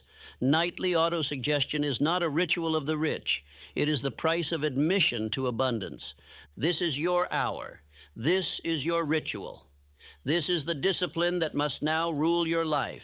Not once a week, not when you feel good, but every single night, without exception, without apology, without drift. Let me give you now the 3 final affirmations that complete this journey. Speak them aloud. Speak them now. I repeat only what I desire to become. You are no longer allowed to rehearse defeat. You are no longer permitted to entertain fear. You are now a man of selection. You choose your thoughts. You repeat only what builds. You repeat only what shapes. You repeat only what matches the destiny you have claimed. I am now the man I once hoped to be. Hope is over. Wishing is over. You have stepped into command. You do not wait to become. You speak yourself into identity. And each night, with each repetition, you become more of him. Each night I command my mind, and each day my mind commands my life. This is the circle of creation. The mind obeys the voice, the body obeys the mind, and the world obeys the body that acts with certainty. You are now inside the loop of transformation. Do not break it. Obey it. Now here is the final exercise. This is not optional. This is your contract. 1, choose one sentence. Let it contain your aim, your time frame, and your certainty. 2, write it on paper, not in your mind, on paper with your hand. It must be seen. 3, recite it aloud before bed every night. Same time, same tone, same fire, until your voice becomes your fate. Do it for 30 days without fail, not 28, not when you feel like it, 30, because law requires consistency, not feeling. Do this, and I make you a promise, not of magic, not of luck, but of law. Your identity will shift. Your confidence will rise. Your actions will change. Your decisions will sharpen. And wealth will begin to move toward you, not because of what you chase, but because of who you have become. This speech is not for inspiration.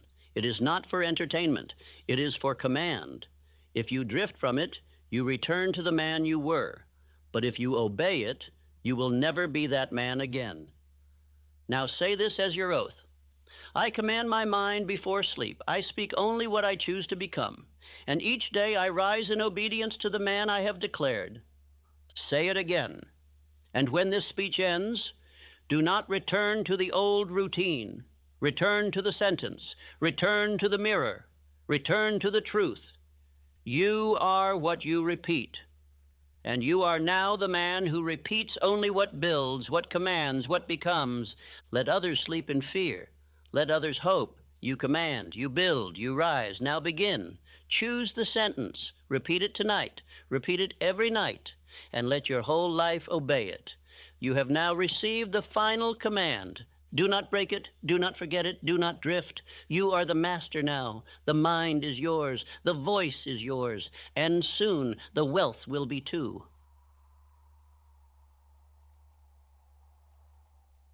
Stop everything you are doing and listen with the intensity of a man who has decided to attract so much money he will never struggle or spend it all in this lifetime.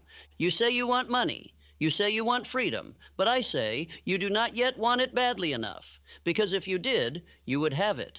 The man who truly demands riches from life, with definiteness, with burning desire, with unrelenting persistence, cannot be denied.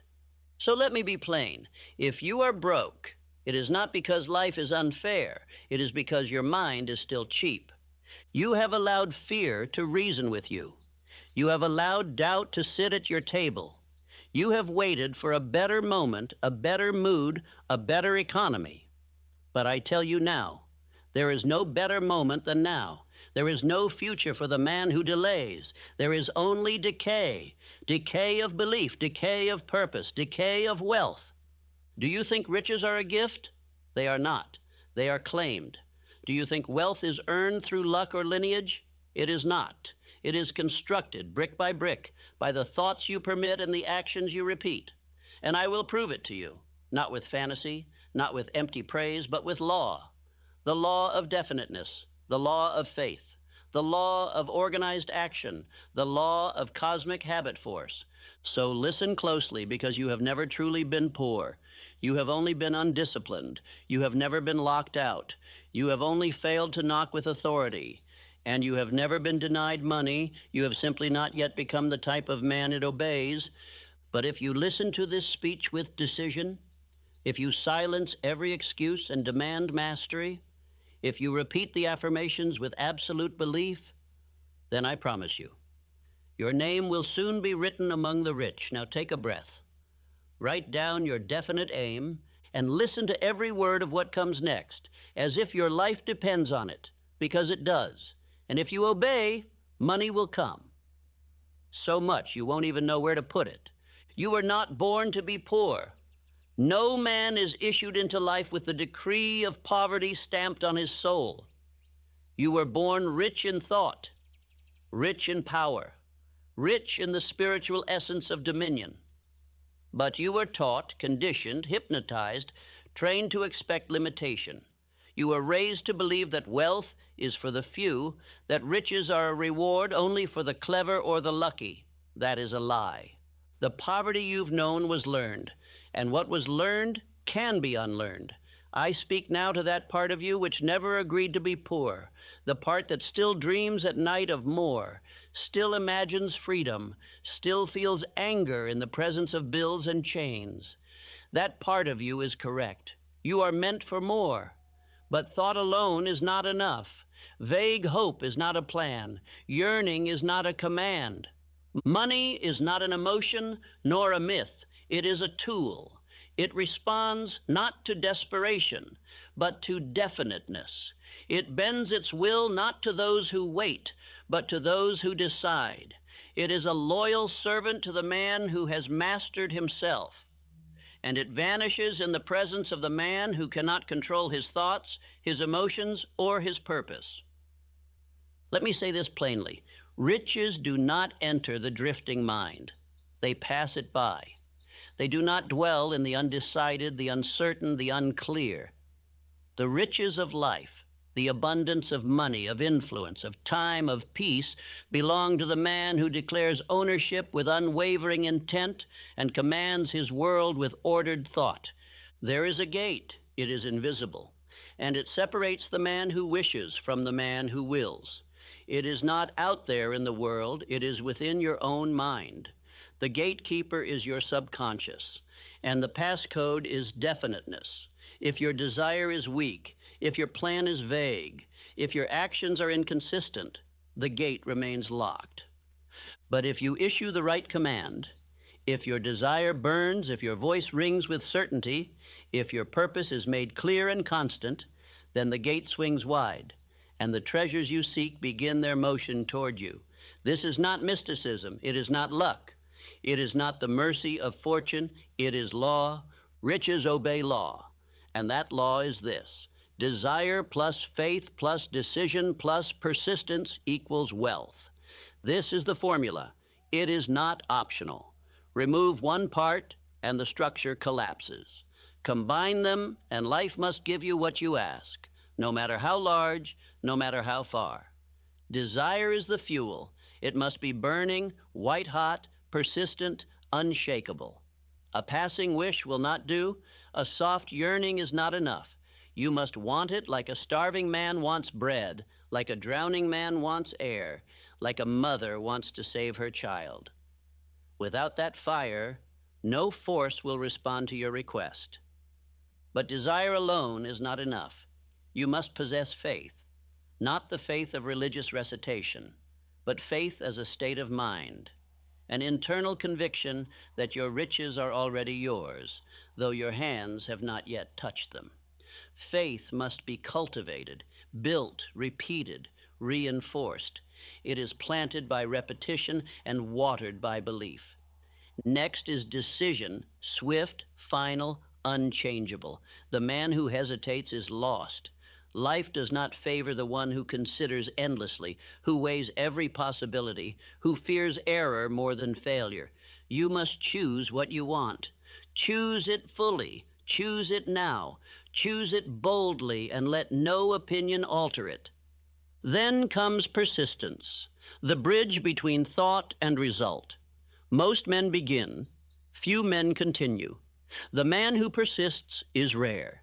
He is the one who keeps moving when others rest, who believes when others doubt, who acts when others retreat. And he is the one to whom money ultimately surrenders. These four forces, desire, faith, decision, persistence, are the magnetic combination. Together they form the current that moves money. They are not emotional. They are not hopeful. They are mechanical. They are spiritual. They are law. If you master them, you will draw riches to yourself in measures far beyond your current comprehension. The gate to wealth is not locked by society. It is not guarded by banks or governments or systems. It is locked by your own lack of discipline. And it is unlocked only by the definiteness of your thought, enforced by the power of your will. The key is in your possession now, but the question remains, will you use it? This speech will show you how. Not with empty phrases, not with theories, but with law-bound instruction. Each part will reveal a new key, a deeper step, a stricter command. This is not a speech for the casual listener. It is for the one who has decided, I will be rich, I will have freedom, I will never bow to limitation again. Repeat this after me and repeat it daily. I now demand of life unlimited wealth, and I offer in return unwavering purpose, relentless action, and service that exceeds the ordinary. Say it aloud. Say it again, not with doubt, not with passivity. Say it with force. Say it with fire. Say it as a man who no longer asks but commands. And the subconscious, the gatekeeper, will begin to listen. And once it listens, it must obey. For the subconscious accepts all commands impressed with emotion and certainty. If you repeat that sentence with belief, every day, every morning, and every night, then life itself will begin to shift. Ideas will come, opportunities will rise, allies will appear, energy will increase, and the man you once were will begin to dissolve, replaced by the one who rules, the one who directs, the one who builds his fortune from thought alone. So understand this now. Money is obedient. It is not spiritual in nature, but it is spiritual in obedience. It flows where order is present. It flees the presence of chaos. If your mind is unorganized, if your speech is careless, if your actions are hesitant, you repel money. But if your mind is definite, your thought is bold, your words are clear, then riches are magnetized to you. Your life thus far has been the result of what you have permitted. Your future will be the result of what you now command. And what you command must be born of a burning desire, a relentless faith, a definite decision, and persistent execution. That is the price. That is the passage. And when you pay it, life will pay you. You are poor only to the degree that you are indefinite. Do not argue with this truth. I have studied thousands of men across every walk of life, from penniless clerks to industrial titans, and without exception, the wealthiest were also the most definite. They knew what they wanted, down to the inch, the dollar, and the hour. The world yields to the man who knows where he is going. All others are ignored. The vague are punished. The undecided are forgotten. But the definite man, he is remembered, he is sought after, and he is paid. Not because he is better than others, but because he does what others will not. He chooses with precision, and he never looks back. Riches respond only to definite aims, not hopes, not general intentions, not scattered desires, but a definite chief aim, written clearly, spoken aloud daily, impressed upon the subconscious with emotion and fire. This aim becomes your North Star. It becomes your identity. It becomes the magnet that draws all required elements to you. Write down your financial goal, exactly. The number, the timeline, the form. Do not say, I want to be rich. That is not a command. That is a whisper. And the subconscious does not obey whispers. It obeys thunder. It obeys certainty. It obeys the voice of a man who will not accept denial. Set your number. I will earn $1 million. Set your time. By the end of this year, set your plan. Through my business, through my skill, through value rendered above all expectation. And then read this aim aloud every morning as you rise and every night before you sleep. Your definite chief aim must be the first voice you hear and the last thought you recall. Let me tell you about Edwin C. Barnes. He had no money, no connections, no prestige, but he had a definite chief aim, to become business partners with Thomas Edison. He did not wish for it. He decided it. He declared it. He announced it to his own mind and then to Edison's front desk. They laughed. They sent him away. He stayed, he waited, he served, he proved himself indispensable. And one day, the opportunity came. A product needed selling. No one else could sell it. Barnes did. He did not earn riches by luck. He earned them by definiteness. His riches began the moment he decided.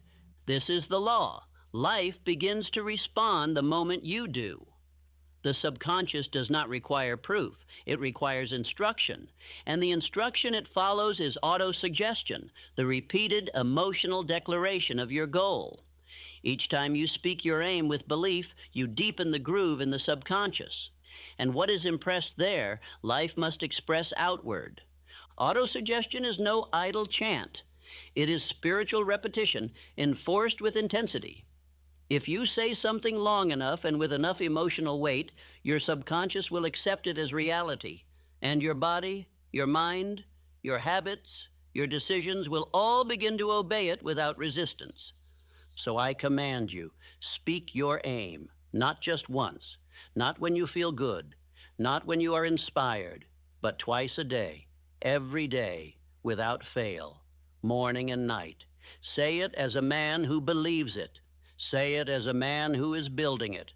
Say it as a man who would rather die than live without it. Say this now. I am the type of person who knows exactly how much I desire, and I move toward it daily with absolute purpose. Say it again. Make it your oath. Let no mood rob you of your declaration.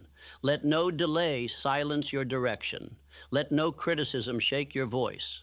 Say it until it becomes the foundation of who you are. Understand, the act of decision is the moment riches begin to stir in motion. You may not see them yet. You may not feel them.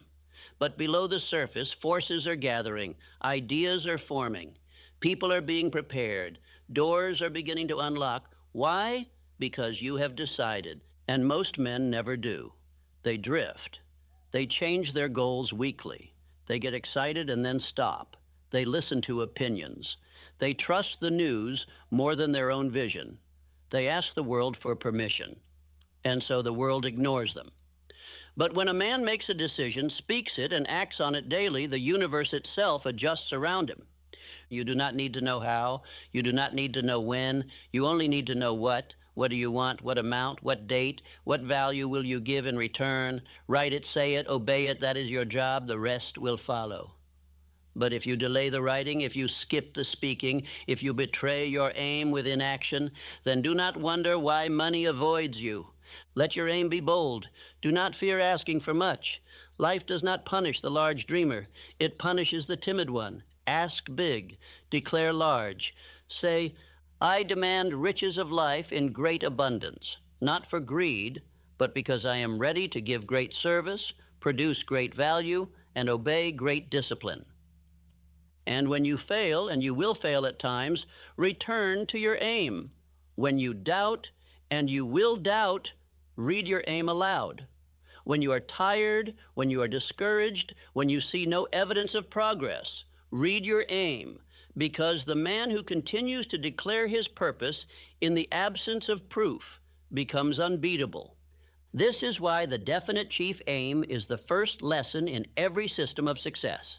It is the root, the seed, the hinge upon which all else turns. Without it, nothing works. With it, all things begin to move. No riches will come to the man who is undecided, and no failure can remain with the man who is definite. So let the world doubt. Let the critics speak. Let time delay. Let others quit. But you will speak your aim. You will read it. You will write it. You will walk it, live it, breathe it, and enforce it until it becomes visible. For nothing else is required, and nothing else will do. Now pick up your pen, write your aim, say it aloud, repeat it again, and understand, this is the vault key, and once turned, it can never be reversed. All riches begin in the unseen world of thought. They are not first measured in coins, nor in ledgers, nor in bank accounts. They are first formed in the workshop of the mind, crafted from belief, shaped by desire, and brought to life through faith. Before money touches your hands, it must be possessed in thought. Let me speak plainly. Faith is the only currency that can be spent before riches arrive. It is the invisible builder, the silent architect, the power that binds cause to effect. Without faith, your desires collapse into daydreams, your plans become hesitation, your energy weakens, but with faith, true faith, you become unstoppable. Faith is not belief. It is not hope. It is not the fragile optimism of a man waiting for better days. Faith is a mental state, an inner certainty so strong that doubt cannot enter. Faith is built, like muscle, through repetition. It is created, like fire, by friction, and it must be protected like a treasure, for the world will seek to steal it from you.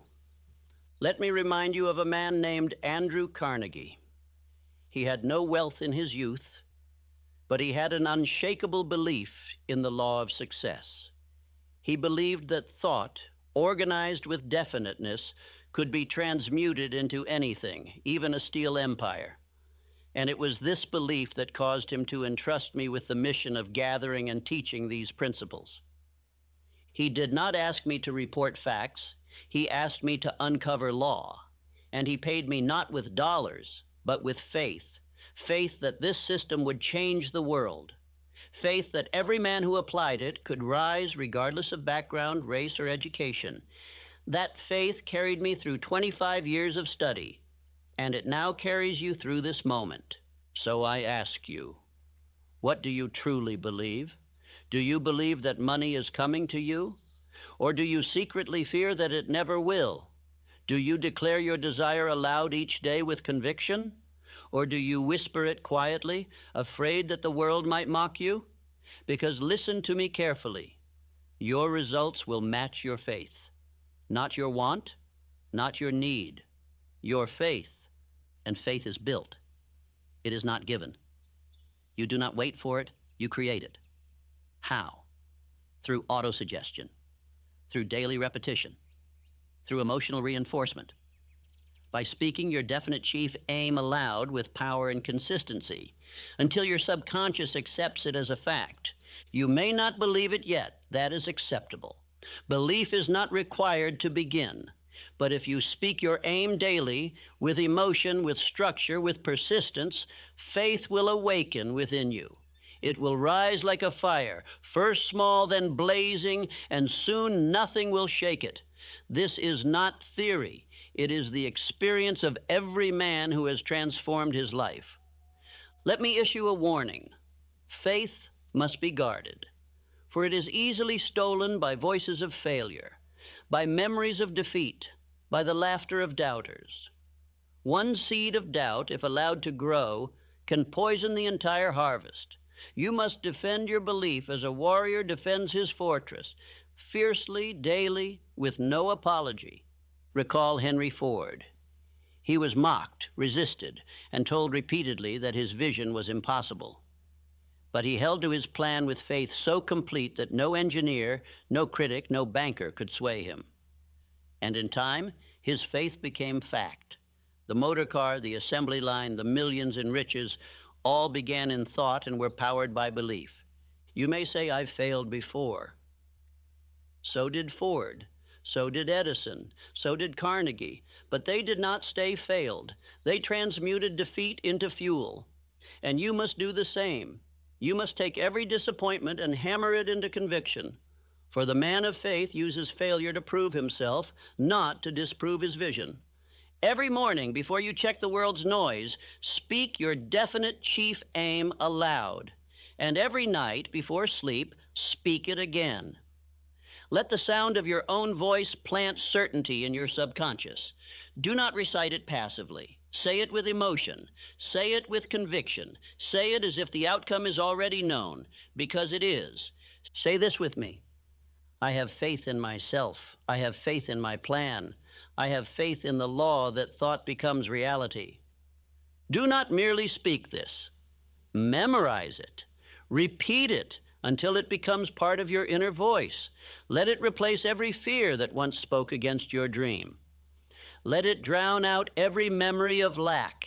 Let it become the dominant thought in your mind. Why is this so powerful? Because the subconscious does not know the difference between what is real and what is vividly imagined. It accepts what is repeated. It obeys what is emotional. It acts upon whatever is impressed upon it consistently. And so, by the law of repetition, faith becomes fixed, and riches must follow. This is how the sixth sense is awakened, the invisible link between you and infinite intelligence. You do not force it. You do not summon it with ritual. You build it with faith. And once faith is established, guidance flows. Intuition sharpens. Ideas flash. Doors open. And life begins to obey you because you are no longer divided. Say again. I believe that all riches I seek are already mine in substance. I believe my actions are drawing them into form. I believe no force can stop what is backed by decision, desire, and faith. If you do not yet believe this fully, that is all the more reason to repeat it. Speak it until your inner voice echoes with power, until your eyes reflect certainty, until your very posture changes. This is how the rich think. This is how they move. This is how they attract wealth, not through labor, but through law. You have the ability now to do what few men ever do, to take possession of your own mind and instruct it to build your fortune. It does not require more education. It does not require approval. It only requires that you declare the right idea, repeat it with belief, and persist until all doubt is burned away. You are not merely trying to get money, you are training yourself to become the man money obeys. And that begins with thought. That begins with faith. That begins now. Faith without a plan is spiritual chaos. It is like a horse without reins, a ship without a rudder, a seed thrown on stone. You may possess desire, you may burn with faith, but until you take that flame and forge it into a plan, you will drift, you will delay, and money will remain a stranger. Riches respond not to raw energy, but to energy organized. You would not build a house without a blueprint. You would not construct a bridge without structure. Yet men attempt to build fortunes with nothing but excitement and hope. That is why they fail. That is why they quit. They begin without a system. They start without order. They move without knowing where. Understand this now. Organized planning is the machinery of wealth. It is how the invisible becomes visible. It is how thought takes form. It is how ideas become income. Your plan does not need to be perfect. It does not need to be complete, but it must exist, and you must begin moving on it today. Take your definite chief aim. Now ask, what steps must I take to bring this into form? What value must I produce? What alliances must I form? What knowledge must I acquire? What hours must I devote? Write it all down. Break it into months, then weeks, then days. This is how a man prepares the soil for his harvest. Let me offer you a warning. Procrastination is the tool of the devil. It does not come with a horn or a tail. It comes dressed as logic. It says, wait. It says, not yet. It says, let's think about it more. And if you listen, your fortune dies unborn. If you permit it, your plans are buried before they breathe. I say to you, begin immediately, not when you feel like it, not when the weather is right, but now. Begin poorly if necessary. Begin clumsily. Begin without full knowledge, but begin. Action is the soul of faith. Movement creates momentum, and momentum makes miracles seem inevitable. And understand this, no great fortune was ever built alone. Every empire, every enterprise, every enduring success was born through the coordination of many minds moving in harmony. This is the mastermind principle, and without it, your plan lacks power. You must surround yourself with one or more individuals who share your belief, support your aim, and expand your insight. I think now of Charles M. Schwab, who took a dying company and made it a billion-dollar success, not by working harder than everyone, but by aligning with minds greater than his own. He understood how to inspire others, how to coordinate talent, how to delegate, how to organize energy. This was not luck, it was planning. Form your own mastermind. It need not be large. One or two is enough if they are definite. Share your plan, ask for counsel, meet regularly, sharpen each other. When two minds move with one purpose, a third mind is born, one of greater power than either alone. That power attracts riches. That power awakens infinite intelligence. Now return to your plan. If it feels too large, break it smaller. If it feels unclear, write more. Do not leave it floating in your mind. Get it on paper. See it with your eyes. Carry it in your coat. Review it each day. This is how you discipline your desire. This is how you command your thought. This is how you build wealth like a craftsman builds with wood and stone. Say this now. My plan is clear. My action is constant. I attract riches because I obey the law of definite movement. Repeat it daily. Let it be the rhythm of your discipline. When you rise, speak it. Before you sleep, affirm it. Action becomes habit. Habit becomes identity. And the man who identifies as one who always acts will soon find that money acts in his favor. You must become a planner. You must become a strategist. You must become a commander of your own destiny, not a waiter, not a wisher, not a wanderer. If a step fails, revise. If a route closes, reroute. But never lose the plan. Never sit idle. Never let a day pass without some motion toward your aim. And do not say, "But I don't know how." That excuse is the language of poverty. You may not know how, but you can find out. You may not have done it before, but you can begin now. All great men began in ignorance. They rose through effort, repetition, feedback, correction, and determination. So will you. You are not required to have the full picture. You are required to move on what you do see. As you move, new light will come, new paths will appear, new knowledge will be given. But that knowledge will not arrive until you prove you are serious by taking action. This is why organized planning is the test. The world does not trust the man who speaks. It trusts the man who builds. Your plan, executed with persistence, is your proof. It is your certificate of seriousness. It is your letter to life that says, "I am ready, I am willing, I am acting." Let me give you this truth. Riches do not visit the idle thinker. They do not belong to the philosopher without discipline. They do not reward the creative man who will not move. They are reserved for the builder, the planner, the executor, the one who organizes desire into a structure of execution. So begin today. Open your notebook. Write your next steps. Choose a time and place for daily review. Build a system for daily progress. Create a calendar for execution. If you fail to plan your time, you surrender your life to chaos. But if you command your days, you begin to master your fate. And remember, each plan is temporary. It will be adjusted. It will be corrected. That is not failure. That is wisdom. Failure only occurs when a man abandons the act of planning altogether, when he says, "This is too hard," when he returns to comfort.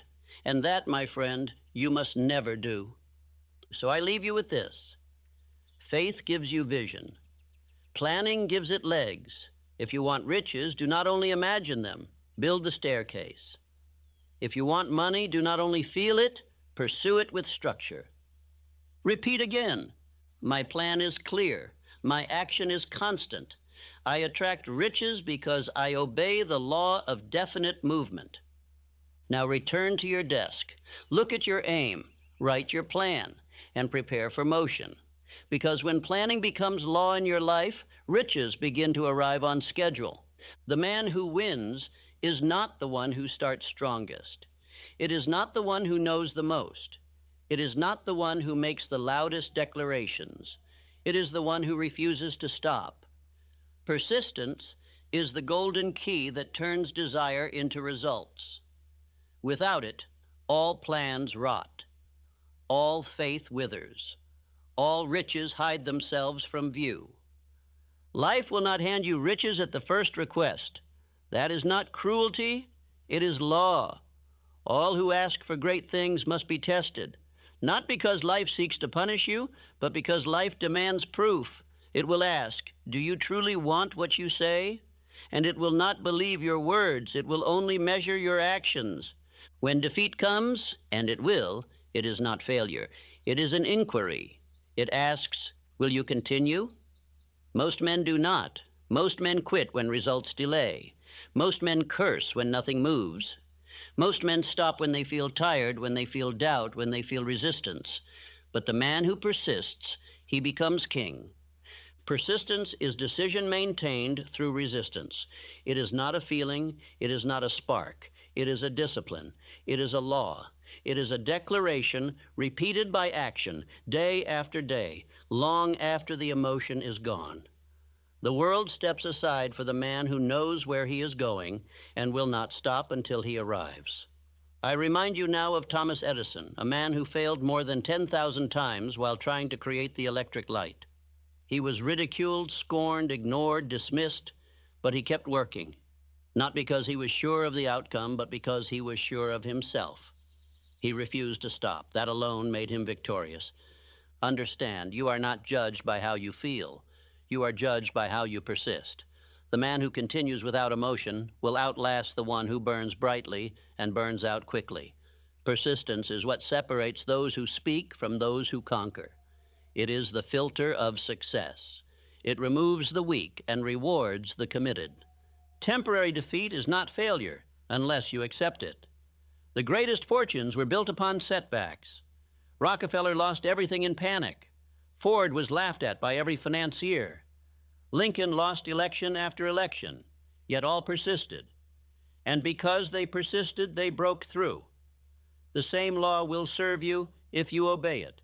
You must create structure for persistence. You must not rely on mood. Build daily rituals, morning declarations, evening reflections, scheduled execution, written review. Persistent action is not spontaneous. It is manufactured. It is installed like steel rails, so that even when storms come, your train keeps moving. Read your definite chief aim aloud, daily. Read it especially when you don't feel like it. Speak it through doubt. Speak it through fatigue. Speak it until it becomes louder than all opposition. Every time you speak it, you reinforce your path. Every day you act, you deepen your identity. And that identity, built on persistence, becomes unshakable. This is how the law of cosmic habit force begins to serve you. Cosmic habit force is the invisible momentum of repetition. It is the law by which repeated thoughts become belief, repeated actions become habit, and repeated effort becomes destiny. It is indifferent. It will support failure or success. You must choose the pattern. The law is this: what you repeat becomes permanent. If you repeat delay, you install hesitation. If you repeat excuses, you build weakness. But if you repeat motion, you build inevitability. If you repeat belief, you build results. And if you persist day by day, even the most stubborn resistance will collapse. Each day you persist, you are installing the gears of wealth. You may not see them turning yet, but beneath the surface, in the invisible realm where cause precedes effect, your persistence is building bridges, aligning events, creating force. You are storing up pressure, and one day it will break loose as results, as riches, as reality. Let me give you this. Persistence does not make things easy. It makes you stronger than what is hard. That is the secret. It does not change the mountain. It changes the climber. And once you are changed, nothing outside you can defeat you. Once persistence becomes your identity, wealth becomes a matter of time. Say this with me. I persist until I succeed. I am unmoved by defeat. I will have the wealth I demand, or I will die in pursuit of it. Repeat that daily. Let it become your war cry. Let it become the voice that answers every delay, every distraction, every discouragement. The man who speaks this and lives it cannot remain poor. Persistence will offend your comfort. It will strip you of laziness. It will demand your full effort, your full presence, your full discipline. But it will also reward you with the kind of life most men never taste, a life of command, a life of riches, a life earned by law. Most men are slaves to emotion. They act only when inspired. They fall apart when tired. They stop when things do not go their way. But the man who acts anyway, who moves when uninspired, who speaks faith when nothing has appeared, that man becomes rich in mind first, then in money. So build the habit. Show up daily. Work your plan. Say your affirmations. Move forward without needing applause. And soon persistence will no longer be something you do. It will be something you are. And once you are a persistent man, riches cannot leave you alone. Now rise, review your aim, and act. Do not wait. Do not wish. Do not delay. Move, even if slowly. Speak, even if doubted. Build, even when tired. And you will possess what others only dream about. You may have desire. You may have faith. You may have decision and persistence, but if you attempt to build great riches with your mind alone, you will soon meet your limit. One man can only see so far. One mind can only produce so much. But when two or more minds unite in harmony toward a definite purpose, they create a third greater power. This is the mastermind. The mastermind is not just a meeting. It is not merely a friendship. It is a spiritual partnership, a joining of mental forces so complete, so synchronized, that a new and superior mind is formed, an invisible intelligence greater than the sum of its parts. This mind thinks, guides, and creates beyond what any single man could achieve alone. Align yourself with one or more individuals who believe in your aim, support your growth, and act with integrity. Do not share your plans with the weak-minded, the jealous, or the drifting. Associate only with those who are definite, who move, who speak life into your vision, who hold you accountable to your greatness.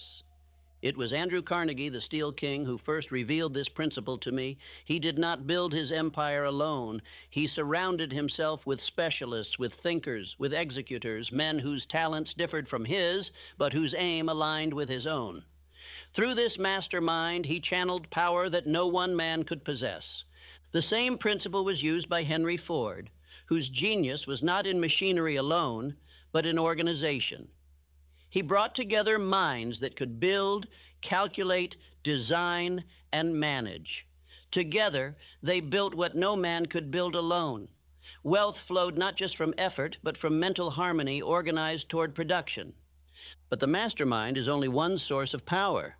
There is another, one rarely spoken of, yet known by every great achiever, whether they could name it or not. That power is sex transmutation. The most potent form of human energy, when controlled and redirected, becomes the fuel for all enduring success. Understand this. The same energy that drives physical union is also the source of creative genius, ambition, and magnetic personality. The world has trained you to waste it, through indulgence, through distraction, through undisciplined emotion. But the successful man redirects it, transforming desire into drive, and drive into wealth. You must learn to harness this power, not deny it, but elevate it. When the mind is inflamed with emotional desire, do not waste it. Channel it, direct it. Use that fire to work longer, think clearer, speak with authority, build your plan, and move with conviction. That is transmutation. The greatest minds in history understood this. Napoleon, whose conquests were fueled by passion and vision. Edison, who worked through the night with focused intensity. Lincoln, who turned emotional pain into moral power. None of them were cold men. They were controlled men. Control does not mean suppression. It means direction. Take the most powerful emotional current within you and point it toward your chief aim. Let it move your body to action. Let it energize your voice. Let it elevate your standards. Let it remind you that you are capable of extraordinary work when you do not leak your power through distraction. Say this now. I transmute my strongest emotions into definite action. My desire serves my purpose. Repeat this until it becomes the law of your life. When emotion arises, do not waste it. Use it. When you feel intensity, do not indulge it. Direct it. The man who masters this law becomes magnetic, creative, powerful, and enduring. Your voice will carry more authority. Your presence will draw attention. Your words will command belief. This is not manipulation. It is alignment. The man who walks in this transmuted power is not chasing riches. Riches chase him. Let us now join these two forces. The master mind provides you with expanded thought, multiplied faith, and constant accountability. Sex transmutation provides you with explosive energy, emotional power, and creative clarity. Together, they make you a force no opposition can stop. So, build your circle. Choose your allies wisely. Meet regularly. Share your goals. Speak your faith aloud. Build one another. Eliminate weakness. Eliminate excuses. And watch as life begins to bend around your united thought. And daily, discipline your emotions. Guard your energy. Refuse to waste the sacred fire within you on that which produces nothing. Convert it into labor, into speech, into writing, into production, into wealth. This is how you rise beyond ordinary men. This is how you build beyond your own strength. This is how you become a magnet for money, influence, and power, not because you begged for it, but because you became the man who attracts it. Say it again. I transmute my strongest emotions into definite action. My desire serves my purpose. Now rise and walk with the fire of two great laws, the power of aligned minds and the fire of elevated desire.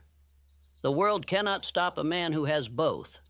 Whatever you plant in the subconscious mind, whether it be wealth or worry, purpose or fear, definiteness or doubt, will grow. The subconscious does not judge. It does not resist. It accepts. And once it accepts a thought, it begins to shape your world in the image of that thought. That is why you must master it, or be mastered by it. Understand, the subconscious is always working. It never sleeps. It never ceases. It is the silent engine that directs your beliefs, your instincts, your habits, and your results.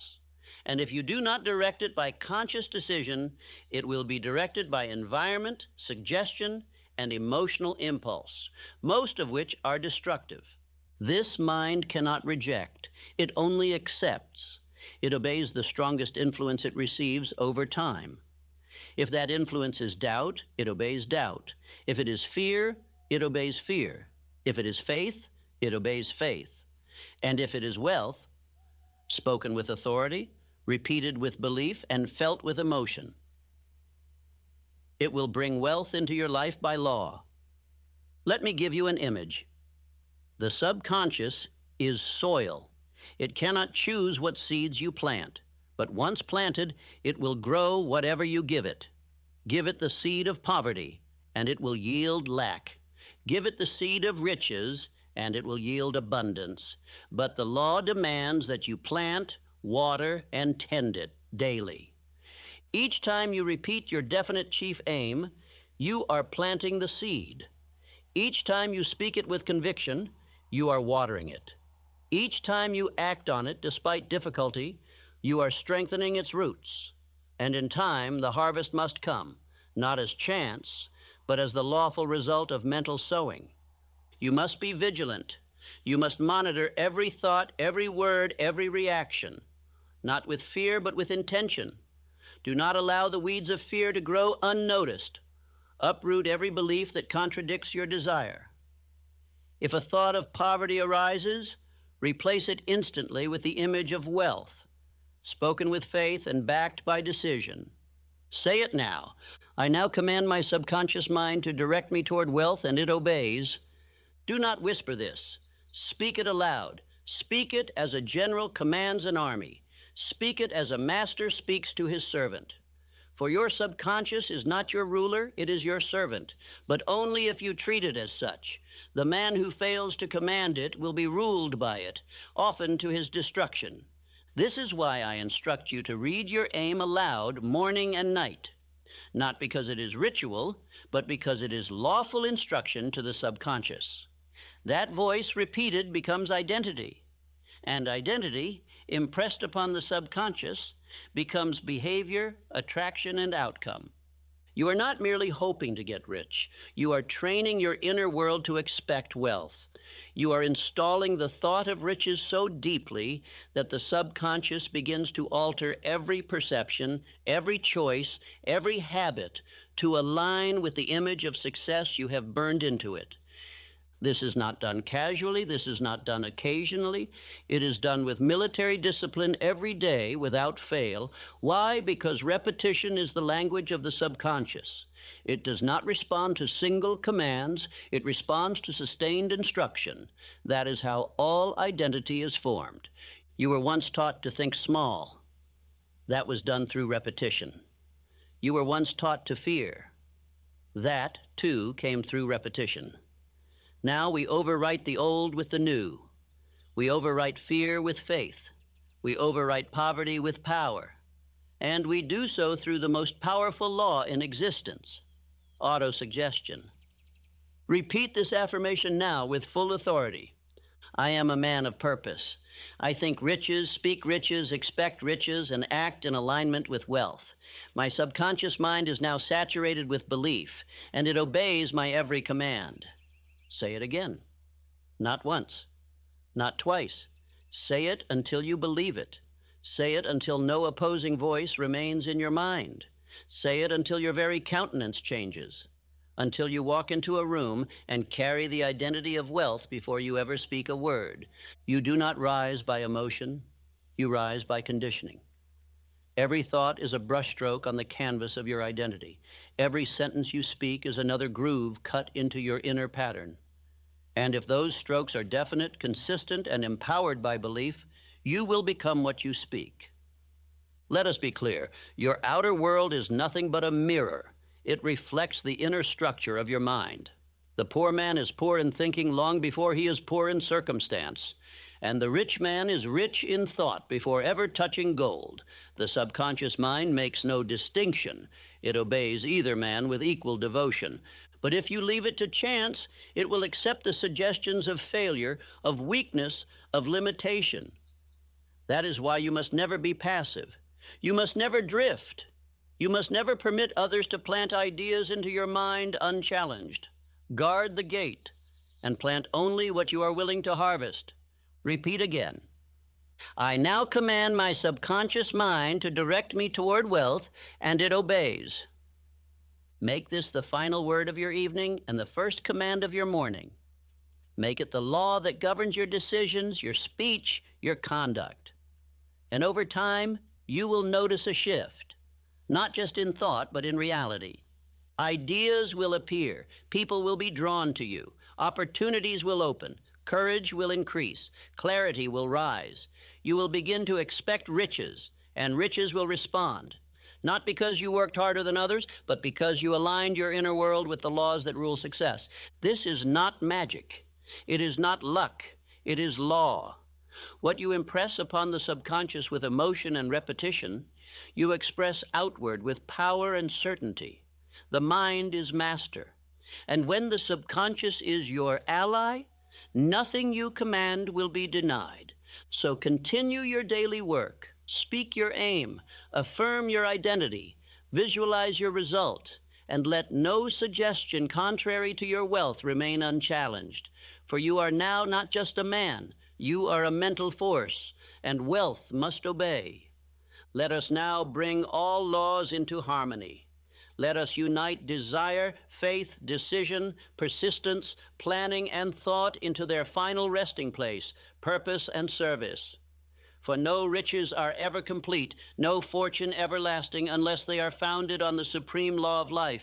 You receive in exact measure to what you give. Money is not your master. It is your servant. It obeys the definite man, the faithful man, the persistent man, but only when that man uses it to fulfill a greater purpose than his own comfort. If you chase riches without purpose, they will curse you. If you seek wealth without service, it will turn to ash in your hands. The man who commands money must first command value, and value means service, not servitude, not begging, not manipulation, but conscious, intentional rendering of more benefit than you are paid for. This is the forgotten law. The man who gives more than expected will soon be paid more than imagined. I speak now to your soul. You were not created to consume. You were not born to hoard. You are here to contribute, to expand the good, to multiply benefit, to create systems, goods, and services that elevate others. And when you align your riches with service to mankind, you invoke the highest law. Let us remember Elbert Hubbard, who declared, "Get rich, yes, but render more service than you are paid for." That is the secret. That is the source. That is the gateway to permanent wealth. When you give without limitation, so long as it is attached to a definite chief aim, life must return it multiplied. Ask yourself now, what is my purpose? What will I use my riches for? Who will benefit from my abundance? How will I use my time, my energy, my resources to advance not only my name, but the lives of others? Let this be the question that guides your strategy. Let this be the fire behind your action. You are not here to escape bills. You are here to build bridges. You are not here to impress men. You are here to inspire generations. You are not here to accumulate. You are here to multiply value through inspired effort. This is the final transformation.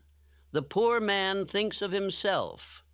The rich man of purpose thinks of the world. He does not calculate only what he earns, but what he contributes. He does not fear what he spends, but what he wastes by not using his wealth for good.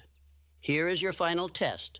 Can you say aloud with conviction, I demand unlimited wealth because I have unlimited value to give? Say it now. And if it stings, if it feels untrue, then you have not yet uncovered your deepest reservoir of power. You must expand your capacity to serve. You must think bigger, move faster, render more, dream broader, deliver more value than any man in your field, and do it without excuse. Say this also. I am the master of money. I am the servant of purpose. This keeps your riches aligned. This protects you from greed. This safeguards your character. It ensures that wealth does not harden you, but magnifies you. If you are weak, money will expose it. If you are selfish, it will increase it. But if you are definite, focused, and driven by a higher aim, money will become your greatest instrument. Your voice must now carry purpose. Your actions must radiate intention. Your reputation must become one of excellence, over-delivery, and certainty. And your entire identity must say to the world, I am here to build something greater than myself. This is how you complete the law. This is how you draw in riches so vast they cannot be measured. You obey the principles. You speak your desire. You persist through defeat. You organize your movement. You affirm your wealth. You control your emotion. And above all, you use it for service. Speak now your final affirmations. I live with definite aim, relentless faith, and constant action. Riches are drawn to me as surely as the river flows to the ocean. I demand unlimited wealth because I am prepared to give unlimited value. I no longer chase money. I attract it because I have become the man who commands it through purpose, discipline, and obedience to law. These are not poems. These are not hopes. These are mental blueprints. Repeat them until they become your law, until every thought, every step, every plan aligns with them. And when you do, you will no longer be trying to succeed. You will have become success itself. And now, your final command. If you know what you want, if you've written it down, if you speak it aloud with belief, if you persist when others quit, then let the world try to stop you. Let circumstance rise against you. Let time delay and critics mock. For the man who moves with definite purpose is a force that cannot be denied. And when you become that man, you will attract so much money. You will not even be able to spend it all. Now go and build.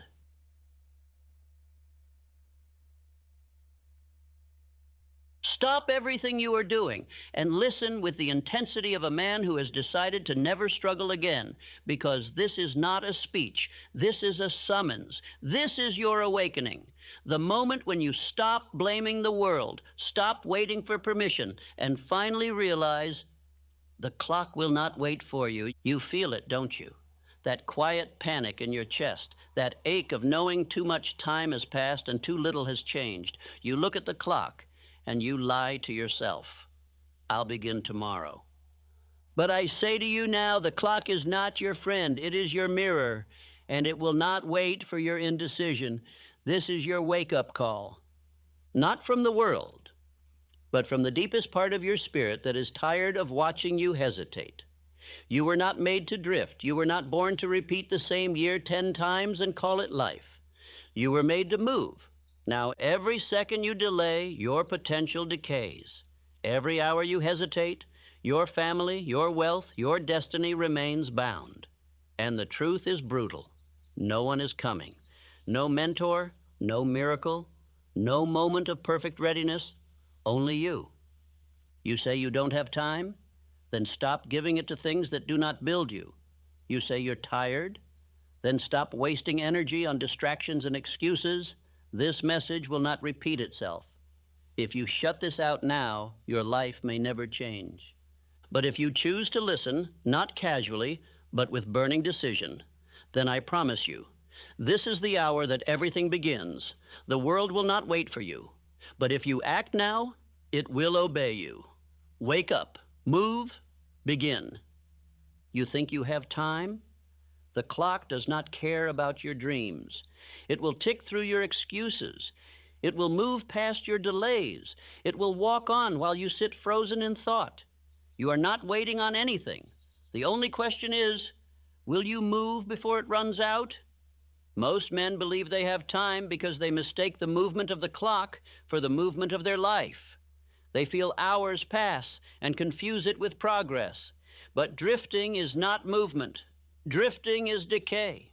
And no man ever drifted to greatness. The dreamer lives in thought. The doer breathes fire. One speaks of goals. The other moves while the world sleeps. One fantasizes at night.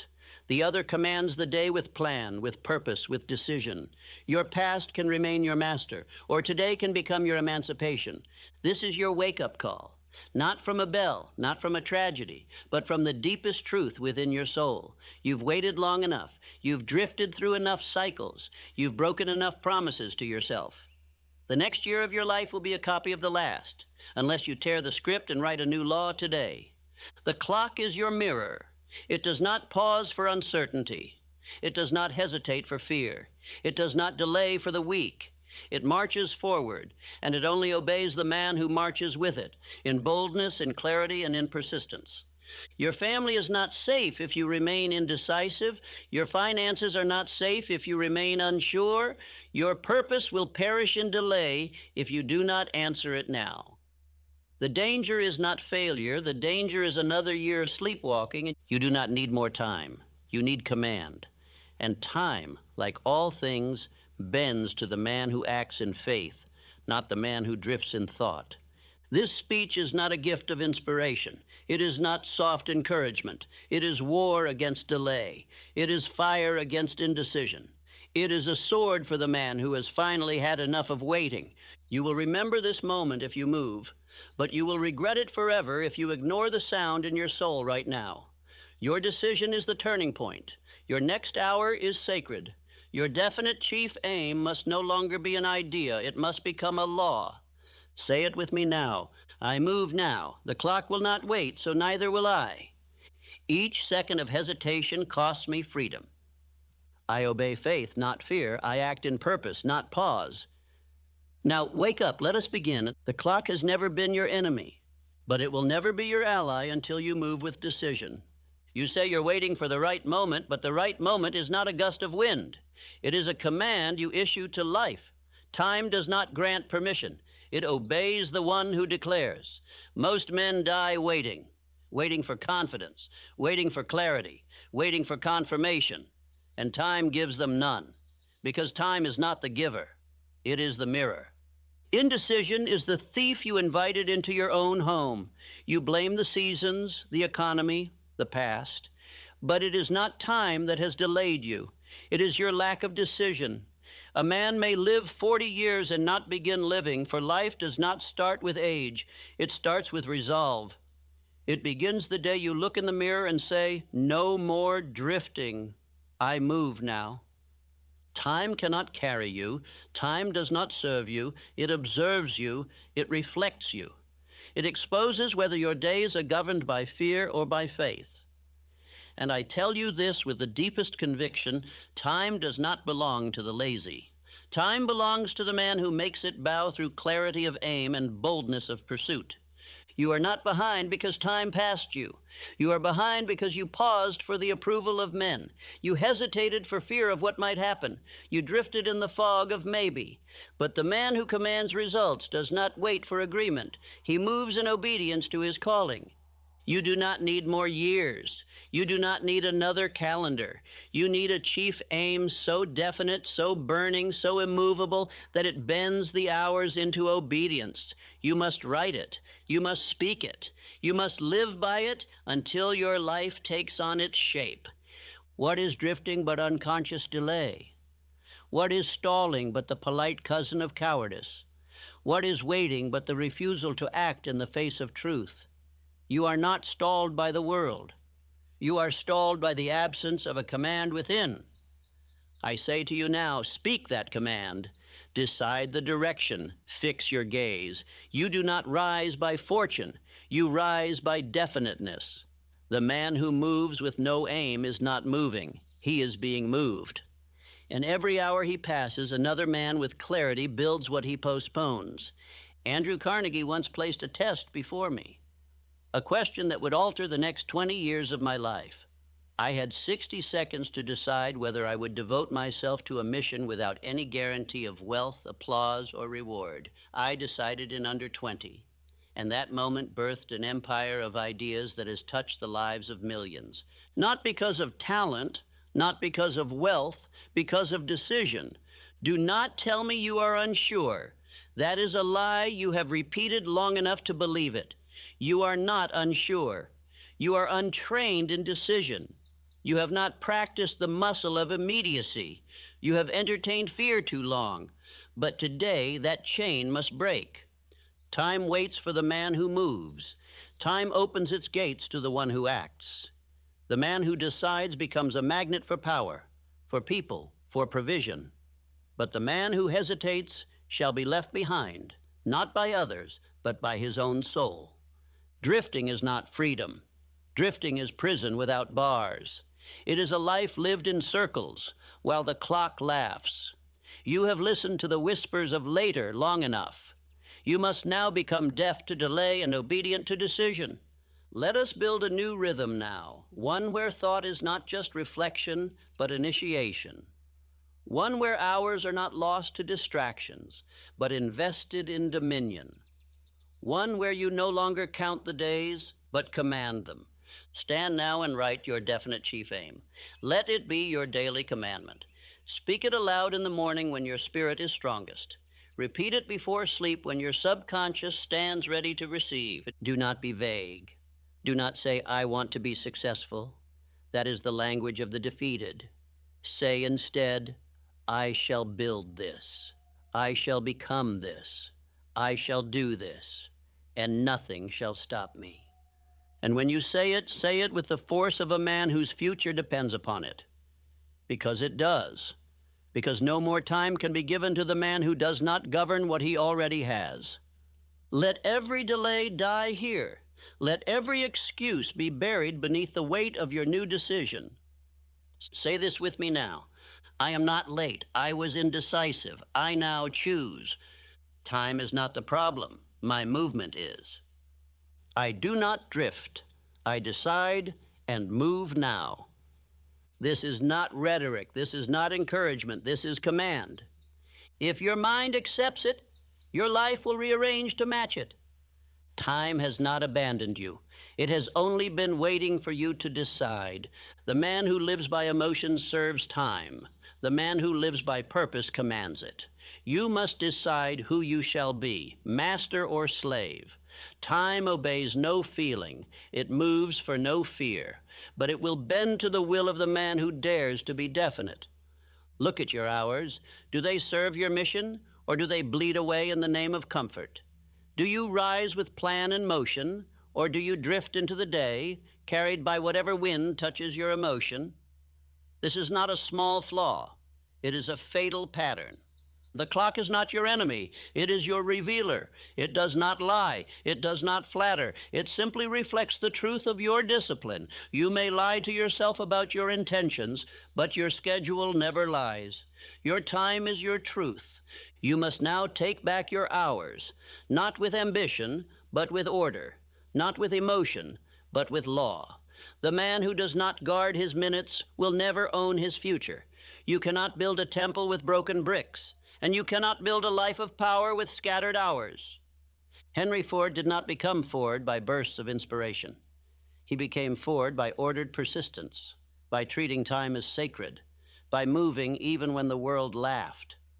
He did not wonder what to do when he woke. He followed a plan, a rhythm, a command. If you wish to create results like the great men of history, you must study their lives and study their clocks. You will see not laziness, but labor, not scattered hours, but structure, not vague desire, but organized demand. Begin your dominion with one sacred law. Plan the night before.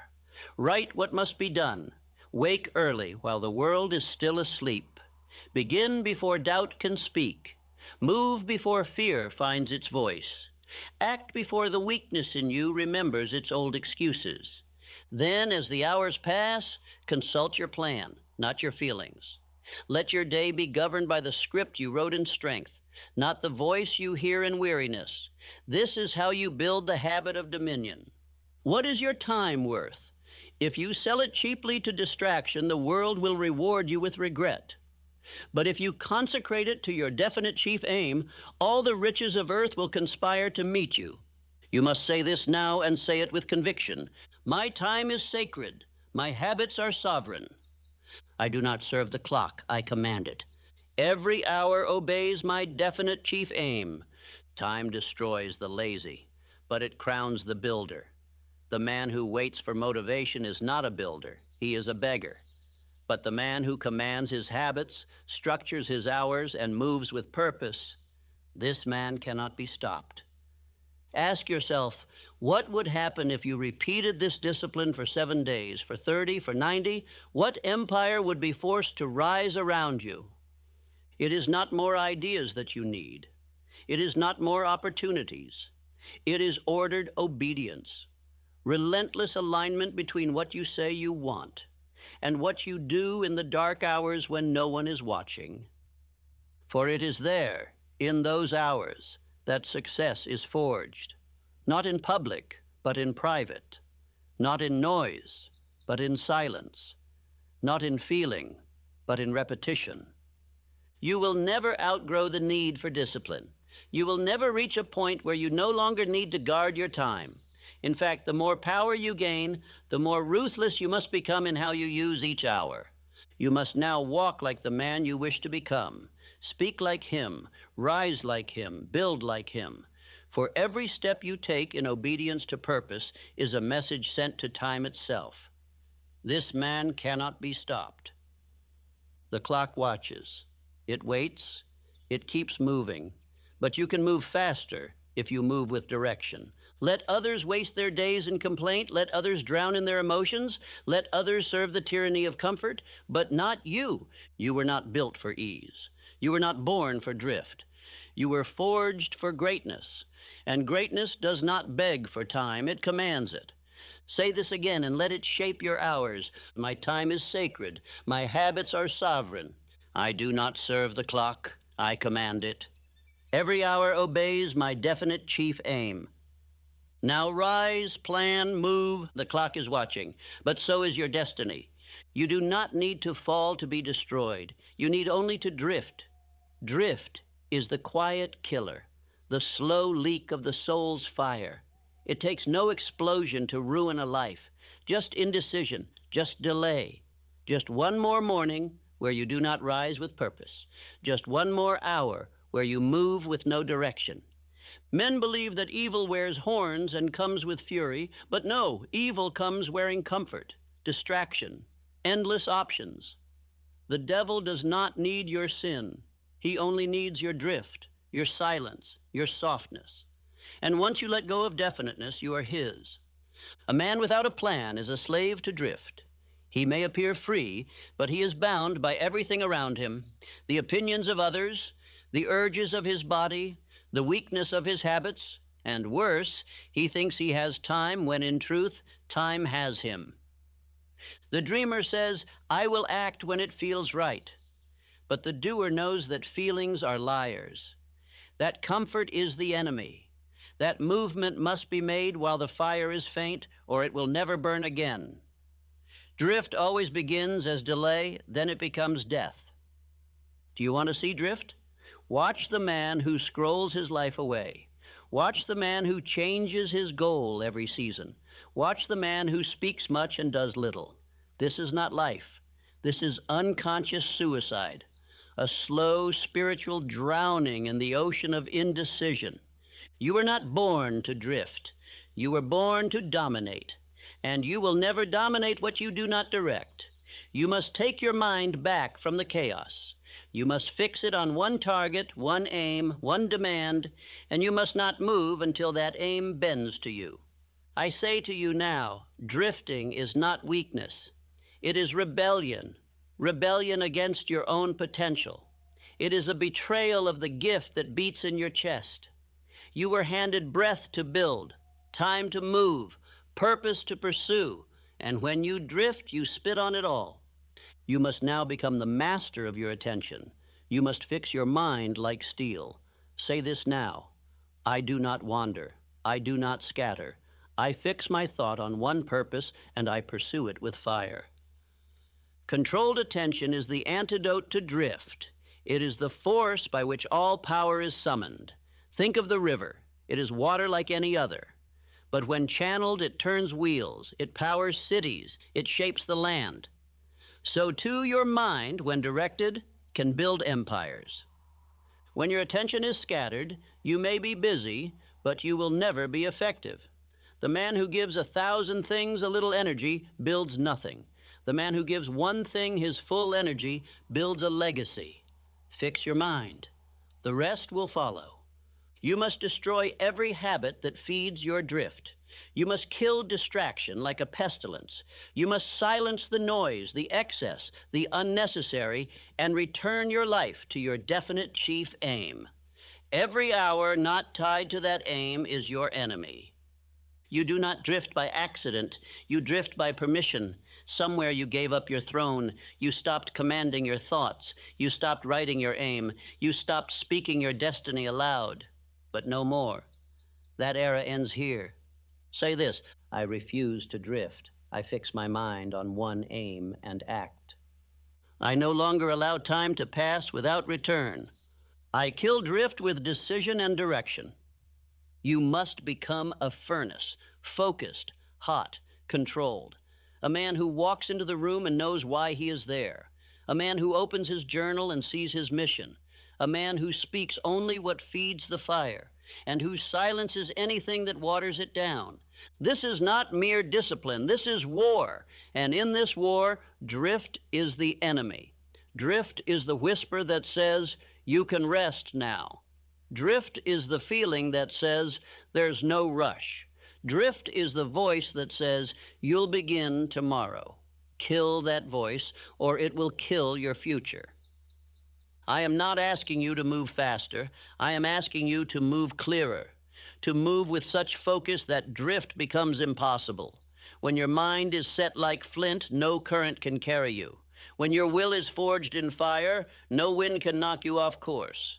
Consider the thousands who wait for retirement to begin, who wait for children to grow, who wait for the perfect mood, the right weather, the better economy. They wait their entire lives and then die with the pain of unbegun purpose. This is the graveyard of the drifter. But you will not join them. You will rise. You will command your thought, your time, your attention. You will write your aim. You will speak your aim. You will become your aim. And so I ask you now, where is your attention? Where does it go when you rise?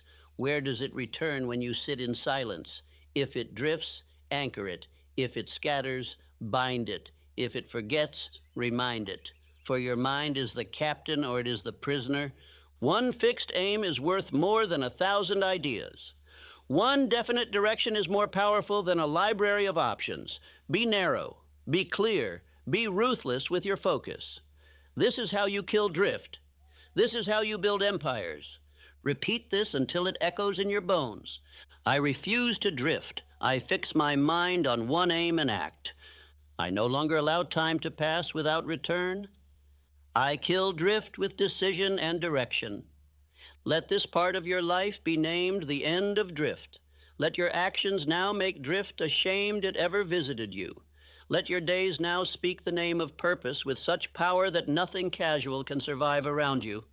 You are not weak. You are not broken. You are not trying your best. You are either definite or you are not. Decide, commit, execute. Drift dies when decision becomes a daily law. There is a law that moves faster than time itself. It is not found on calendars. It is not governed by clocks. It is not slowed by the fears of men. It is called faith. And when it is born in the soul of a man, he is no longer restrained by appearances. He begins to move by vision. Time obeys faith. The man who waits for proof stays poor. But the man who moves by inner certainty causes the world to yield. Faith is not wishing. Faith is not hoping. Faith is seeing the invisible so clearly that it becomes inevitable. You have been told that time heals, that time brings results, that time will change things. But that is false. Time changes nothing without a man who uses it with faith. You must stop bowing to time and start commanding it with belief.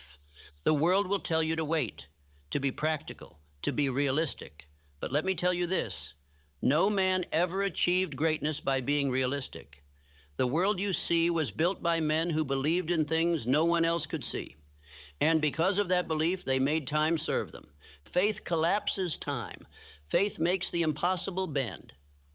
Faith does not ask if it is possible. It begins with the assumption that it is already done. And when your subconscious mind receives that belief, it begins to reorganize your entire world to match it. I do not speak of blind belief. I speak of trained belief. Faith that is forged through repetition, through autosuggestion, through the daily command of the Spirit over the senses, through the principle that what you feed the mind with persistence becomes your reality. The subconscious mind obeys emotion. It does not hear casual requests.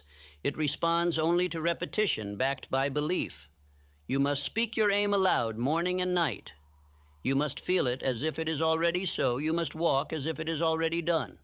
This is not fantasy. This is law. The subconscious is the bridge between you and infinite intelligence, and it cannot be tricked. It must be trained. It must be impressed with intensity. It must be filled with your aim until it becomes real.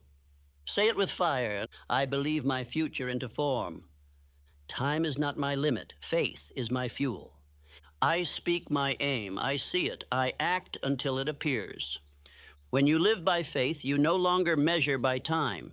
You measure by movement. You move as the man who already possesses the result. And that movement calls forth resources, people, circumstances that cannot be explained by logic. Faith is the only power that creates something from nothing. It is the force that turns thought into gold, vision into empire, word into wealth. Without it, you are a wanderer. With it, you are a creator. Think of Edison. Did he wait for others to believe in the electric light? Number. He believed alone. He believed in a world of darkness, and that belief carried him through thousands of failures until light obeyed. That is how you must walk. You do not need the world to agree. You do not need permission. You do not need evidence. You need only one decision backed by faith. And then you must persist until the world rearranges itself to match your inner conviction. Let this be written in your soul. Time follows belief. The man who walks by faith commands his results. The man who waits for perfect timing remains a servant to fear. You must begin now to build the rhythm of belief. Do not speak doubt. Do not rehearse failure. Do not wait for clarity. You must move before you are ready. You must speak before you see. You must act before you feel qualified.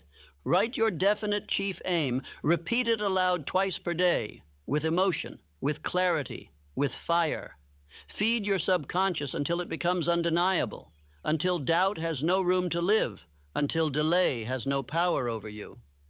Your environment will try to distract you. Your past will try to shame you, but you must return to your belief every single morning. You must make it your law, your ritual, your command. You must say to yourself, I believe, I act, I persist, I receive. This is not magic. This is the structure of all success. It is how Ford built his company, how Lincoln led a nation, how Rockefeller rose from nothing. They believed when there was no reason to, and that belief created the reasons. Faith is faster than fear. Faith builds faster than worry. Faith does not sit, it advances. If you wait until you feel ready, you will never begin. But if you act in faith, readiness will catch up to you.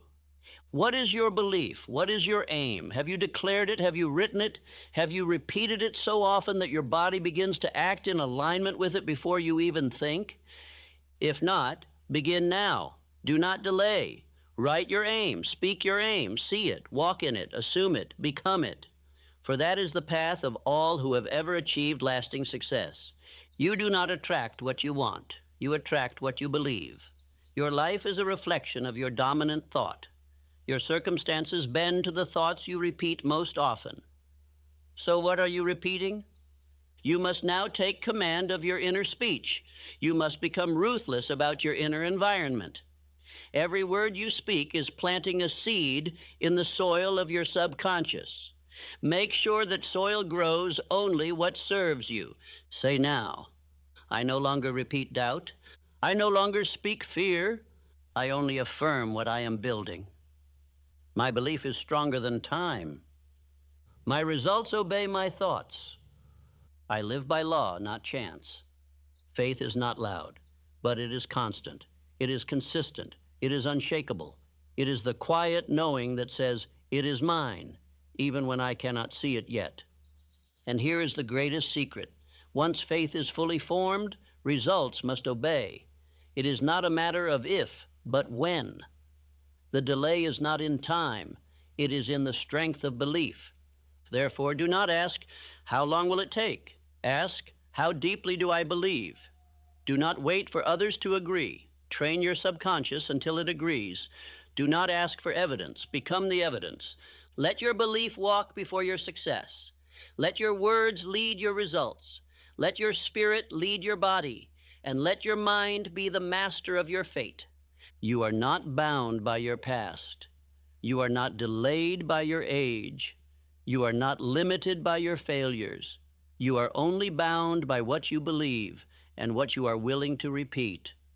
So repeat truth, repeat power, repeat purpose. Speak what you want and speak it until it obeys. This is the path. This is the law. This is how time becomes your servant instead of your master. Final affirmations for this part. I believe my future into form. Time is not my limit. Faith is my fuel. I speak my aim, I see it, I act until it appears. This hour is not small, it is sacred. For what you do in this single moment echoes into the future of your family, your name, your legacy. You may think you are simply deciding how to spend your morning, but in truth you are writing your history. The world remembers only one kind of man, the man who finished what he started, the man who built when others waited, the man who chose sacrifice when others chose sleep. And you must now decide, will you be that man? Cosmic habit force does not reward your intentions, it rewards your patterns. Whatever you repeat becomes your life. Whatever you rehearse in thought, in action, in belief, this becomes the house your family must live in. You are not just living your life. You are building a template for those who come after you. If you rise late, drift often, quit quickly, your children will too. But if you live in purpose, in daily command, your descendants will walk the path you paved. You think the hours you waste belong to you. They do not. They belong to your lineage. Every moment you spend in fear becomes a legacy of fear. Every hour spent in faith becomes a legacy of freedom. There is no neutral ground. Every thought either builds or breaks. Every habit either lifts or lowers. Every decision either advances or delays the destiny of those who will one day bear your name. You must now act with legacy in mind. Ask yourself, if my son copied my morning, would he rise in power or stumble in weakness? If my daughter repeated my self-talk, would she speak with confidence or echo the voice of fear? The greatest men do not think in hours. They think in generations. They know that the impact of their actions will outlive their breath. And so they live not just for themselves, but for the 1,000 yet unborn. You cannot pass down wealth if you never learned discipline. You cannot give your children confidence if you never mastered your own doubt. You cannot pass strength unless you live it. The inheritance of the soul is greater than silver. The legacy of discipline is more powerful than gold. And the man who builds his day in purpose builds a dynasty, even if he starts with nothing. There is no future in drifting. There is no peace in comfort. There is no wealth in waiting. But there is greatness in daily, deliberate, disciplined action. That is the only law time will ever obey. Your family is watching you, whether they are born yet or not. They are watching to see if you will rise. They are waiting to see if someone in the bloodline will finally build something that lasts. And I say, let it be you. Let your name become a symbol of greatness. Let your habits become armor for the next generation. Let your faith become a fire that burns in their bones. Let your discipline become a gate through which they walk into freedom. This hour matters more than you know. This moment is not about checking a box or feeling productive. It is about shifting the course of your entire lineage. It is about reclaiming the power that drift and fear have stolen for decades. If you waste this hour, you may still survive, but your greatness will not. And your children may never taste the fruits of the tree you were born to plant. So plant it now. Plant it in silence. Plant it in repetition. Plant it in action. Let this be the hour where everything turns. Let this be the hour you began to live as if your bloodline depended on it. For it does. Say this aloud and imprint it on your mind. My habits build the house my family will live in. I act today not for comfort, but for inheritance. What I do this hour becomes my children's future. Do not let comfort steal your legacy. Do not let fear silence your discipline. Do not let distraction take the place of your definite chief aim. Rise earlier than your excuses. Move before the world wakes. Build in silence what your family will one day thank you for. Your environment may not understand. Your friends may not notice. But your descendants will live inside your decision. And remember, repetition is the key. You do not need to be perfect. You must only be persistent. Repeat your aim. Repeat your belief. Repeat your action. That is the only rhythm that creates unshakable legacy. Each hour that you dedicate to your purpose becomes a foundation stone in the mansion of your lineage. Each habit repeated with faith becomes a sword handed to your children. Each refusal to drift becomes a wall between them and weakness.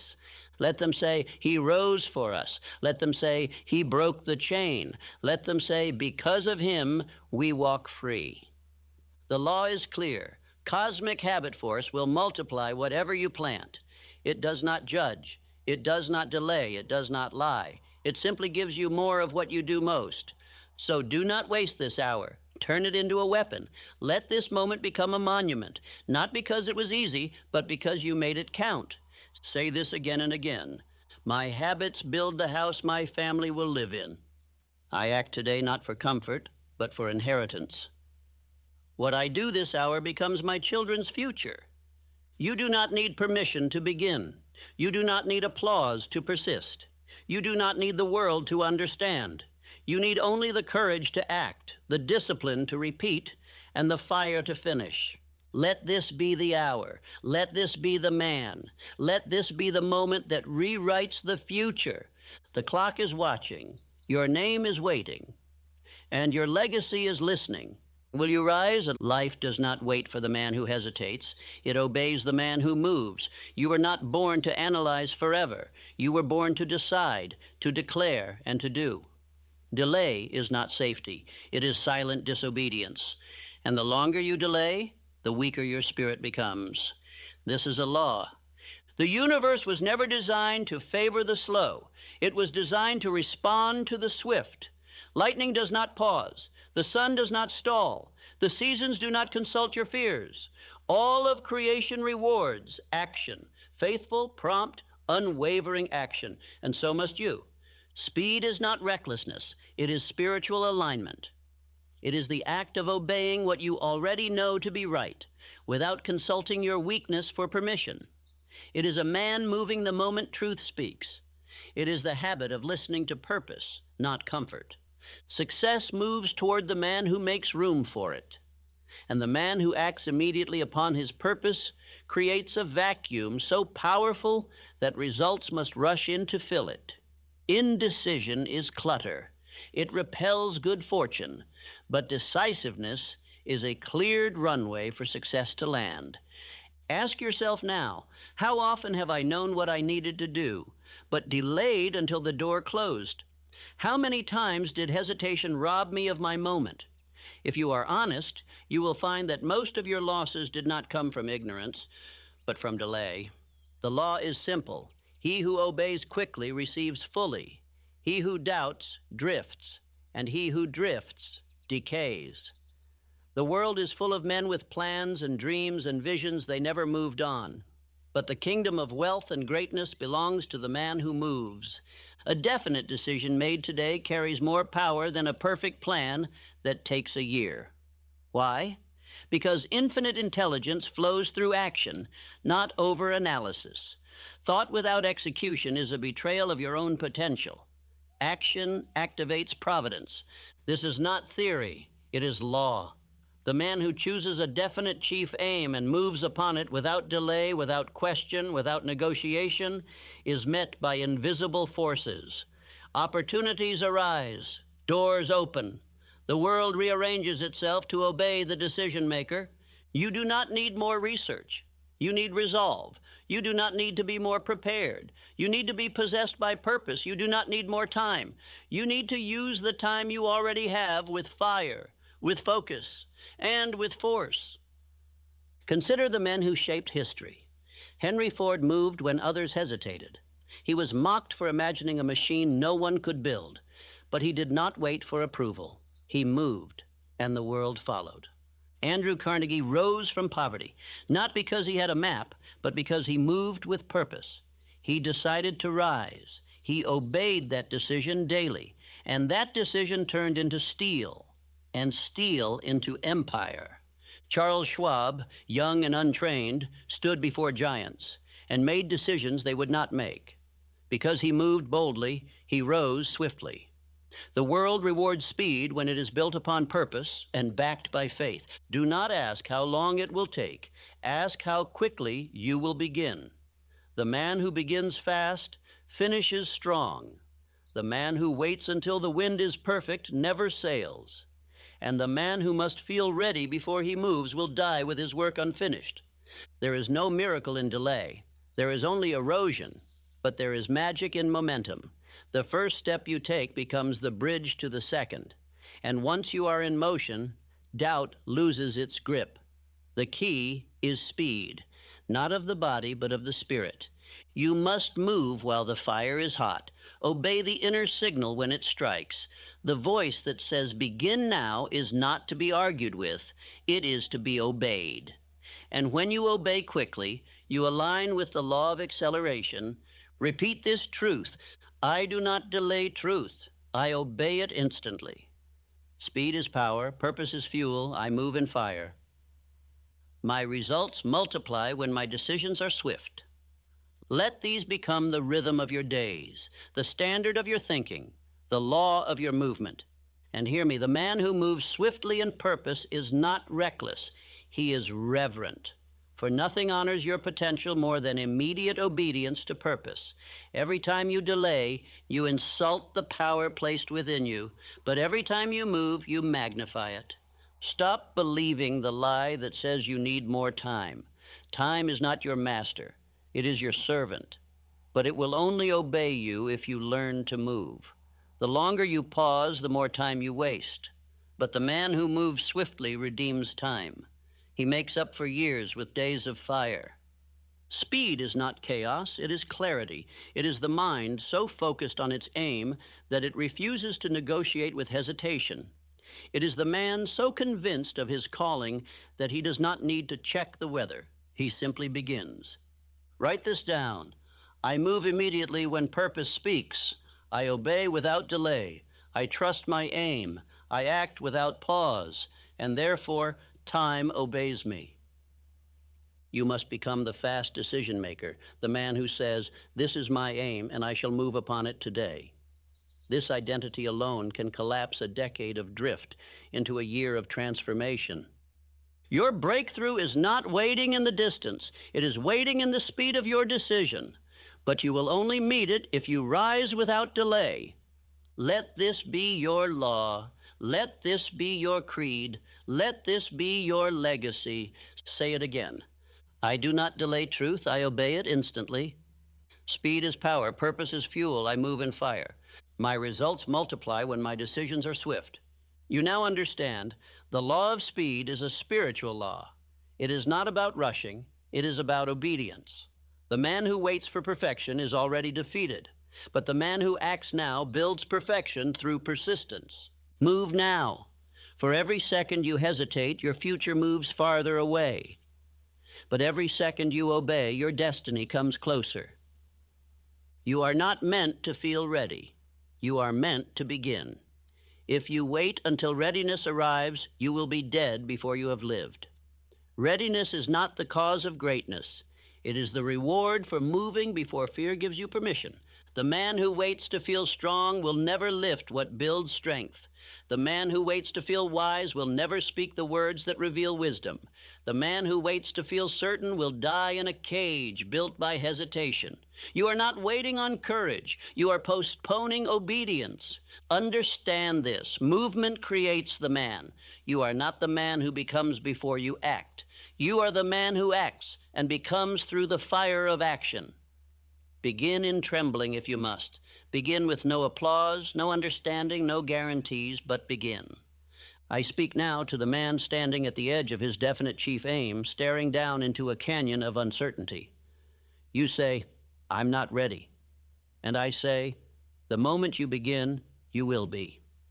You say, "I need to know more." I say, "Knowledge grows with obedience." You say, "What if I fail?" And I say, "What if you don't begin?" All great men began before the path was lit.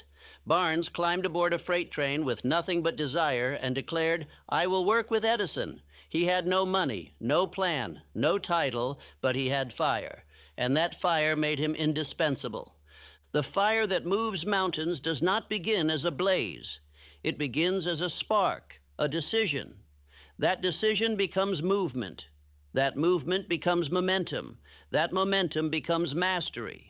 But the first step must come before the mind believes it is ready. Do not insult your destiny by asking for certainty.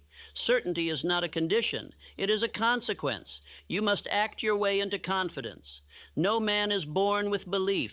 He builds it by keeping his word to himself day after day, even when it costs him. You were not made for safety.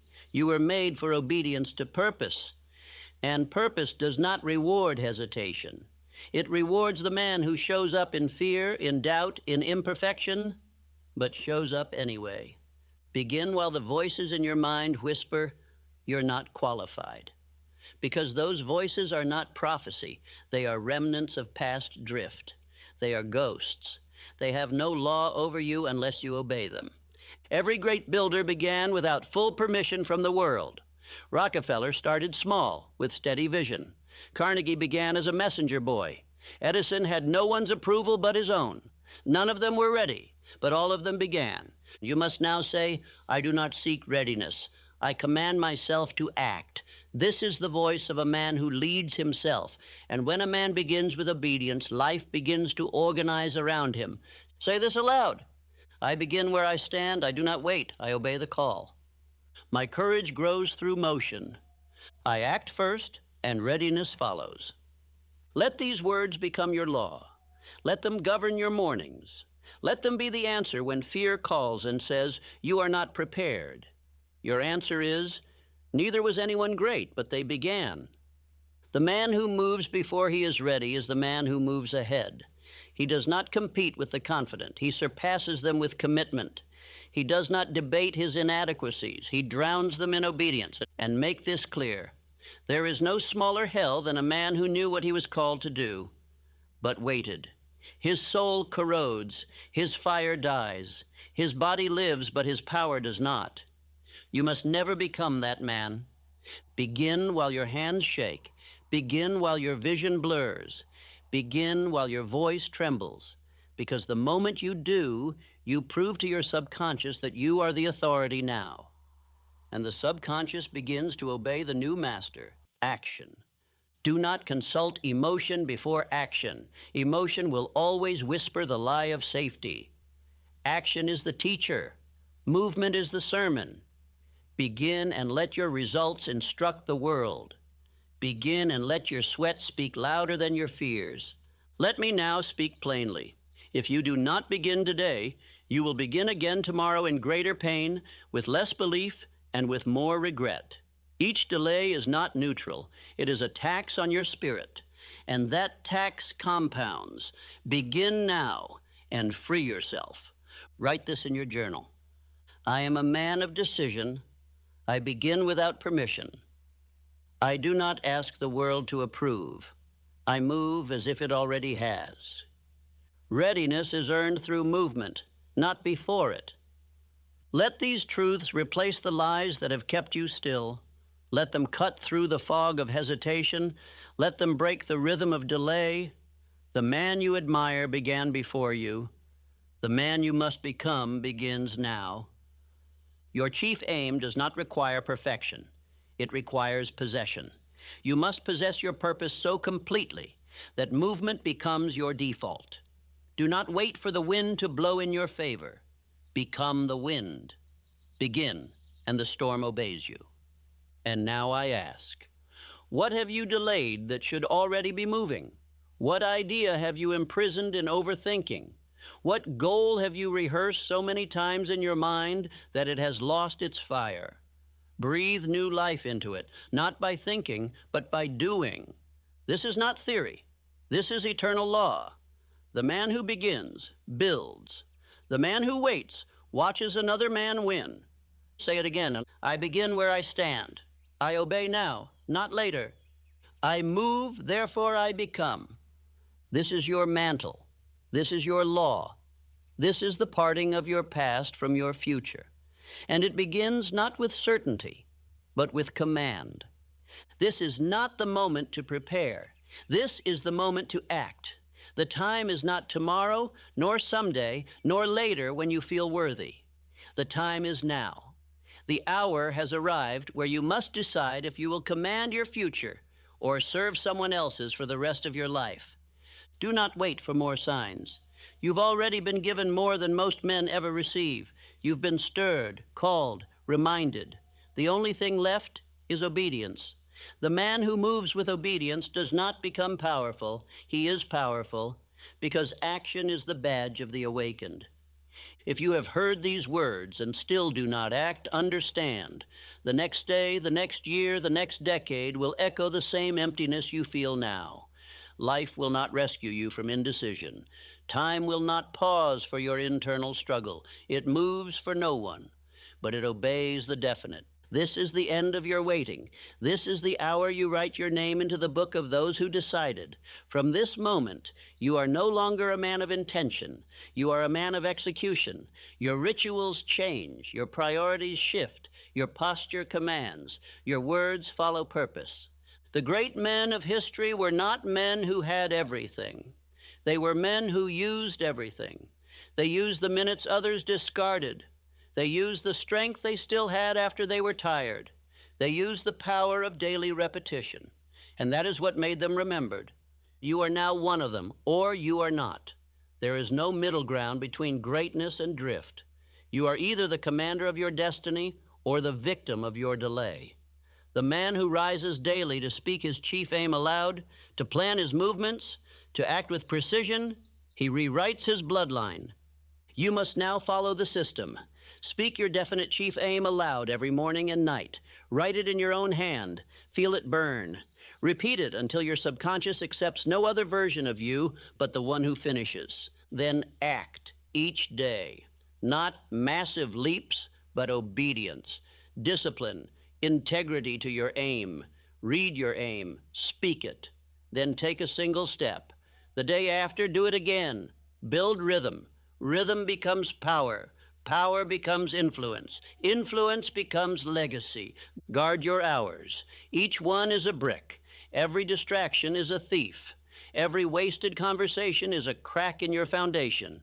Say no to anything that does not serve the man you are becoming.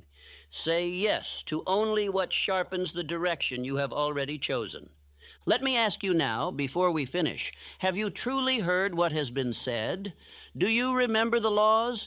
Do you know them, not casually, but in your habits?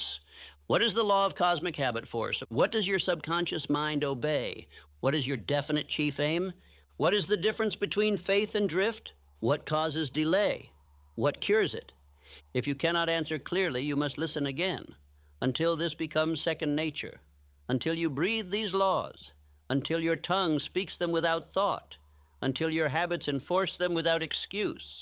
You are not here to be stirred. You are here to be commanded by the truth. And this truth has one requirement: begin. Begin while others delay. Begin while the world sleeps. Begin while the emotion is raw. Begin before you are forgotten. Begin before another year steals your hope. Begin before your children inherit your hesitation. Begin before your soul grows calloused by compromise. This is the hour, and there may never be another like it. If you walk away from this message unchanged, your mind will harden, your excuses will multiply, your identity will collapse into the same pit where millions of men lie buried, men who knew but did not do. You are not one of them. You will rise. You will obey. You will repeat until your future obeys you. You will make your family proud, not through wealth alone, but through example. You will build not only success, but sovereignty. Final affirmations. Repeat each slowly. I wake now, I rise now, I act now. The clock no longer commands me. I command myself. The time is now. The decision is mine. The future is waiting. I will not drift. I will not delay. I will not repeat the old life. I write the new story in action, not words. I finish. I persist. I am definite. And now is your final command. Stand up, move, begin the task you've avoided, open the page, write the aim, send the letter, make the call, cancel the delay. Start now, not because it is perfect, but because it is time. Because the clock has waited long enough, and so have you.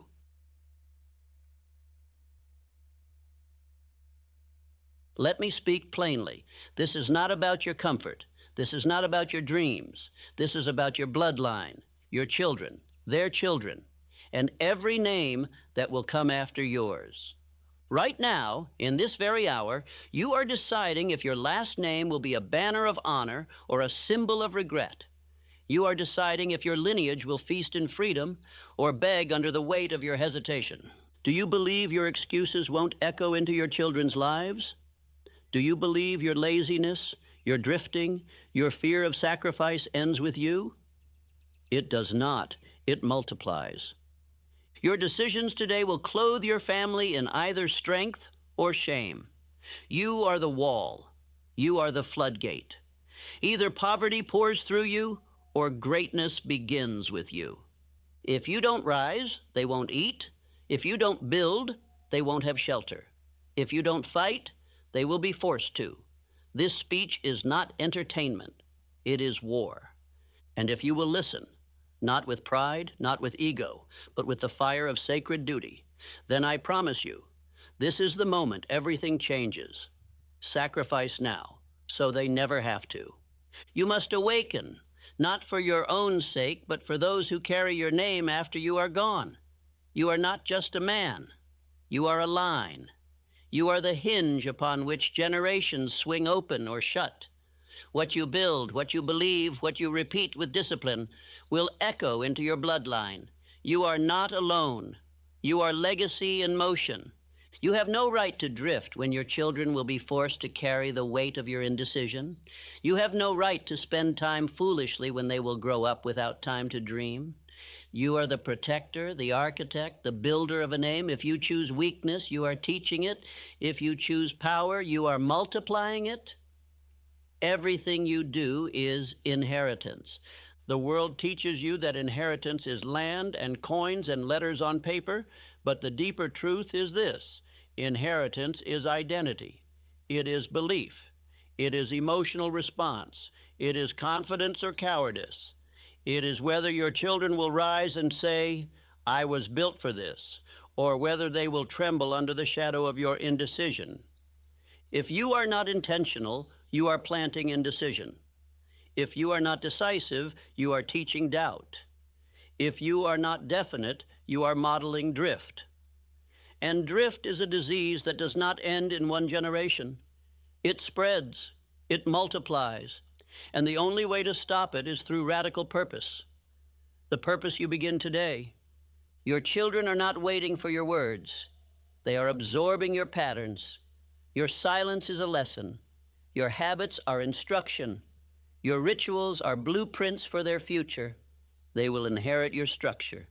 Whether it was built for kings or built for slaves is entirely up to you. I've seen this firsthand. A father who never set a chief aim, who never disciplined his time, his tone, or his mind. He left behind no enemies, but no weapons either. His sons did not inherit poverty. They inherited indecision, and that poverty ran deeper than coin. It touched their marriages, their focus, their very manhood. You say you love your family, then do not tell me, show me. Love is not a feeling. It is the structure you leave behind. It is the internal fortress you construct through daily action and moral fire. To love your family is to become a man of spiritual governance. I teach the principle of the cosmic habit force, the invisible law that builds your life by the habits you repeat. But this law does not die with you. It continues through your line. The rhythm of your household becomes the rhythm of their minds. If you rise early, speak truth, and act in purpose, they will remember. If you complain, delay, and drift, they will also remember. Understand, the law is not broken. It is obeyed or disobeyed. But it does not stop. You may choose the rhythm.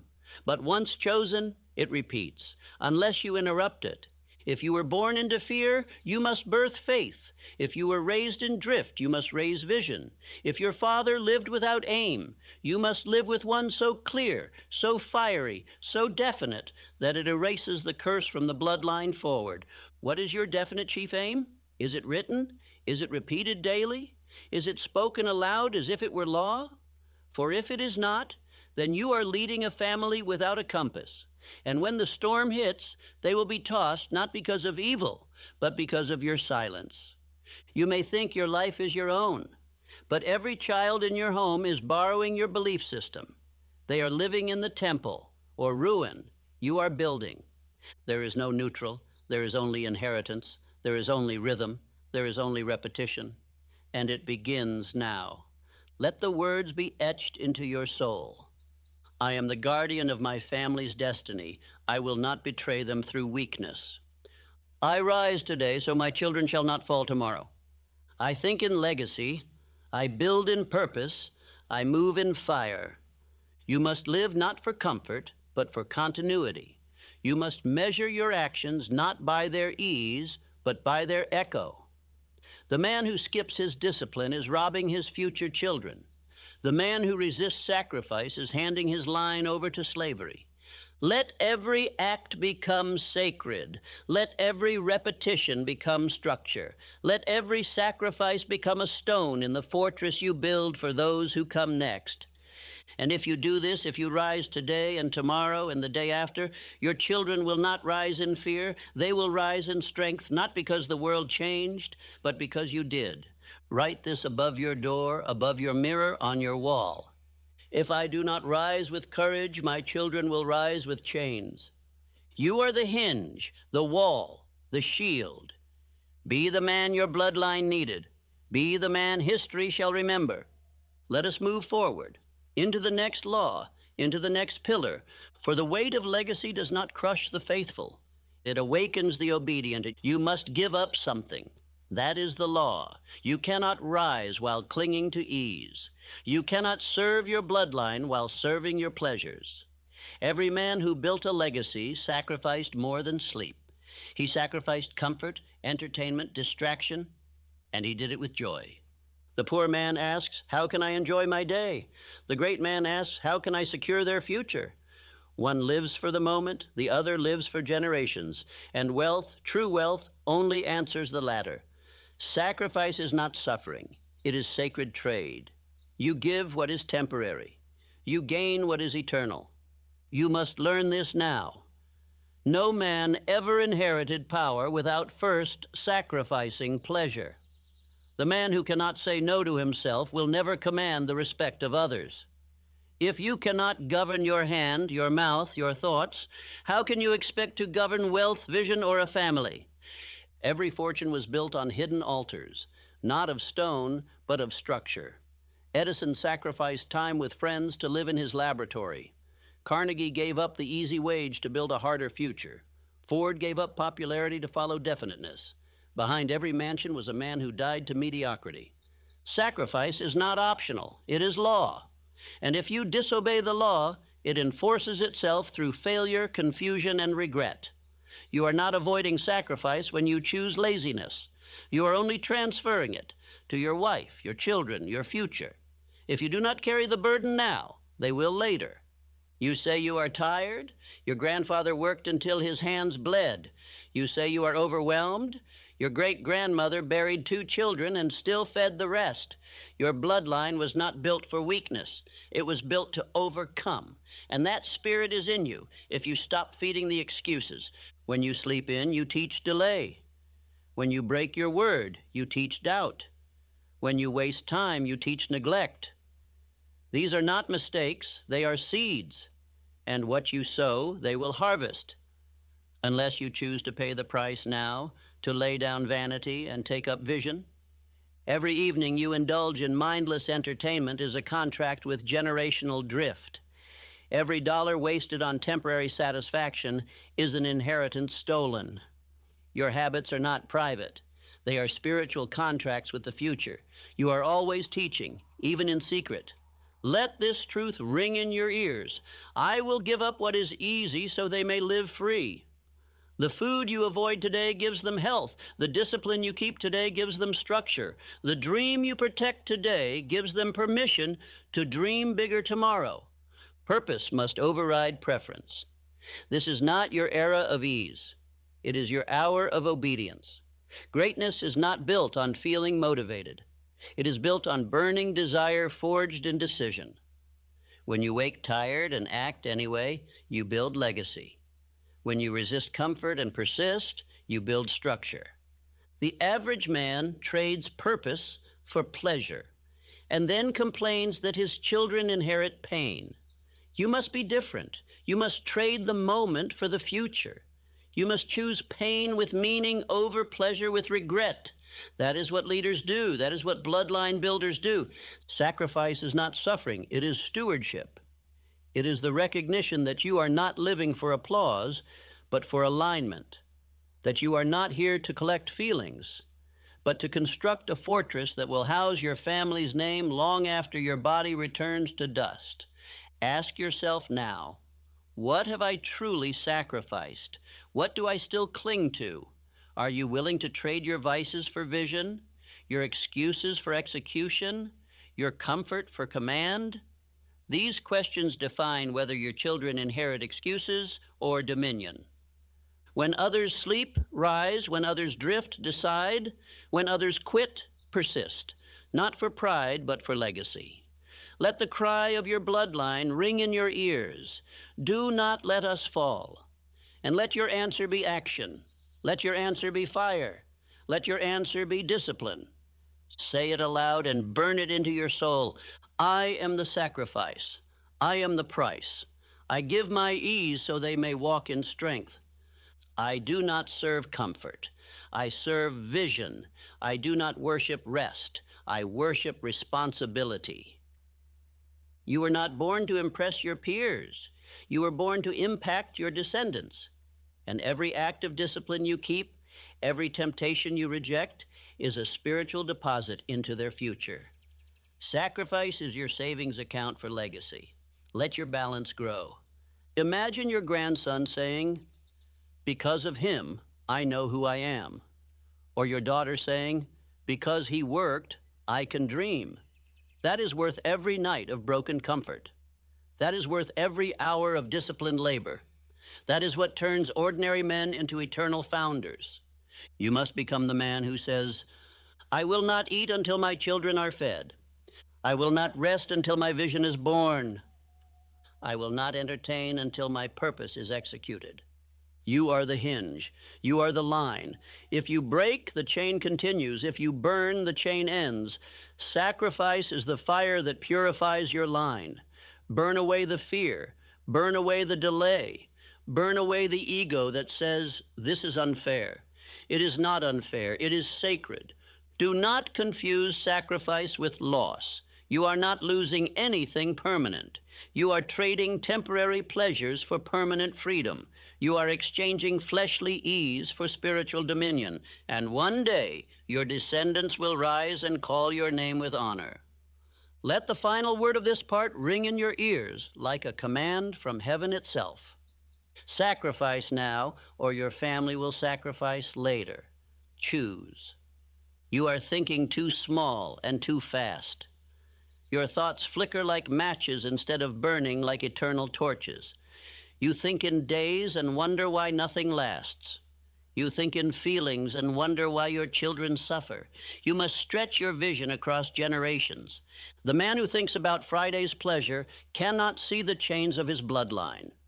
The man who plans only a year ahead cannot build a name that lasts a century. But the man who plants in centuries, he births an unbreakable foundation. That is the man you must become. Most men think about how to impress strangers. Great men think about how to free their descendants. The world teaches you to seek attention. Hill teaches you to seek alignment. You must not live for applause. You must live for inheritance, spiritual and eternal. Do not waste your days trying to be seen. Use your days to build what they will stand upon. You must think beyond your own grave. You must make decisions that your grandchildren will thank you for, even if they never know your name. That is greatness. That is manhood. Your calendar reveals your curse or your crown. Do you plan with emotion or with eternity? Are your thoughts governed by what the news says, or are they governed by what your lineage needs? Ask yourself, what decisions am I making today that will still bear fruit in 100 years? You are not late. You are simply underdeveloped in vision. The man who feels behind is the man who judged his progress by the world's noise, not by his own eternal rhythm. Start again, but this time build as though your bloodline depends on it, because it does. Hill said, "The man who cannot think in terms longer than a day will never rise beyond a wage." And I add this, the man who does not think in terms longer than his lifetime will never break the curses that bound his ancestors. This is not about progress. This is about permanence. Great men do not think, what do I want today? They ask, what will my descendants need tomorrow? They plant not just trees, but forests. They write not just goals, but legacies. They live not for comfort, but for continuity. You must become that man. Let us speak plainly. If your thoughts never stretch beyond your paycheck, your descendants will never stretch beyond your shadow. If your plans end with your own life, your children will inherit nothing but repetition. If your mind is short-term, your impact will be short-lived. The world teaches urgency based on fear. I teach urgency based on purpose. The world says, move fast or be replaced. I say, think eternal or be forgotten.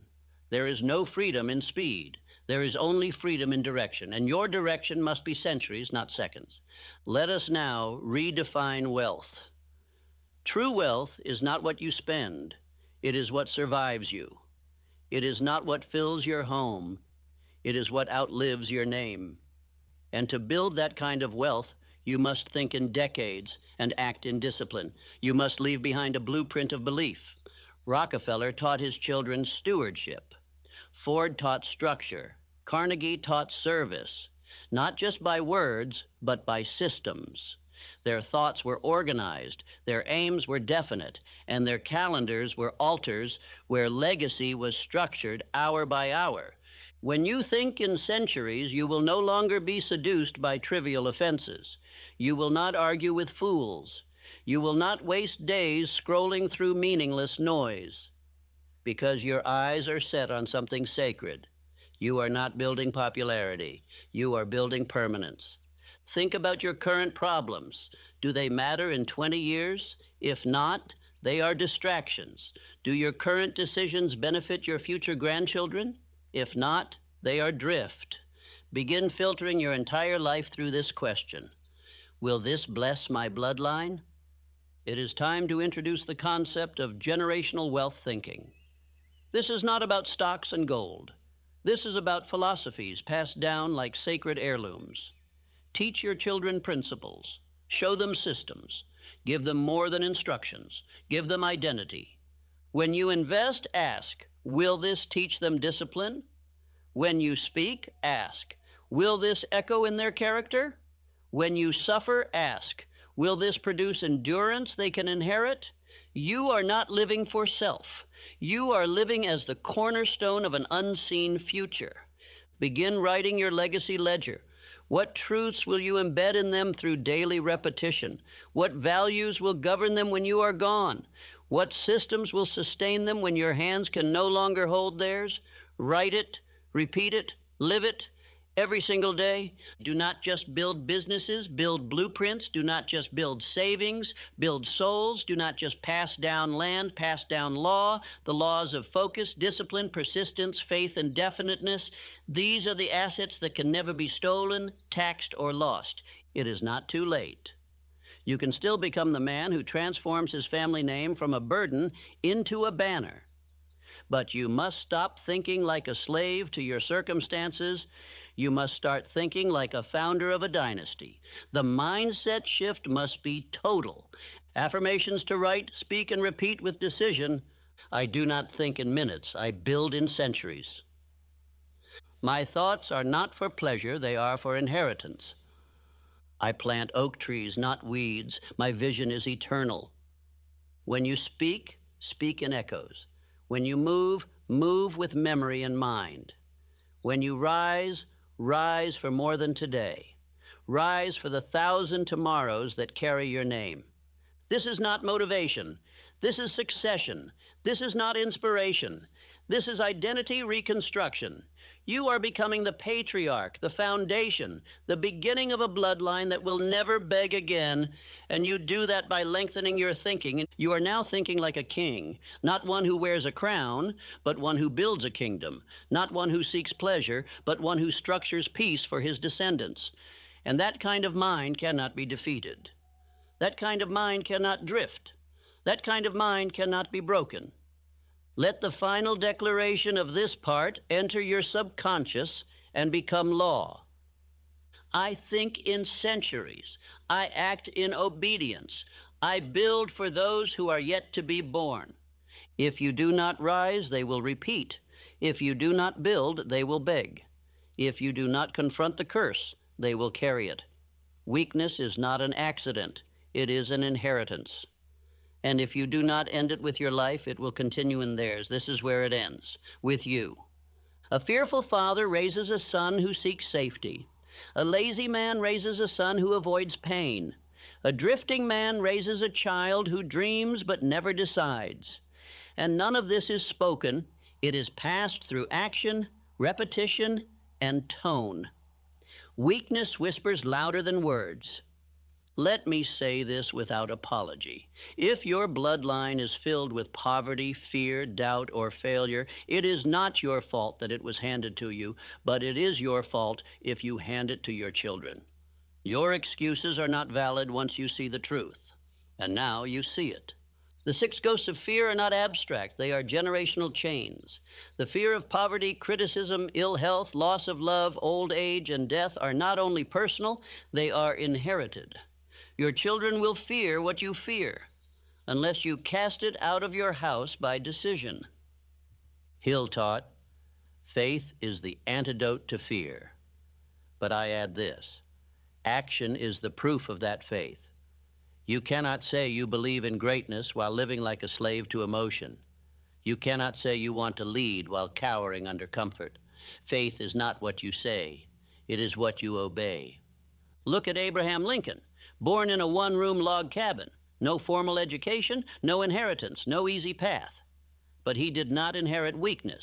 He inherited obscurity. And he used that silence to build strength. He became the father of a nation because he first fathered his mind. If your grandfather was a coward and your father a dreamer, then you must be the doer.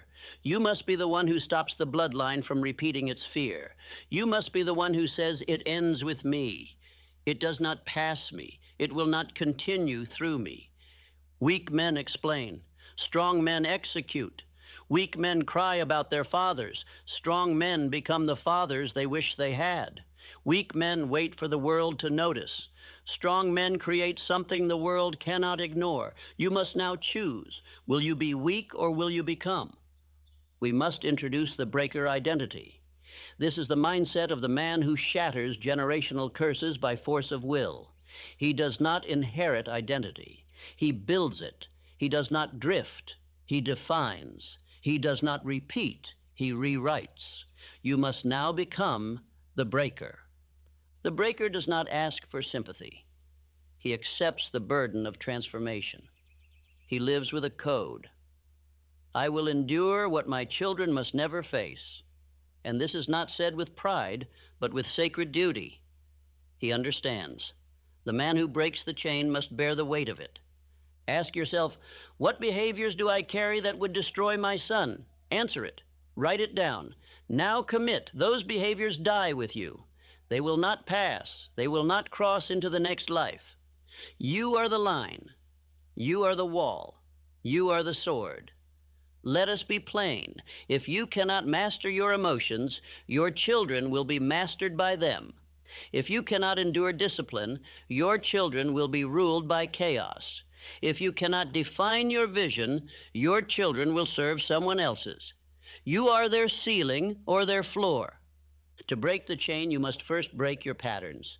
Wake early, plan daily, reject distraction, read truth, speak affirmations aloud, repeat your chief aim morning and night. These are not suggestions. These are bloodline rituals, daily, without negotiation. Affirmations to be spoken as law. I am the chain breaker. I carry the fire and I end the fear. I do not hand down excuses. I pass on strength, order, vision, and belief. I serve my descendants by mastering myself. Let us reflect on the deeper law, cosmic habit force. Whatever you repeat becomes permanent. If you repeat cowardice, it becomes culture.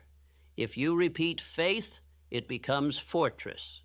What you do daily becomes what your children do automatically. You must reprogram the rhythm. And do not confuse comfort with love. Comfort breeds stagnation. Discipline breeds strength. If you want to love your family, lead them. If you want to bless your children, train yourself. If you want to give them peace, first master your own mind. Now hear this. Every failure you refuse to confront today will multiply in your child tomorrow. Every fear you excuse today will echo in their life. Every weakness you justify today will become their identity. If you do not act with urgency, you are handing them a curse. Look at Thomas Edison. His mother was told he was mentally broken. She refused that belief. She trained his mind. He grew up and gave light to the world. One act of faith, one refusal to accept limitation. That's what it means to break the chain. You are not born weak. You are trained into weakness. But you can be retrained. You can build a new pattern. And when you do, everything changes. Not just for you, but for every unborn child who will carry your blood. They will inherit your decision or your delay. Choose now. This is not pressure. This is power. You are not burdened by this truth. You are blessed with it. You are no longer drifting. You are now on divine assignment. You are the one your bloodline has waited for. Rise, obey, break the curse. Let us repeat the sacred identity. I am the one who ends the cycle. I do not complain about the past. I command the future. I become the father of a new bloodline, one of discipline, one of power, one of victory. You are not the end. You are the beginning. You are not repeating. You are writing. You are not cursed. You are chosen. And now, by this decision, your name becomes sacred. Your habits become holy. Your identity becomes armor. And your legacy becomes eternal. Let the final command of this part settle deep into your subconscious. I am the end of fear and the beginning of faith. My children will never know the chains I break today. You say you want to change your family's future, but I ask you, do your actions declare that, or only your emotions? For what is a man's love for his children if it is not forged into discipline? What does a man truly hand down if not the evidence of his daily obedience to order? The destiny of your bloodline is not built in dreams. It is constructed in repetition, in the invisible rituals, in the thankless hours, in the early rising and the refusal to sleep before the duty is done. This is what builds a bloodline. Not luck, not inheritance, but discipline. The man who masters his day shapes his dynasty. The one who governs his calendar commands his name to rise. Your life is not random, it is rhythmic, and what you repeat becomes your family's religion. You cannot pass down discipline until you live as its servant. Let this be etched in your mind. Your calendar is your bloodline's will. Every hour you waste becomes a habit your children will inherit. Every goal you abandon becomes a limit they will never question. If you drift, they will drown. If you decide, they will dominate. You believe you love your family, then prove it. By the system you build, by the habits you master, by the focus you enforce. Do not hand down empty inspiration. Hand down a blueprint. Hand down a way of living so strong it outlives your body. Discipline is not restriction. It is multiplication. When a man becomes governed by purpose, everything expands. Wealth grows. Peace deepens. Power becomes automatic. You want to build freedom? Then become its most loyal servant through absolute daily order. What are your rituals? Do you rise early? Do you read truth aloud? Do you repeat your definite chief aim twice daily? Do you review your progress? Do you correct your drift? If not, why should your children live any different than you? Routines are not boring. They are sacred. A man's ritual is his character made visible. A man's schedule is his mind put on paper. If your children copied your current habits for the next 10 years, would they rise or would they collapse? Let me ask you plainly. If your descendants inherit your self-discipline, will it make them wealthy or worried? Will they walk with structure or beg for direction? Will they fear time or will they command it? Your habits are either an inheritance or a burden. You're not just building a business, a body, or a name. You're building a template that will be repeated. What you do in secret will become their standard. They will not rise higher than your current ceiling unless you shatter it. Discipline is not optional. It is spiritual law. The man who moves in decision must also persist in repetition. For a single act changes little, but repeated action in obedience to purpose moves mountains, breaks curses, and erects kingdoms that cannot be shaken. Do not give your children wealth they are not trained to govern. That is not love. It is a curse. Give them identity. Give them principles. Give them the structure that will protect their spirit and multiply their mission. That only comes through visible, practiced, enforced discipline. Every decision you delay trains your family to tolerate hesitation. Every compromise you make becomes a future addiction. Every day you do not lead becomes a day the enemy does. Either you control your habits or they control your bloodline. You were not born to live by impulse. You were born to master yourself through law. You are not to be ruled by fatigue, distraction, or mood. You are a vessel of command. And the man who commands himself earns the right to lead his family into greatness. Discipline is not a tool, it is a crown, and it is not given freely. It is earned in silence, in solitude, in sacrifice. It is polished through repetition. It is tested through delay. And once you wear it, your name becomes a fortress for generations. Henry Ford did not rise because of a single invention. He rose because of systematic mastery. He repeated excellence daily. His hands were never idle. His mind was fixed on definite action. He moved not when convenient, but when necessary. That is discipline. That is what builds dynasties. Do not confuse action with discipline. Many men act, but few move under law. Many are busy, but undirected. Many are emotional, but never obedient. Discipline is not scattered motion. It is focused fire. You burn a trail through history by doing the same thing daily in service to your purpose. The disciplined man does not wait to feel ready. He does not check his emotions before executing. He rises before the world stirs. He commands the day before it commands him. He repeats his affirmations. He tracks his work. He corrects his drift. That is the path. Walk it. Ask yourself again, if my descendants copied my day, would they win? If the answer is no, then change the day. Replace weakness with ritual. Replace guessing with planning. Replace emotion with execution. Replace silence with repeated self-command. Let these affirmations shape your being. I rise before the world because I serve a greater world to come. I am the architect of habit. I build routines that my children will one day stand upon. My discipline is my devotion. I show my love by my law. Discipline is not an inconvenience. It is the very essence of love for your family. When you delay your comfort, you accelerate their future. When you reject laziness, you inject certainty into your household. Your legacy is built in the hour no one sees, but everyone feels. Do not wait for your children to become adults to teach them structure. Teach them now by who you are. Let them see a man who does not negotiate with laziness. Let them watch a leader who obeys his plan. Let them rise not by chance, but by blueprint. There is a reason so few bloodlines rise. It is not because they are hated by God or cursed by fate. It is because discipline has been despised. But you were born to reverse the rhythm. You were called to live above mood. You were chosen to govern the mind with will. Let us affirm again, my routine is the weapon I wield against drift. I love my family enough to live by law, not emotion. My name will be a synonym for structure, power, and peace. Now let me say something that may sting, but it will free you. Your love means nothing without proof. And the greatest proof of love is discipline. Not promises, not tears, not declarations, but order, repeated, without fail, until it becomes identity. End with this sacred charge.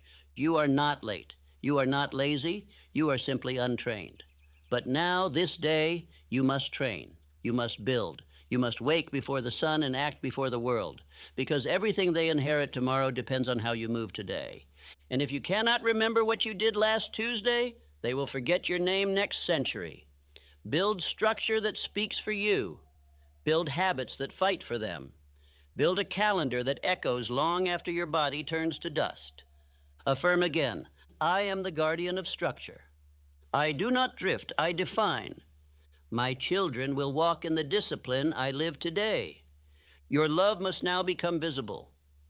Your identity must now become habit. Your bloodline is shaped not by dreams, but by repetition, by law, by schedule, by sacrifice. Let it begin before the sun rises tomorrow. You speak of legacy and think of houses, land, or banknotes. But wealth without principle is a curse in disguise. What good is silver if your soul is empty? What good is inheritance if your children cannot carry it with strength, clarity, and truth? Everything that can be stolen is not truly yours. You must build what cannot be burned. Character, integrity, identity, conviction. These are the riches that fire cannot touch. These are the treasures that do not rust. These are the gifts that pass through generations, untouched by war, depression, or decline. The man who builds only wealth leaves his family weak. But the man who builds belief, vision, and moral structure, he leaves them unconquerable. There are men who inherited millions and lost it all. There are men who inherited nothing but faith and built empires. Do not let your family inherit cash and confusion. Let them inherit clarity and courage. Let them be named among the righteous because their father chose to build inward first. Your power must not come from appearance. It must come from obedience to eternal law. You are not remembered for what you owned. You are remembered for what you stood for. And if your name becomes synonymous with discipline, generosity, and strength, your grandchildren will walk into rooms your feet never touched, and doors will open in your honor. Build your name like a temple, not a slogan, but a standard, not a feeling, but a frame. You were not born to be remembered for hobbies or luxuries. You were born to represent a principle, a law, a higher way of being. When your family speaks of you, let them speak with reverence. Begin with this question. If all your possessions were burned tomorrow, would your children still know how to rebuild? Would they have the internal tools, the belief system, the self-command? Or would they stand before the ashes and weep, having never been taught how to create? The fire always comes. The market will fall. The banks will close. The titles will vanish. But the man who trained his bloodline to rise, to believe, to obey inner law, he has built what cannot be burned. He has built eternity into his children. There are only two inheritances, what the world can give and what only the soul can pass on. Choose the greater treasure. Teach your sons how to command thought. Teach your daughters how to believe without fear. Teach your household how to speak vision into the silence. Begin writing your family's moral constitution, not in ink, but in ritual. Daily words of affirmation, repetition of identity, prayer before motion, truth before tasks. These are the things that carve strength into memory. These are the bricks of legacy. Let this become law in your household. Every child will grow under truth. Every morning will begin in command. Every evening will close in reflection. No one will drift. No one will guess. No one will fear the future, because the structure is fixed. Now understand this. Spiritual wealth requires your full obedience. You cannot pass down courage if you yourself live in fear. You cannot pass down faith if your habits contradict your words. The subconscious is always teaching. Your actions are sermons. So what are you building today that cannot be erased tomorrow? Not just buildings, but beliefs. Not just savings, but self-respect. Not just status, but moral strategy. Build an inheritance that outlives money. Let me tell you a story. A poor immigrant father, no education, no assets, gathers his sons and teaches them three things every day. Work with honor, speak with courage, serve with humility. That was all. And today, his lineage owns companies, churches, and communities. Why? Because the wealth was never money. It was philosophy. Do not envy those who build towers without foundations. They may rise quickly, but they fall in storms. You, however, are building roots. You are building a code. You are building strength that does not require applause. Your rewards will outlive you. Here is your intangible asset ledger. Record these daily. Courage. Did I act despite fear? Integrity. Did I speak and live in truth? Prayer. Did I connect to infinite intelligence before the world's noise? Resilience. Did I rise again when it would have been easier to drift? Service. Did I use my gifts to lift my family and others? These are the deposits. These are the things your children will not forget. These are the assets that cannot be taxed, stolen, or devalued. These are the materials that build dynasties of the spirit. Affirm this now and daily. I build what cannot burn. I create an invisible fortress. I pass on a code, not just currency. My name becomes their compass. My discipline becomes their inheritance.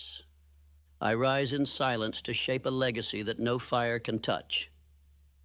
Let every man hearing this understand, what you tolerate today will multiply in your children, and what you repeat today will be repeated by them tomorrow. You are not building a moment. You are writing history with every act of discipline.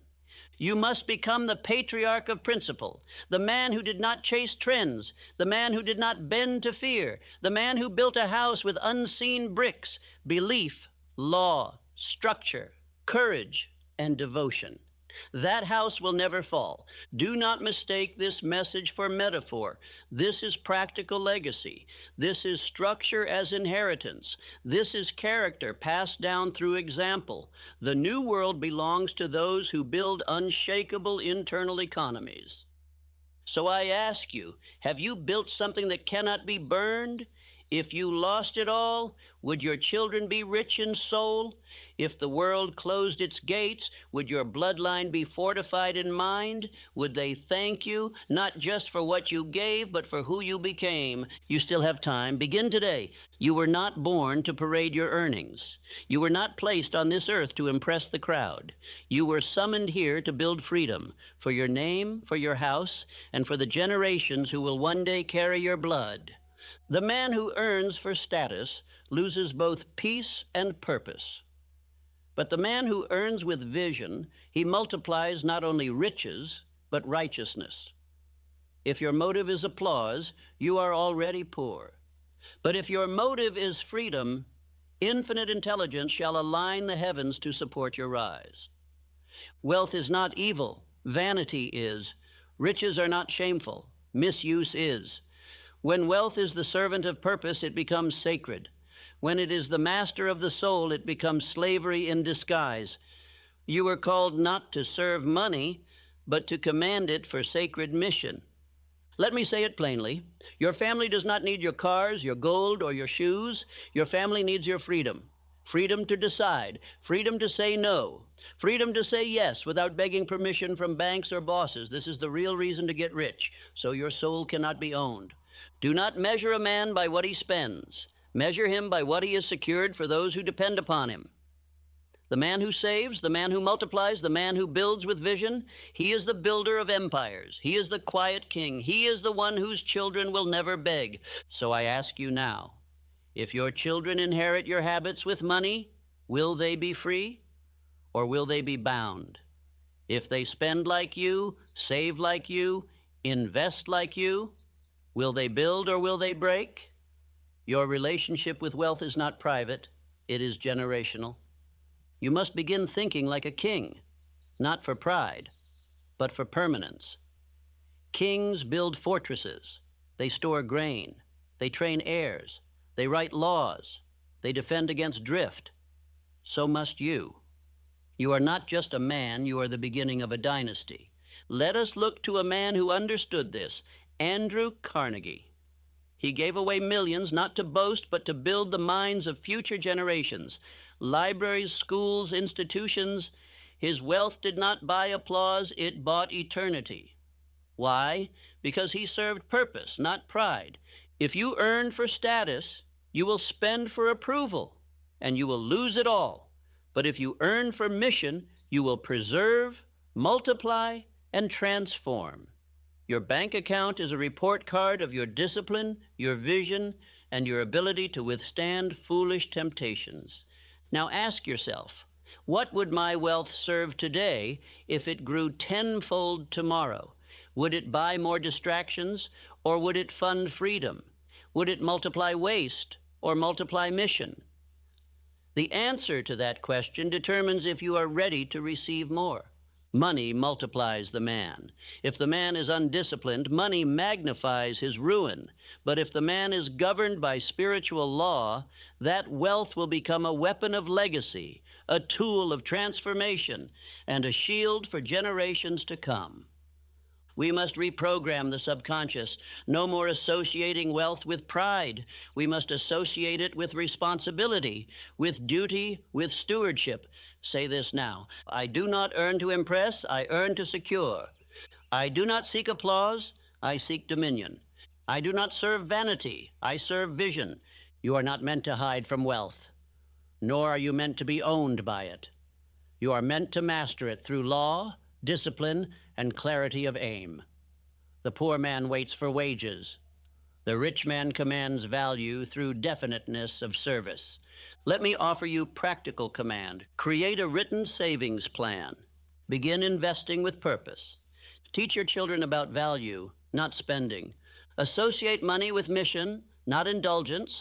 The man who teaches his children how to earn, how to save, how to serve, He gives them the keys to escape every system built to enslave them. You must become that man. Not tomorrow, today. Every dollar you save in discipline is a day your children will not be enslaved to debt. Every investment you make with vision is a door opened for your grandchildren. Every time you delay consumption for the sake of construction, you change the future. Wealth becomes holy when governed by purpose. It is no longer gold, it becomes seed. No longer status, it becomes structure. No longer noise, it becomes name. Your bloodline will not rise because of your jewelry. It will rise because of your judgment. Do not be seduced by the world's definition of success. Cars rust, applause fades, clothes rot. But freedom, when passed down, becomes generational force. When your children are free to dream, to serve, to build, it is because you bought them time through discipline. Let your life speak this truth. I earned not for myself, but for those I will never meet. I built not for applause, but for freedom. I sacrificed not for luxury, but for liberty. My family walks in light because I walked in fire. Let your wealth be structured around this vow. No child with my blood shall ever beg. No heir of mine shall bow to the world's poverty program. No soul born from my line shall drift. I build for them. I rise for them. I earn with discipline so they may live in dignity. This is your inheritance plan. Not only dollars, but decisions. Not only riches, but rituals. Not only cash, but character. If you obey the law daily, you will leave something more valuable than gold. You will leave a pattern of greatness. Affirm this: I do not buy freedom, I build it. My riches serve purpose, my purpose serves my people. I earn, I preserve, I multiply for them. Now take inventory. Every purchase, every budget, every expense. Ask, does this secure or seduce? Does this multiply or deplete? Does this serve my name or destroy my seed? Become ruthless in stewardship. Become righteous in structure. Let your wealth be so governed by law that it cannot help but increase. Let it be so filled with faith that no man can shake your peace. Let it be so rooted in clarity that even in drought your family thrives. You are the beginning of a new financial bloodline, not because of how much you earn, but because of how wisely you govern. Remember, the riches you do not respect will flee, but the riches you structure under law, they become your legacy. A moment will come when your children will either thank your name or curse it. That moment is not in their future. It is now. The decision rests not with them, but with you. You are the link. You are the hinge. You are the pivot on which the destiny of your bloodline turns. You must understand this. The soul of your lineage waits on your choice. You are the living declaration of what is permitted to continue and what ends with you. The drift, the poverty, the silence, the excuses, all of it can end here. But only if you decide it must. You are not just breaking your own limitations, you are rebuilding your family's name. Every repetition, every sacrifice, every disciplined act, it rewrites the story. It plants new patterns in the soil of your bloodline. Your habits are holy. Your words are prophetic. Your decisions are eternal. If you fail, your children will carry your fears. If you delay, they will inherit your doubts. If you quit, they will mimic that too. But if you rise, if you speak purpose, if you obey the law, you give them the permission to win before the world ever sees them. This is not just about you, this is about them, and the ones who will never meet you, but will walk in the freedom your sacrifice built. Now I ask you plainly, do you remember the laws? Have you written them down? Have you spoken them aloud? Or have you let them fade back into the fog of your former self? Answer this. What is your definite chief aim? What is the law of cosmic habit force? Who are your invisible counselors? What is the enemy of all progress? If you do not know, listen again. and again, until the answers rise from your mouth unshaken, until they are engraved upon your mind like Scripture. This speech is not meant to inspire. It is meant to reprogram. Let me remind you, your definite chief aim is the purpose you were born to fulfill. If you do not write it, you drift. If you do not speak it, you forget. If you do not act on it, you disobey. The law of cosmic habit force is the rhythm of the universe. It rewards repetition. It multiplies what is repeated. Poverty is repeated fear. Wealth is repeated obedience. Discipline is not temporary. It is eternal law. Your invisible counselors are the great minds whose wisdom you channel by focused imagination. Use them. Do not walk alone. You must train your mind to think with greatness daily. And the enemy of all progress? Indecision. Indecision kills more dreams than failure.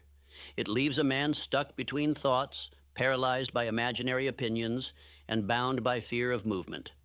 I now demand this of you. Study this daily. Read your aim aloud. Speak your affirmations without apology.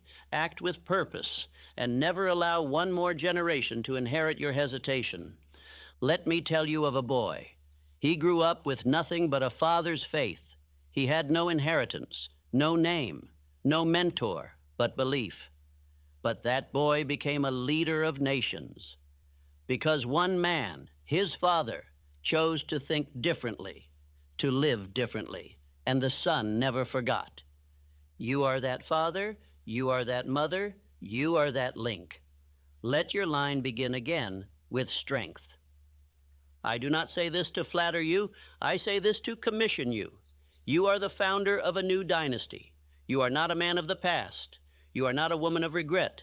You are the first stone of the new foundation. Say these words aloud, slowly, one line at a time, with belief in your bones. I will not drift. I command my thoughts. I serve purpose, not pleasure. I build for bloodline. I break the chain. These are not slogans. These are spiritual commands. Speak them until they echo through your subconscious.